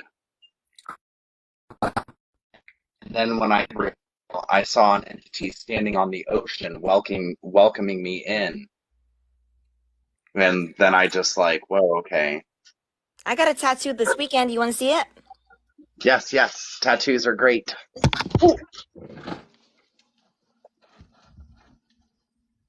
Oh, very nice.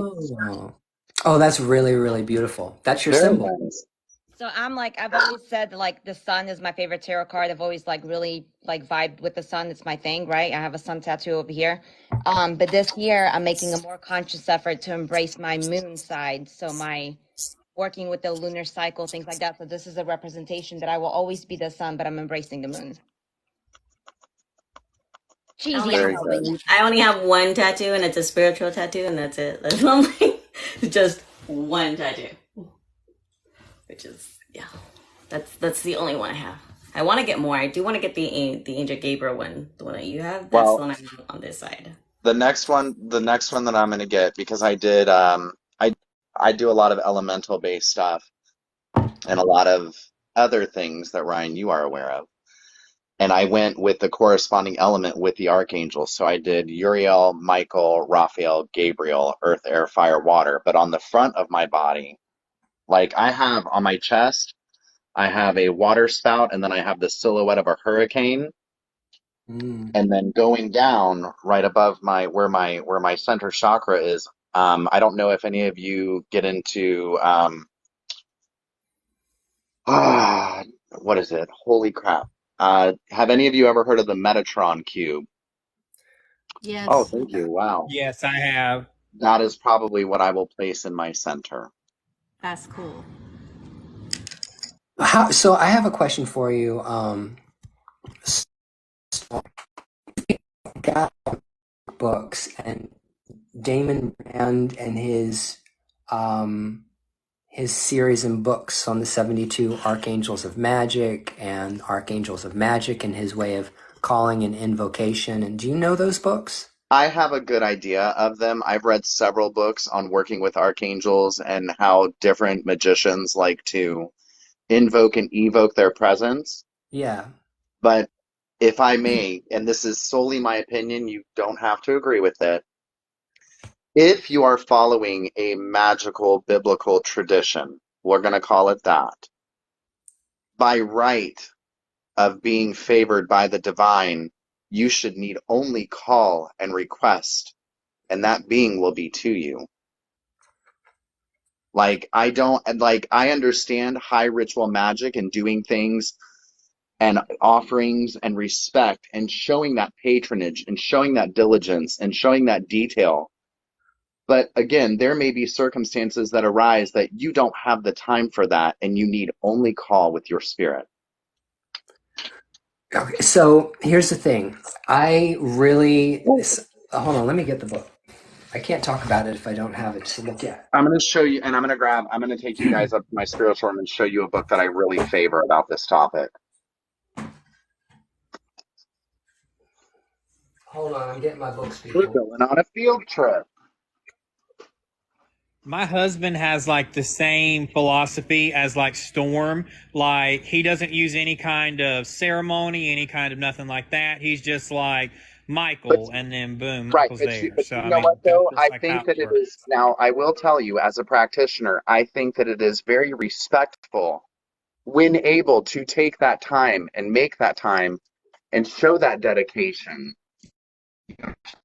That's it's no different than giving respect to ancestors or giving respect to your deity or whatever it is that you call upon and work with.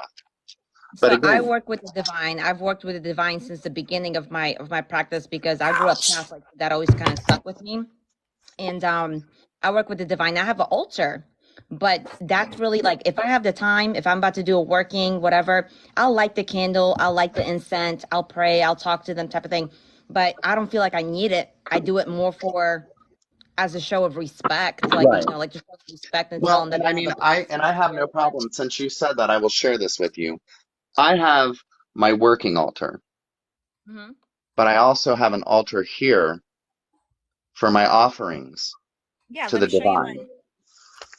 I specifically work with Archangel Michael quite a lot. I utilize him for protection a lot.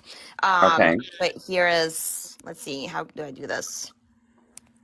Here we go. So this is mine. One of my Okay. followers handmade that for me. And then I have a candle, I have some crystals for him. Very simple. And I have a Okay. statue. So very, very simple, straightforward, but that's my space for him. That's where I show him respect. Yeah, it looks great. I love it. Thank you. You're very welcome. Okay, so this is one of the books that I like, but there was another one. Where's the other one that I was reading? Holy crap. I have too many books. Uh, it may still be on my nightstand next to my bed. But I mean, this is a book I really like. Archangels of Magic. Oh, I need to get that. Wait a minute, let me see. It's Let me see. Wait. Let me see. Let me see. I'm Which like, one come is back, it? Ryan, Let me come back. see. Let me see. I've Rituals of Prosperity, Healing, Love, Wisdom, Divination, and Success. I actually like this. That I went to get off the shelf. This is the fucking book I went to get to show Isn't you. it funny how the universe works? But you No. know what? But in the beginning part of the book, it states about just simply calling. Right, because the whole purpose of doing ceremonial magic, like grimoire magic and doing all of that rigmarole, is because to pull an angel to physical manifestation requires a very particular environment. Of course. The idea in the book is that the angel can hear you regardless of whether. And it also The depends idea on is what that you have to have faith that the angel is, the presence is there. You have to feel the presence of the angel. That's enough for you. right. And it's also depending on what aspect of that angel you need, because an angel can be in more space than just one, obviously. Well, Now yeah, so can the Lawa. book that I've been reading, and I know Ryan, I've showed you this before, and it's a little bit of a challenging read. I'm not even gonna lie about it. But I'm really liking this book. Yeah, fuck. You know what? Seriously though, because I was gonna buy it, and then I read the reviews, and I was like, okay, hold on. What is it called? Jesus Magic what? Magical Jesus what? It's magic and Christianity from Jesus to the agnostics. And it's actually, you know what, but it comes, what I love about it is that it doesn't come like for example, you have Republicans and you have crazy Republicans, and then you have Christians and then you have crazy Christians. And this comes from a very open-hearted, open-minded, the aspect of Christ as the magician, the mystery schools, and everything like that. So it comes with a very open-hearted aspect, and I appreciate Have you read Jesus Through Pagan Eyes? it. No, Who, me? but that would be something I would read. Both Like of you, either of you. I read it. I You haven't should read read it. it. So the thing is,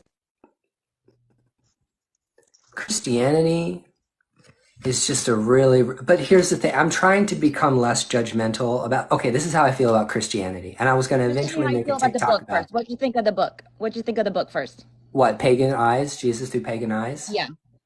I mean, I had heard all that stuff before I ever read the book. I mean, Okay, it's so it like, wasn't anything that you hadn't heard. I got you.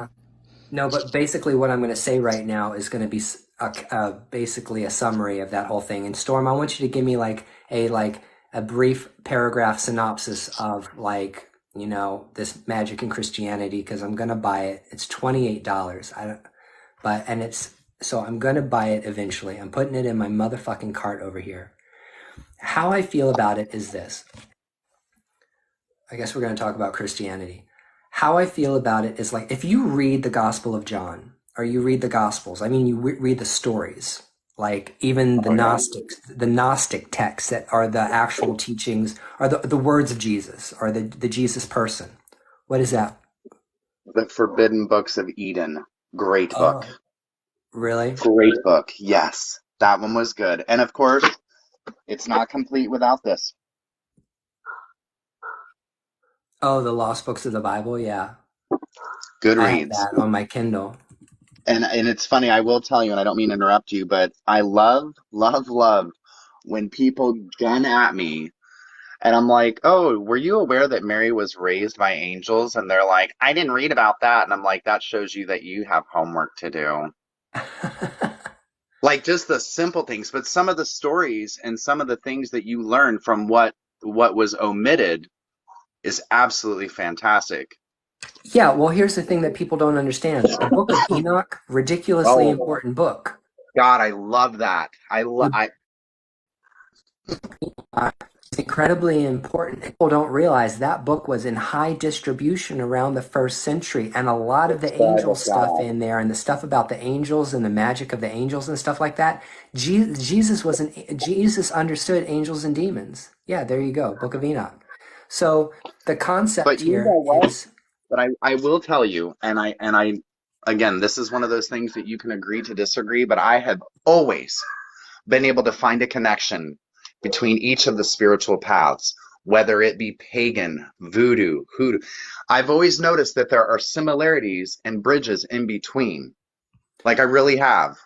yeah, because they're all vestiges of older religions that were already Yes. there. Because there's Yes. nothing new. Nothing new. It's all the same shit. It's just been regurgitated in one Yep. culture after another for the past 100,000 fucking years. And it just appears different in different areas. They try to spice it up and give it a twist. But I really feel that astrology is a very strong foundation of Oh my like God, a yes. lot Are of you this. kidding me? Well, I mean, for example, like, and it's all in how you interpret the Bible. For example, when Moses was telling them to stop worshiping the golden bull, it wasn't necessarily because they were worshiping the golden bull. It was because the time of Taurus was ending and the time of Pisces was rising, which hence the Christian fish.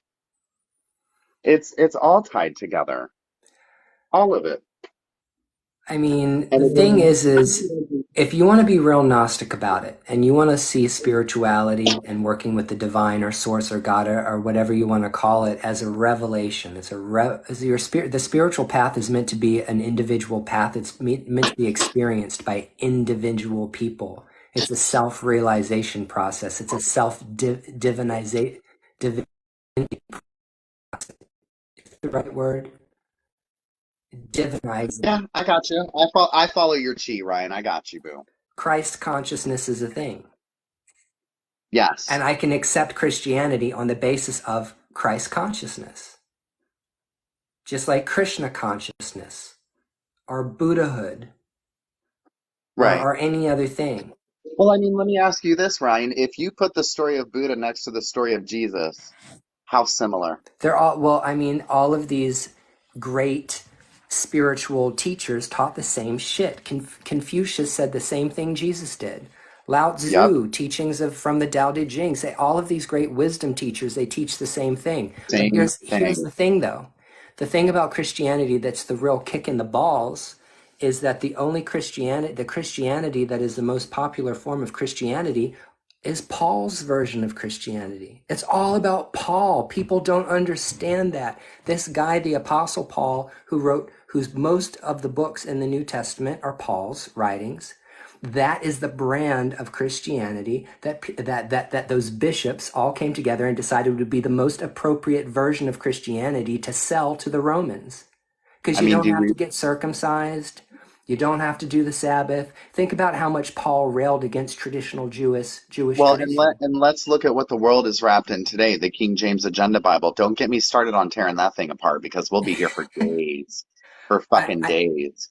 I just think it's interesting because And the worst part is, and this is a pet peeve of mine, it's not that I want to prove somebody wrong so much as I want to educate somebody. And it's it's scientifically proven that Deuteronomy and the Book of Moses are chronologically displaced and off by over 500 years.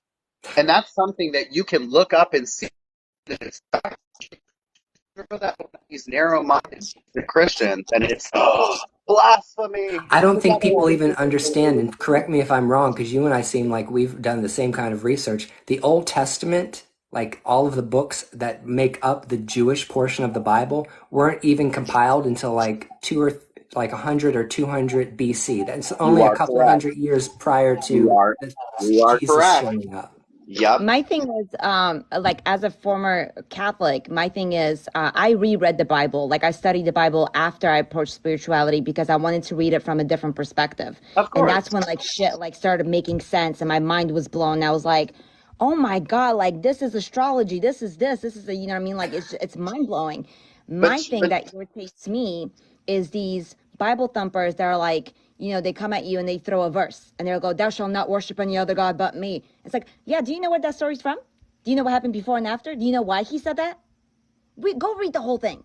Go. Because when you read the whole fucking thing, you know that he does not mean that you cannot worship other gods. He was talking about a specific village where they were sacrificing themselves to their gods. you know what? And I'm glad you said that. I'm I glad believe you there's said a that. verse too that says, "You shall do me first, like you worship me Right. first." And you know Meaning, what? if he's the In first many one to ways, worship, you could do so many other gods and deities and believe in all of that as long Yeah, and as New he's the Moon, first I'm one. glad you said that because, and Ryan, I think I've shared this with you, is that one of the ways that I feel, and this is a personal path kind of feeling, and I believe it's very in close relation to Hindu, is that I think it's many different faces. All the deities all of us are connected to, many faces, many facets, because if you look at it this way, and Christians hate it when I put this on blast, when they're like, oh my God, tarot cards are evil. So without questioning the omnipotence and omnipresence and omniknowledge, you to have these tools utilized, they simply could not exist. And to think otherwise would question your deity. How about how A God Christian, encouraged kings to use astrology to look up at the stars and you'll get the answer of what It's I'm in the trying to tell you? It's in the Like damn story of Jesus. he They're he looking at gave the him star and knowing there where was to go. there was one story and I can't fucking remember right now off the top of my head where it's from, but there was one story specific where he gave him like he gave a specific king a rock of some sort and he's like and two stones, and if you arrange the stones a certain way you will know exactly what my message is, but it was all about being warned if there was an attack coming. That's fucking divination. He gave him something to divinate with. Now keep in mind, a good example of this, if you reference the Old Testament, the Witch of Endor, for example, she did what she was supposed to do, and she gave warning. But after her time was done, you never heard about her ever again. But then you go to the New Testament, and all of a sudden, empowering your spirit is evil because it can't be taxed, and it can't be controlled, and it can't be understood. It's a form of governmental power and being imposed. In control.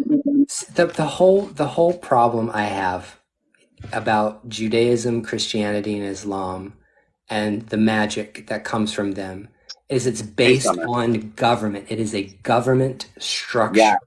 Yes. People need to understand this. Look, What are you eating?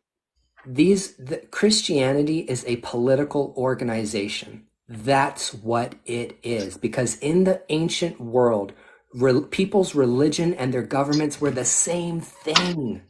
They Yep. were the same thing. Whoever was the emperor, whoever was the king was acting on behalf of God on earth. God on earth. That was the point. Religion and politics were one and the same. And countries to Christianity for purposes. They didn't care because suddenly they believed that this guy died and went to heaven. No, these were political agendas. Those ties that were created were based on politics. And so it's really difficult for me to get into. I love angel med. I love angel stuff. I'm not going to lie. I love this book. I love this stuff. I haven't really practiced this stuff, but I love reading about it. I don't know. It's like there's a psychological But block I keep in have mind, about. and Ryan, you know this, that angelic beings do not only exist in Christianity. No. And as far as I know, they come from where these particular guys come from is Persia. I'm talking about whatever religion existed before Zoroastrianism, before Ahura Correct. Mazda, Correct. before Mithra. So I realize that the biblical angels, everybody should also realize that angels in the Bible, in the Jewish scriptures, walked around looking like people until the Jews got taken into captivity into Babylon and got exposed to Babylonian religion and astrology and their winged beings. And the Jews left Babylon. Now suddenly their angels looked like these winged And beings. let's take that a step further. Something I am partial to would be the jinn. And that's a whole story all on its own. And it's so funny because people that are not You just educated made about bells that, perk up. oh yes, I'm very fond of that. And I'll give you a clue. Do I work with that? Maybe. But I will tell you this. I get so irritated when uneducated people are like, they're demons, they're evil, then how is it they have the choice to be followers or non-believers? They have the same option and follow the same karmic rule and balance as we do. In the parallel realm, they have families, they have friends, they do their, Right. you know what? It's man was made from clay, angels were made from light, and jinn were made of smokeless fire. That's the And truth. They live in their own realm. it's even stated that, when you think you're appointed a guardian angel, many believe that you are appointed a jinn because God explained to them that they were to help us, much like the angels were meant to help us. Mm-hmm. But again, you're going to find in every spiritual pathway, you're going to find people that cherry pick the pieces that work for their own personal agenda, and then they run with it. And no matter what you say to them or how you educate them or whatever evidence you swap them with, you're wrong, you're blasphemer, you're whatever. They nitpick. That's what it is. They nitpick. They nitpick so they can, and I hate it because even if you want to take it there from a Christian perspective, if you're a true Christian, you do not Bible thump, thou shalt not judge. And what do they do? The extremists, what do they do? Exactly that. Right. And you know what? And I get so, and there are positive and negatives to all spiritual pathways, Absolutely. whether it's Christian, 100% pagan, in every Muslim. religion. And the thing is that people want to focus on those aspects and not see the true beauty that resides in each individual spiritual pathway. And it's annoying. That's true. That is why it is a personal path. You can focus on whatever you choose to. If you choose to engulf yourself and allow negativity power over you, then that is what you will manifest and that is what you will bring. Exactly. My thing is, I say you can believe whatever you want to believe, but if you're going to try to throw it at me, you better make sure you got your facts straight and you know what the fuck you're talking about. Because if I'm a witch and I know more about the Bible and more about the angelic realm and Jesus and things like that, and I can recite the Bible better than you, and I never felt what? That's a good point that you're making, because there are people on TikTok that the moment you step outside their perspective. Yeah. And it's like we don't have to agree. We can agree to disagree. That's fine. Yeah. But don't come to me and open the door and not receive the knowledge that I put on the table. I'm going to listen to what you have to say as well. I love having theological conversation with right-minded people. Me too. Same. But don't open the door to allow me to walk into a brick wall. Right. I must pause for Cafe Bustelo. Would you all like to? Oh, never mind. Go ahead, Ryan. No, I don't have anything to say. Ryan, I don't Ryan, know if I you know, we adore can't you. see Why you. can I not see your handsome face? Yeah. Why are you What? a coffee cup? You're a What? coffee cup right now. You're a coffee cup. Yeah. You're a delicious little cup of coffee that I would sip from. Flattery will get you everything in life. Thank you. I I was do just my best. I mean, what I'm thinking about is, um, Cafe con leche for life. Henry. I think more people really into people who are really interested in understanding, like seeing in modern day how practices have been practiced for a very long time. More people should really study Hinduism. Hinduism has Oh, got a lot in it, a lot in it, a yes, it lot in does. it, Yes, it does. because Sanskrit as a language is a magical language. It is a vibrational language. I love Sanskrit mantras. You can't sit and chant Om Namah Shivaya a hundred Because, million yeah, times because you're and not be utilizing the realm of cerebral when you're done. sound. Yes, it's sound, it's vibration. And it's the same thing when you vibrate these angelic God names or whatever. No, it's the same kind. It's vibration and speaking out. And there's so much in magic that has to do with speaking, even calling, in the Well, grimoire tradition. and you know what, Ryan? And you can even break that down to make it basic. Even the Bible, even the King James Agenda Bible, states about speaking into existence, about how words have power. Hmm. But So yeah, specifically, there's what is it? It's the story of was it the story of the fig tree where he was like Jesus was talking to one of the disciples and was like you like basically calling him an idiot, like you idiot. If you were to truly believe that by no shadow of the doubt that there were figs on that tree, there would be figs on that tree. It's all about like if you truly he said if you truly believe that you already have it, that it's already there without a shadow of a doubt, manifest as if you have it without a shadow of a doubt, you will get it. right. Well, and that's the thing, because every religion pretty much acknowledges the fact that we have the God light within us. Yes. One of my favorite verses in Romans, and I should just tattoo it on my body somewhere, states that the power that I cannot talk. The power that raised Christ from the dead resides within you. What do you think that means? It means that whoever it is that you are is eternal, cannot die, and will come back around as many times as it has to into That is existence. correct. I never That's thought of that's that. Yeah. Hinduism. And correct me if I'm wrong, Ryan. Is Hinduism not one of the oldest forms of religion that we have? Well, here's the thing. You're going to love this, Storm. This is how I feel about it. Anytime somebody asks me about authenticity or age when it comes to traditions and religions, we have a language tree. We know what Proto-Indo-European language. There was something called Proto-Indo-European language. That's a language group. We're talking about a very specific. We're talking about all the languages that branched off from that into Indo-European, into Iranian, into Sanskrit is a direct branch that comes from Indo-European language groups. All of these language groups have a trail. So that's how linguists work. That's how linguists are able to work in reverse. Matter of fact, the only reason why we can understand anything about Sumerian clay tablets is because people still know how to read Hebrew. Did you know that? Oh, Like I language is love the important. Sumerian Words tablet. are important. You see what I'm saying?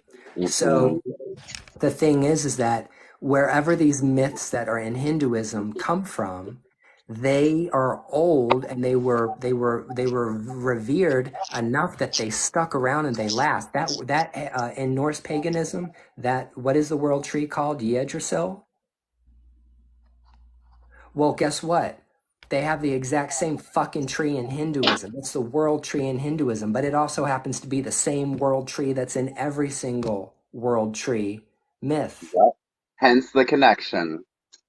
So you're talking about this, and in voodoo, we have the Poto Mitan. What is that? It's this tree. It's a sacred tree that the Loa came down in order to visit human beings and manifest in possession and everything else. So this concept of a world tree, a cosmic world tree that connects the physical world with the metaphysical world, that's a real fucking thing. And it Yep. exists everywhere. How can you discredit that? That's what makes, gives me a sharp stabbing pain in my asshole, like thinking about all of these things. connection between, The you first know. thing I thought of when you said that terribly off topic was send pics.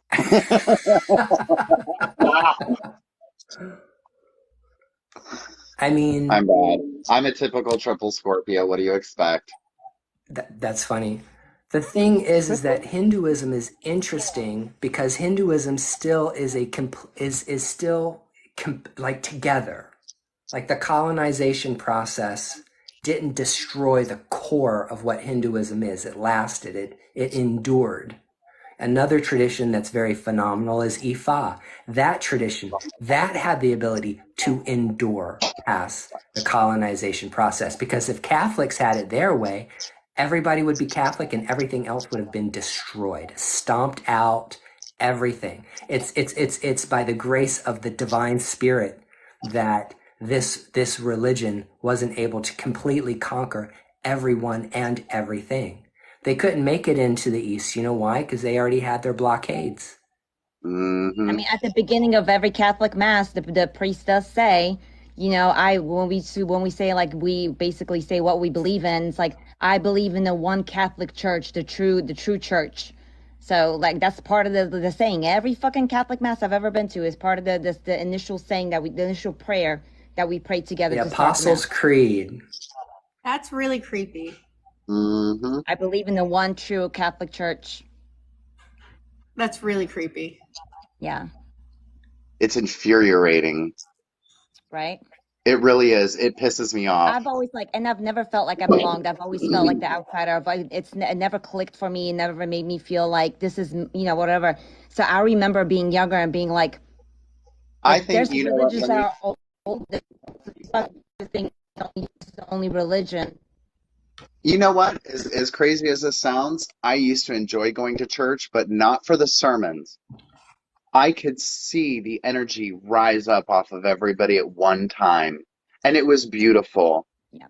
And I would go just to look at the energy in the air and see the uplift of joy from the real The Christians. closest I ever got in Christianity was when I went to a non-denominational church. I went to a couple That's non-denominational services and they were beautiful and they did make me like I did walk out feeling like encouraged and uplifted and like I right, got right. something out of it and I felt good.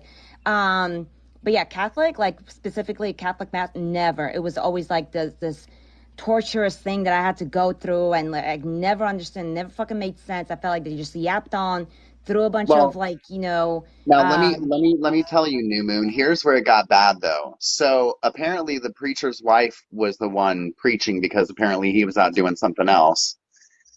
And she was like, we're going to bless your home, we're going to bless your family, we're going to bless your children. But don't you ask for this church's blessing if you're not tithing 10% to this church. oh And yes, of let me course. tell you, now I try to be a subtle woman. I stood up and I looked at her and she looked at me and I shook my head at her and I walked right out of that church. Oh, sweetheart, my parents, they work with their church for years and years now, right? And my mom does the accounting and stuff like that. My mom does the accounting. You know what they got when it was really important to my parents that my husband and I got married in the Catholic church. So we went and eloped in Vegas and then had like a Catholic ceremony. They got it was a fucking bill, okay? It was a bill, but it was a recommended donation due by Oh, of course. to my parents for allowing us to get married there. Recommended donation and a due date. For example, Joel Osteen. Oh yeah. I mean, let's be fair about it. Let's Get me be real started on about that. it. Ay, ay, ay. You know what, though? But again, there are things that can be pointed out in pretty much every spiritual pathway, positives and negatives, and it always depends on what you choose to focus on. Where's my Ryan? Ryan, where are you?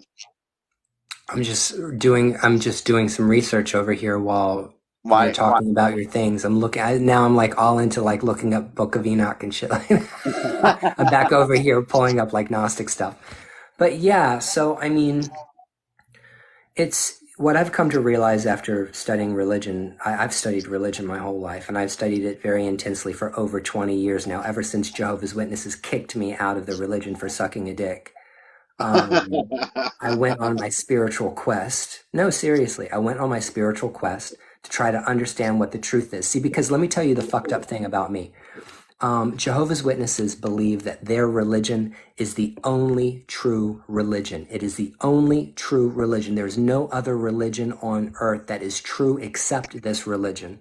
And when you grow up and you're raised in this, what you're told is that everybody else doesn't know anything about the Bible. We're the only people that know how to interpret the Bible. We're the only people that know how to read this. We're the only people who have the truth. And we call the religion the truth. We didn't even call it Christianity.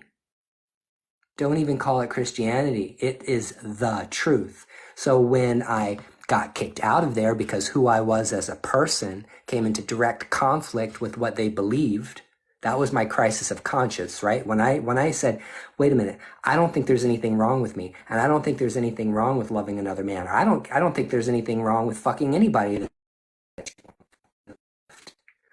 Like was able to apostate material that what happened? What did I miss in the live? One of my friends, Jack, was in the live earlier and he was like, let's go. And somebody blocked him for saying Yeah, I that. blocked him because I didn't know who he was, and I was like, I thought he was some wacko. No, that's my friend. He's always very like, let's go, let's get it started. Come on, great live. Like he's just Oh, very, okay, well, unblock him. You can unblock him. I don't know if you want. how. I don't know how to unblock people either. Hold When you on. realize you're screwed. So when I realized, I'm so sorry I blocked your friend. I thought he was some crazy person, like some other crazy person coming in here. I mean, let's be fair. We've seen some crazy ass people come in on these lives before. As soon as somebody comes in acting crazy, I just always like remove them. Go Go to to how how. to block someone and click manage view blocked accounts. Jinx, you owe me a coffee. Yeah, I see you. I can't see you smiling, but I see you smiling. Who, me? Yeah, you. Oh, I think so 700 for my parents to get us married at church. Jesus. I don't know what I was talking about. Whatever it is. Oh, I was talking about being a Jehovah's Witness. What I said is when I left that religion and I realized that there was, I don't know, like all these other religions out there that I knew nothing about. Oh, good, you figured out how to do it. Yay. Awesome. Good job. So I started studying all of these different religions, and what I came to realize is that you can't separate a religion from the people that practice it. The people are the religion. That's the point. And if you want to know whether or not a religion is decent or whether it's not, or whether it's positive, you have to look at the people that actually practice the thing. Because you will never hear of a Wiccan strapping a bomb to themselves and getting on a bus and blowing themselves up because they Exactly. want to have 72 virgins in heaven. You will never hear of a Buddhist monk buying a semi-automatic rifle and going into a synagogue and blowing away all the Jews because they are anti-Semitic. You won't hear of that happening. So the facts are, if you're interested to find out whether or not a religion is good or bad, simply look at the people who practice it, including the denominations. Agreed. 110%. Very well said. All right. Well, my lovely TikTok family, my phone is going to die. So before that Okay. happens, and it looks Thanks, like I Storm. rudely bowed out, We but like it when you come around. thank you. I like being here. I appreciate all of you, and I'm very privileged for your time. Bye. Bye, Storm. Bye, you Sorry. guys. Sorry, Jack. I didn't mean to block you. I thought you were like a scammer. I apologize. So Jack, you can come in and scream woohoo, let's get it going anytime you want. Jack is my best hype man. He's my biggest cheerleader. I have friends like that. I have friends like that too. He'll come in my live and he'll be like, if you're not tapping, you're napping. If you're not talking, you're stalking. Come on now. That's funny. Yeah, he's awesome. So anyway, I don't know. I feel like I have to reread this book. But I guess the thing is okay, Bells, I need to talk to you since you work with lots of spirits. Do you feel like spirits are almost kind of like bots? Sometimes they're really hyper literal, if that's what you mean. By MFN Wayward. Have a great night. I mean, here's the thing. Let me just give an example. You know, in the Grimoire tradition, the concept is whenever you conjure a particular entity or particular spirit, it shows up, and when it shows up, it looks a particular way, it behaves a particular way, and it does specific functions. Same thing with angels. Same thing with Loa. demons. Yeah. Some way with a lot of entities that can be called on. And some people use jinn. So my question is, like, what is it about these particular entities that always make them behave a particular way and manifest a particular way? Like, what is Why that? does the president of the United States always do a specific like ceremony? Why does the Pope always do a specific like ceremony when he's in his little Pope mobile? Why does anyone ever do any particular ceremony? Like, why does the Emperor of Japan do a particular tea ceremony when it's time for that day? It's just pomp and circumstance. Anyone who thinks that in Solomonic magic that like you can find like Asmodee in the circle with angels, like they are, I don't think he's bound. Like, I'm pretty sure that is just all show. The circles, well, I guess they're more like triangles, are more like if you accidentally invoke an astral parasite, it won't get out. But like, it's pomp and circumstance. It's like, why does the emperor always wear the same set of clothing? Why does anyone ever do things according to ritual? They have rituals just like we do. Are you talking about the spirit world?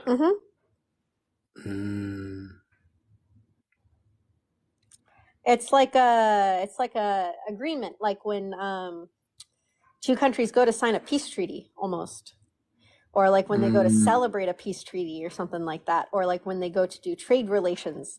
If you look at various indigenous cultures, when they meet and they do their trade relations, there's always a certain amount of pomp and circumstance and ceremony involved with that. Okay, I'm just going to chime in real quick and I'm going to shut up. But I really don't like the fact that both of y'all have your cameras off. Me and Rita are just sitting here staring at each other. This is really weird. Whose camera's off?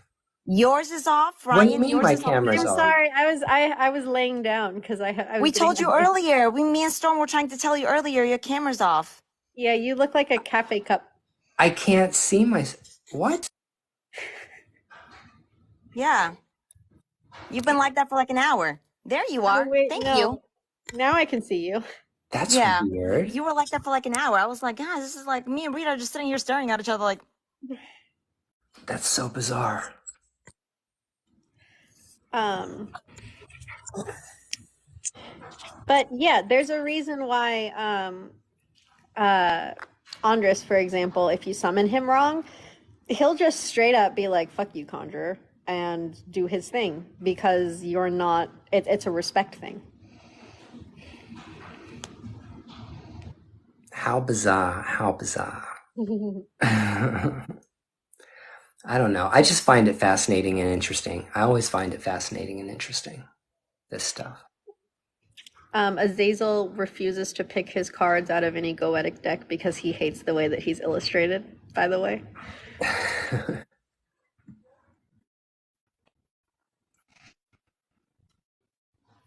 All right, guys. I'm tired. I think it's time for me to turn. I cannot believe it is only 11:20 at night. That's ridiculous. That means that my concept of time is way off. Wah, wah, wah. But okay, yeah, it's time. We've been talking for a while, though. Yes. I have driven so much over this past week. I can't even tell you how much time I've spent in a car. Well, if anybody here needs a reading, I'm going to go live in like 10, 15 minutes and do readings. Just saying. It's my birthday, so maybe I'll take it on it. Yeah, come get a birthday reading. Come get a birthday reading, girl. I'll give you one for free. Come join us. Aww. All right, guys. Thank you for being in my live tonight. I heart you all, and I think that that was fun. And I'm going to be uploading this live to my YouTube channel because it was good. All right. Awesome.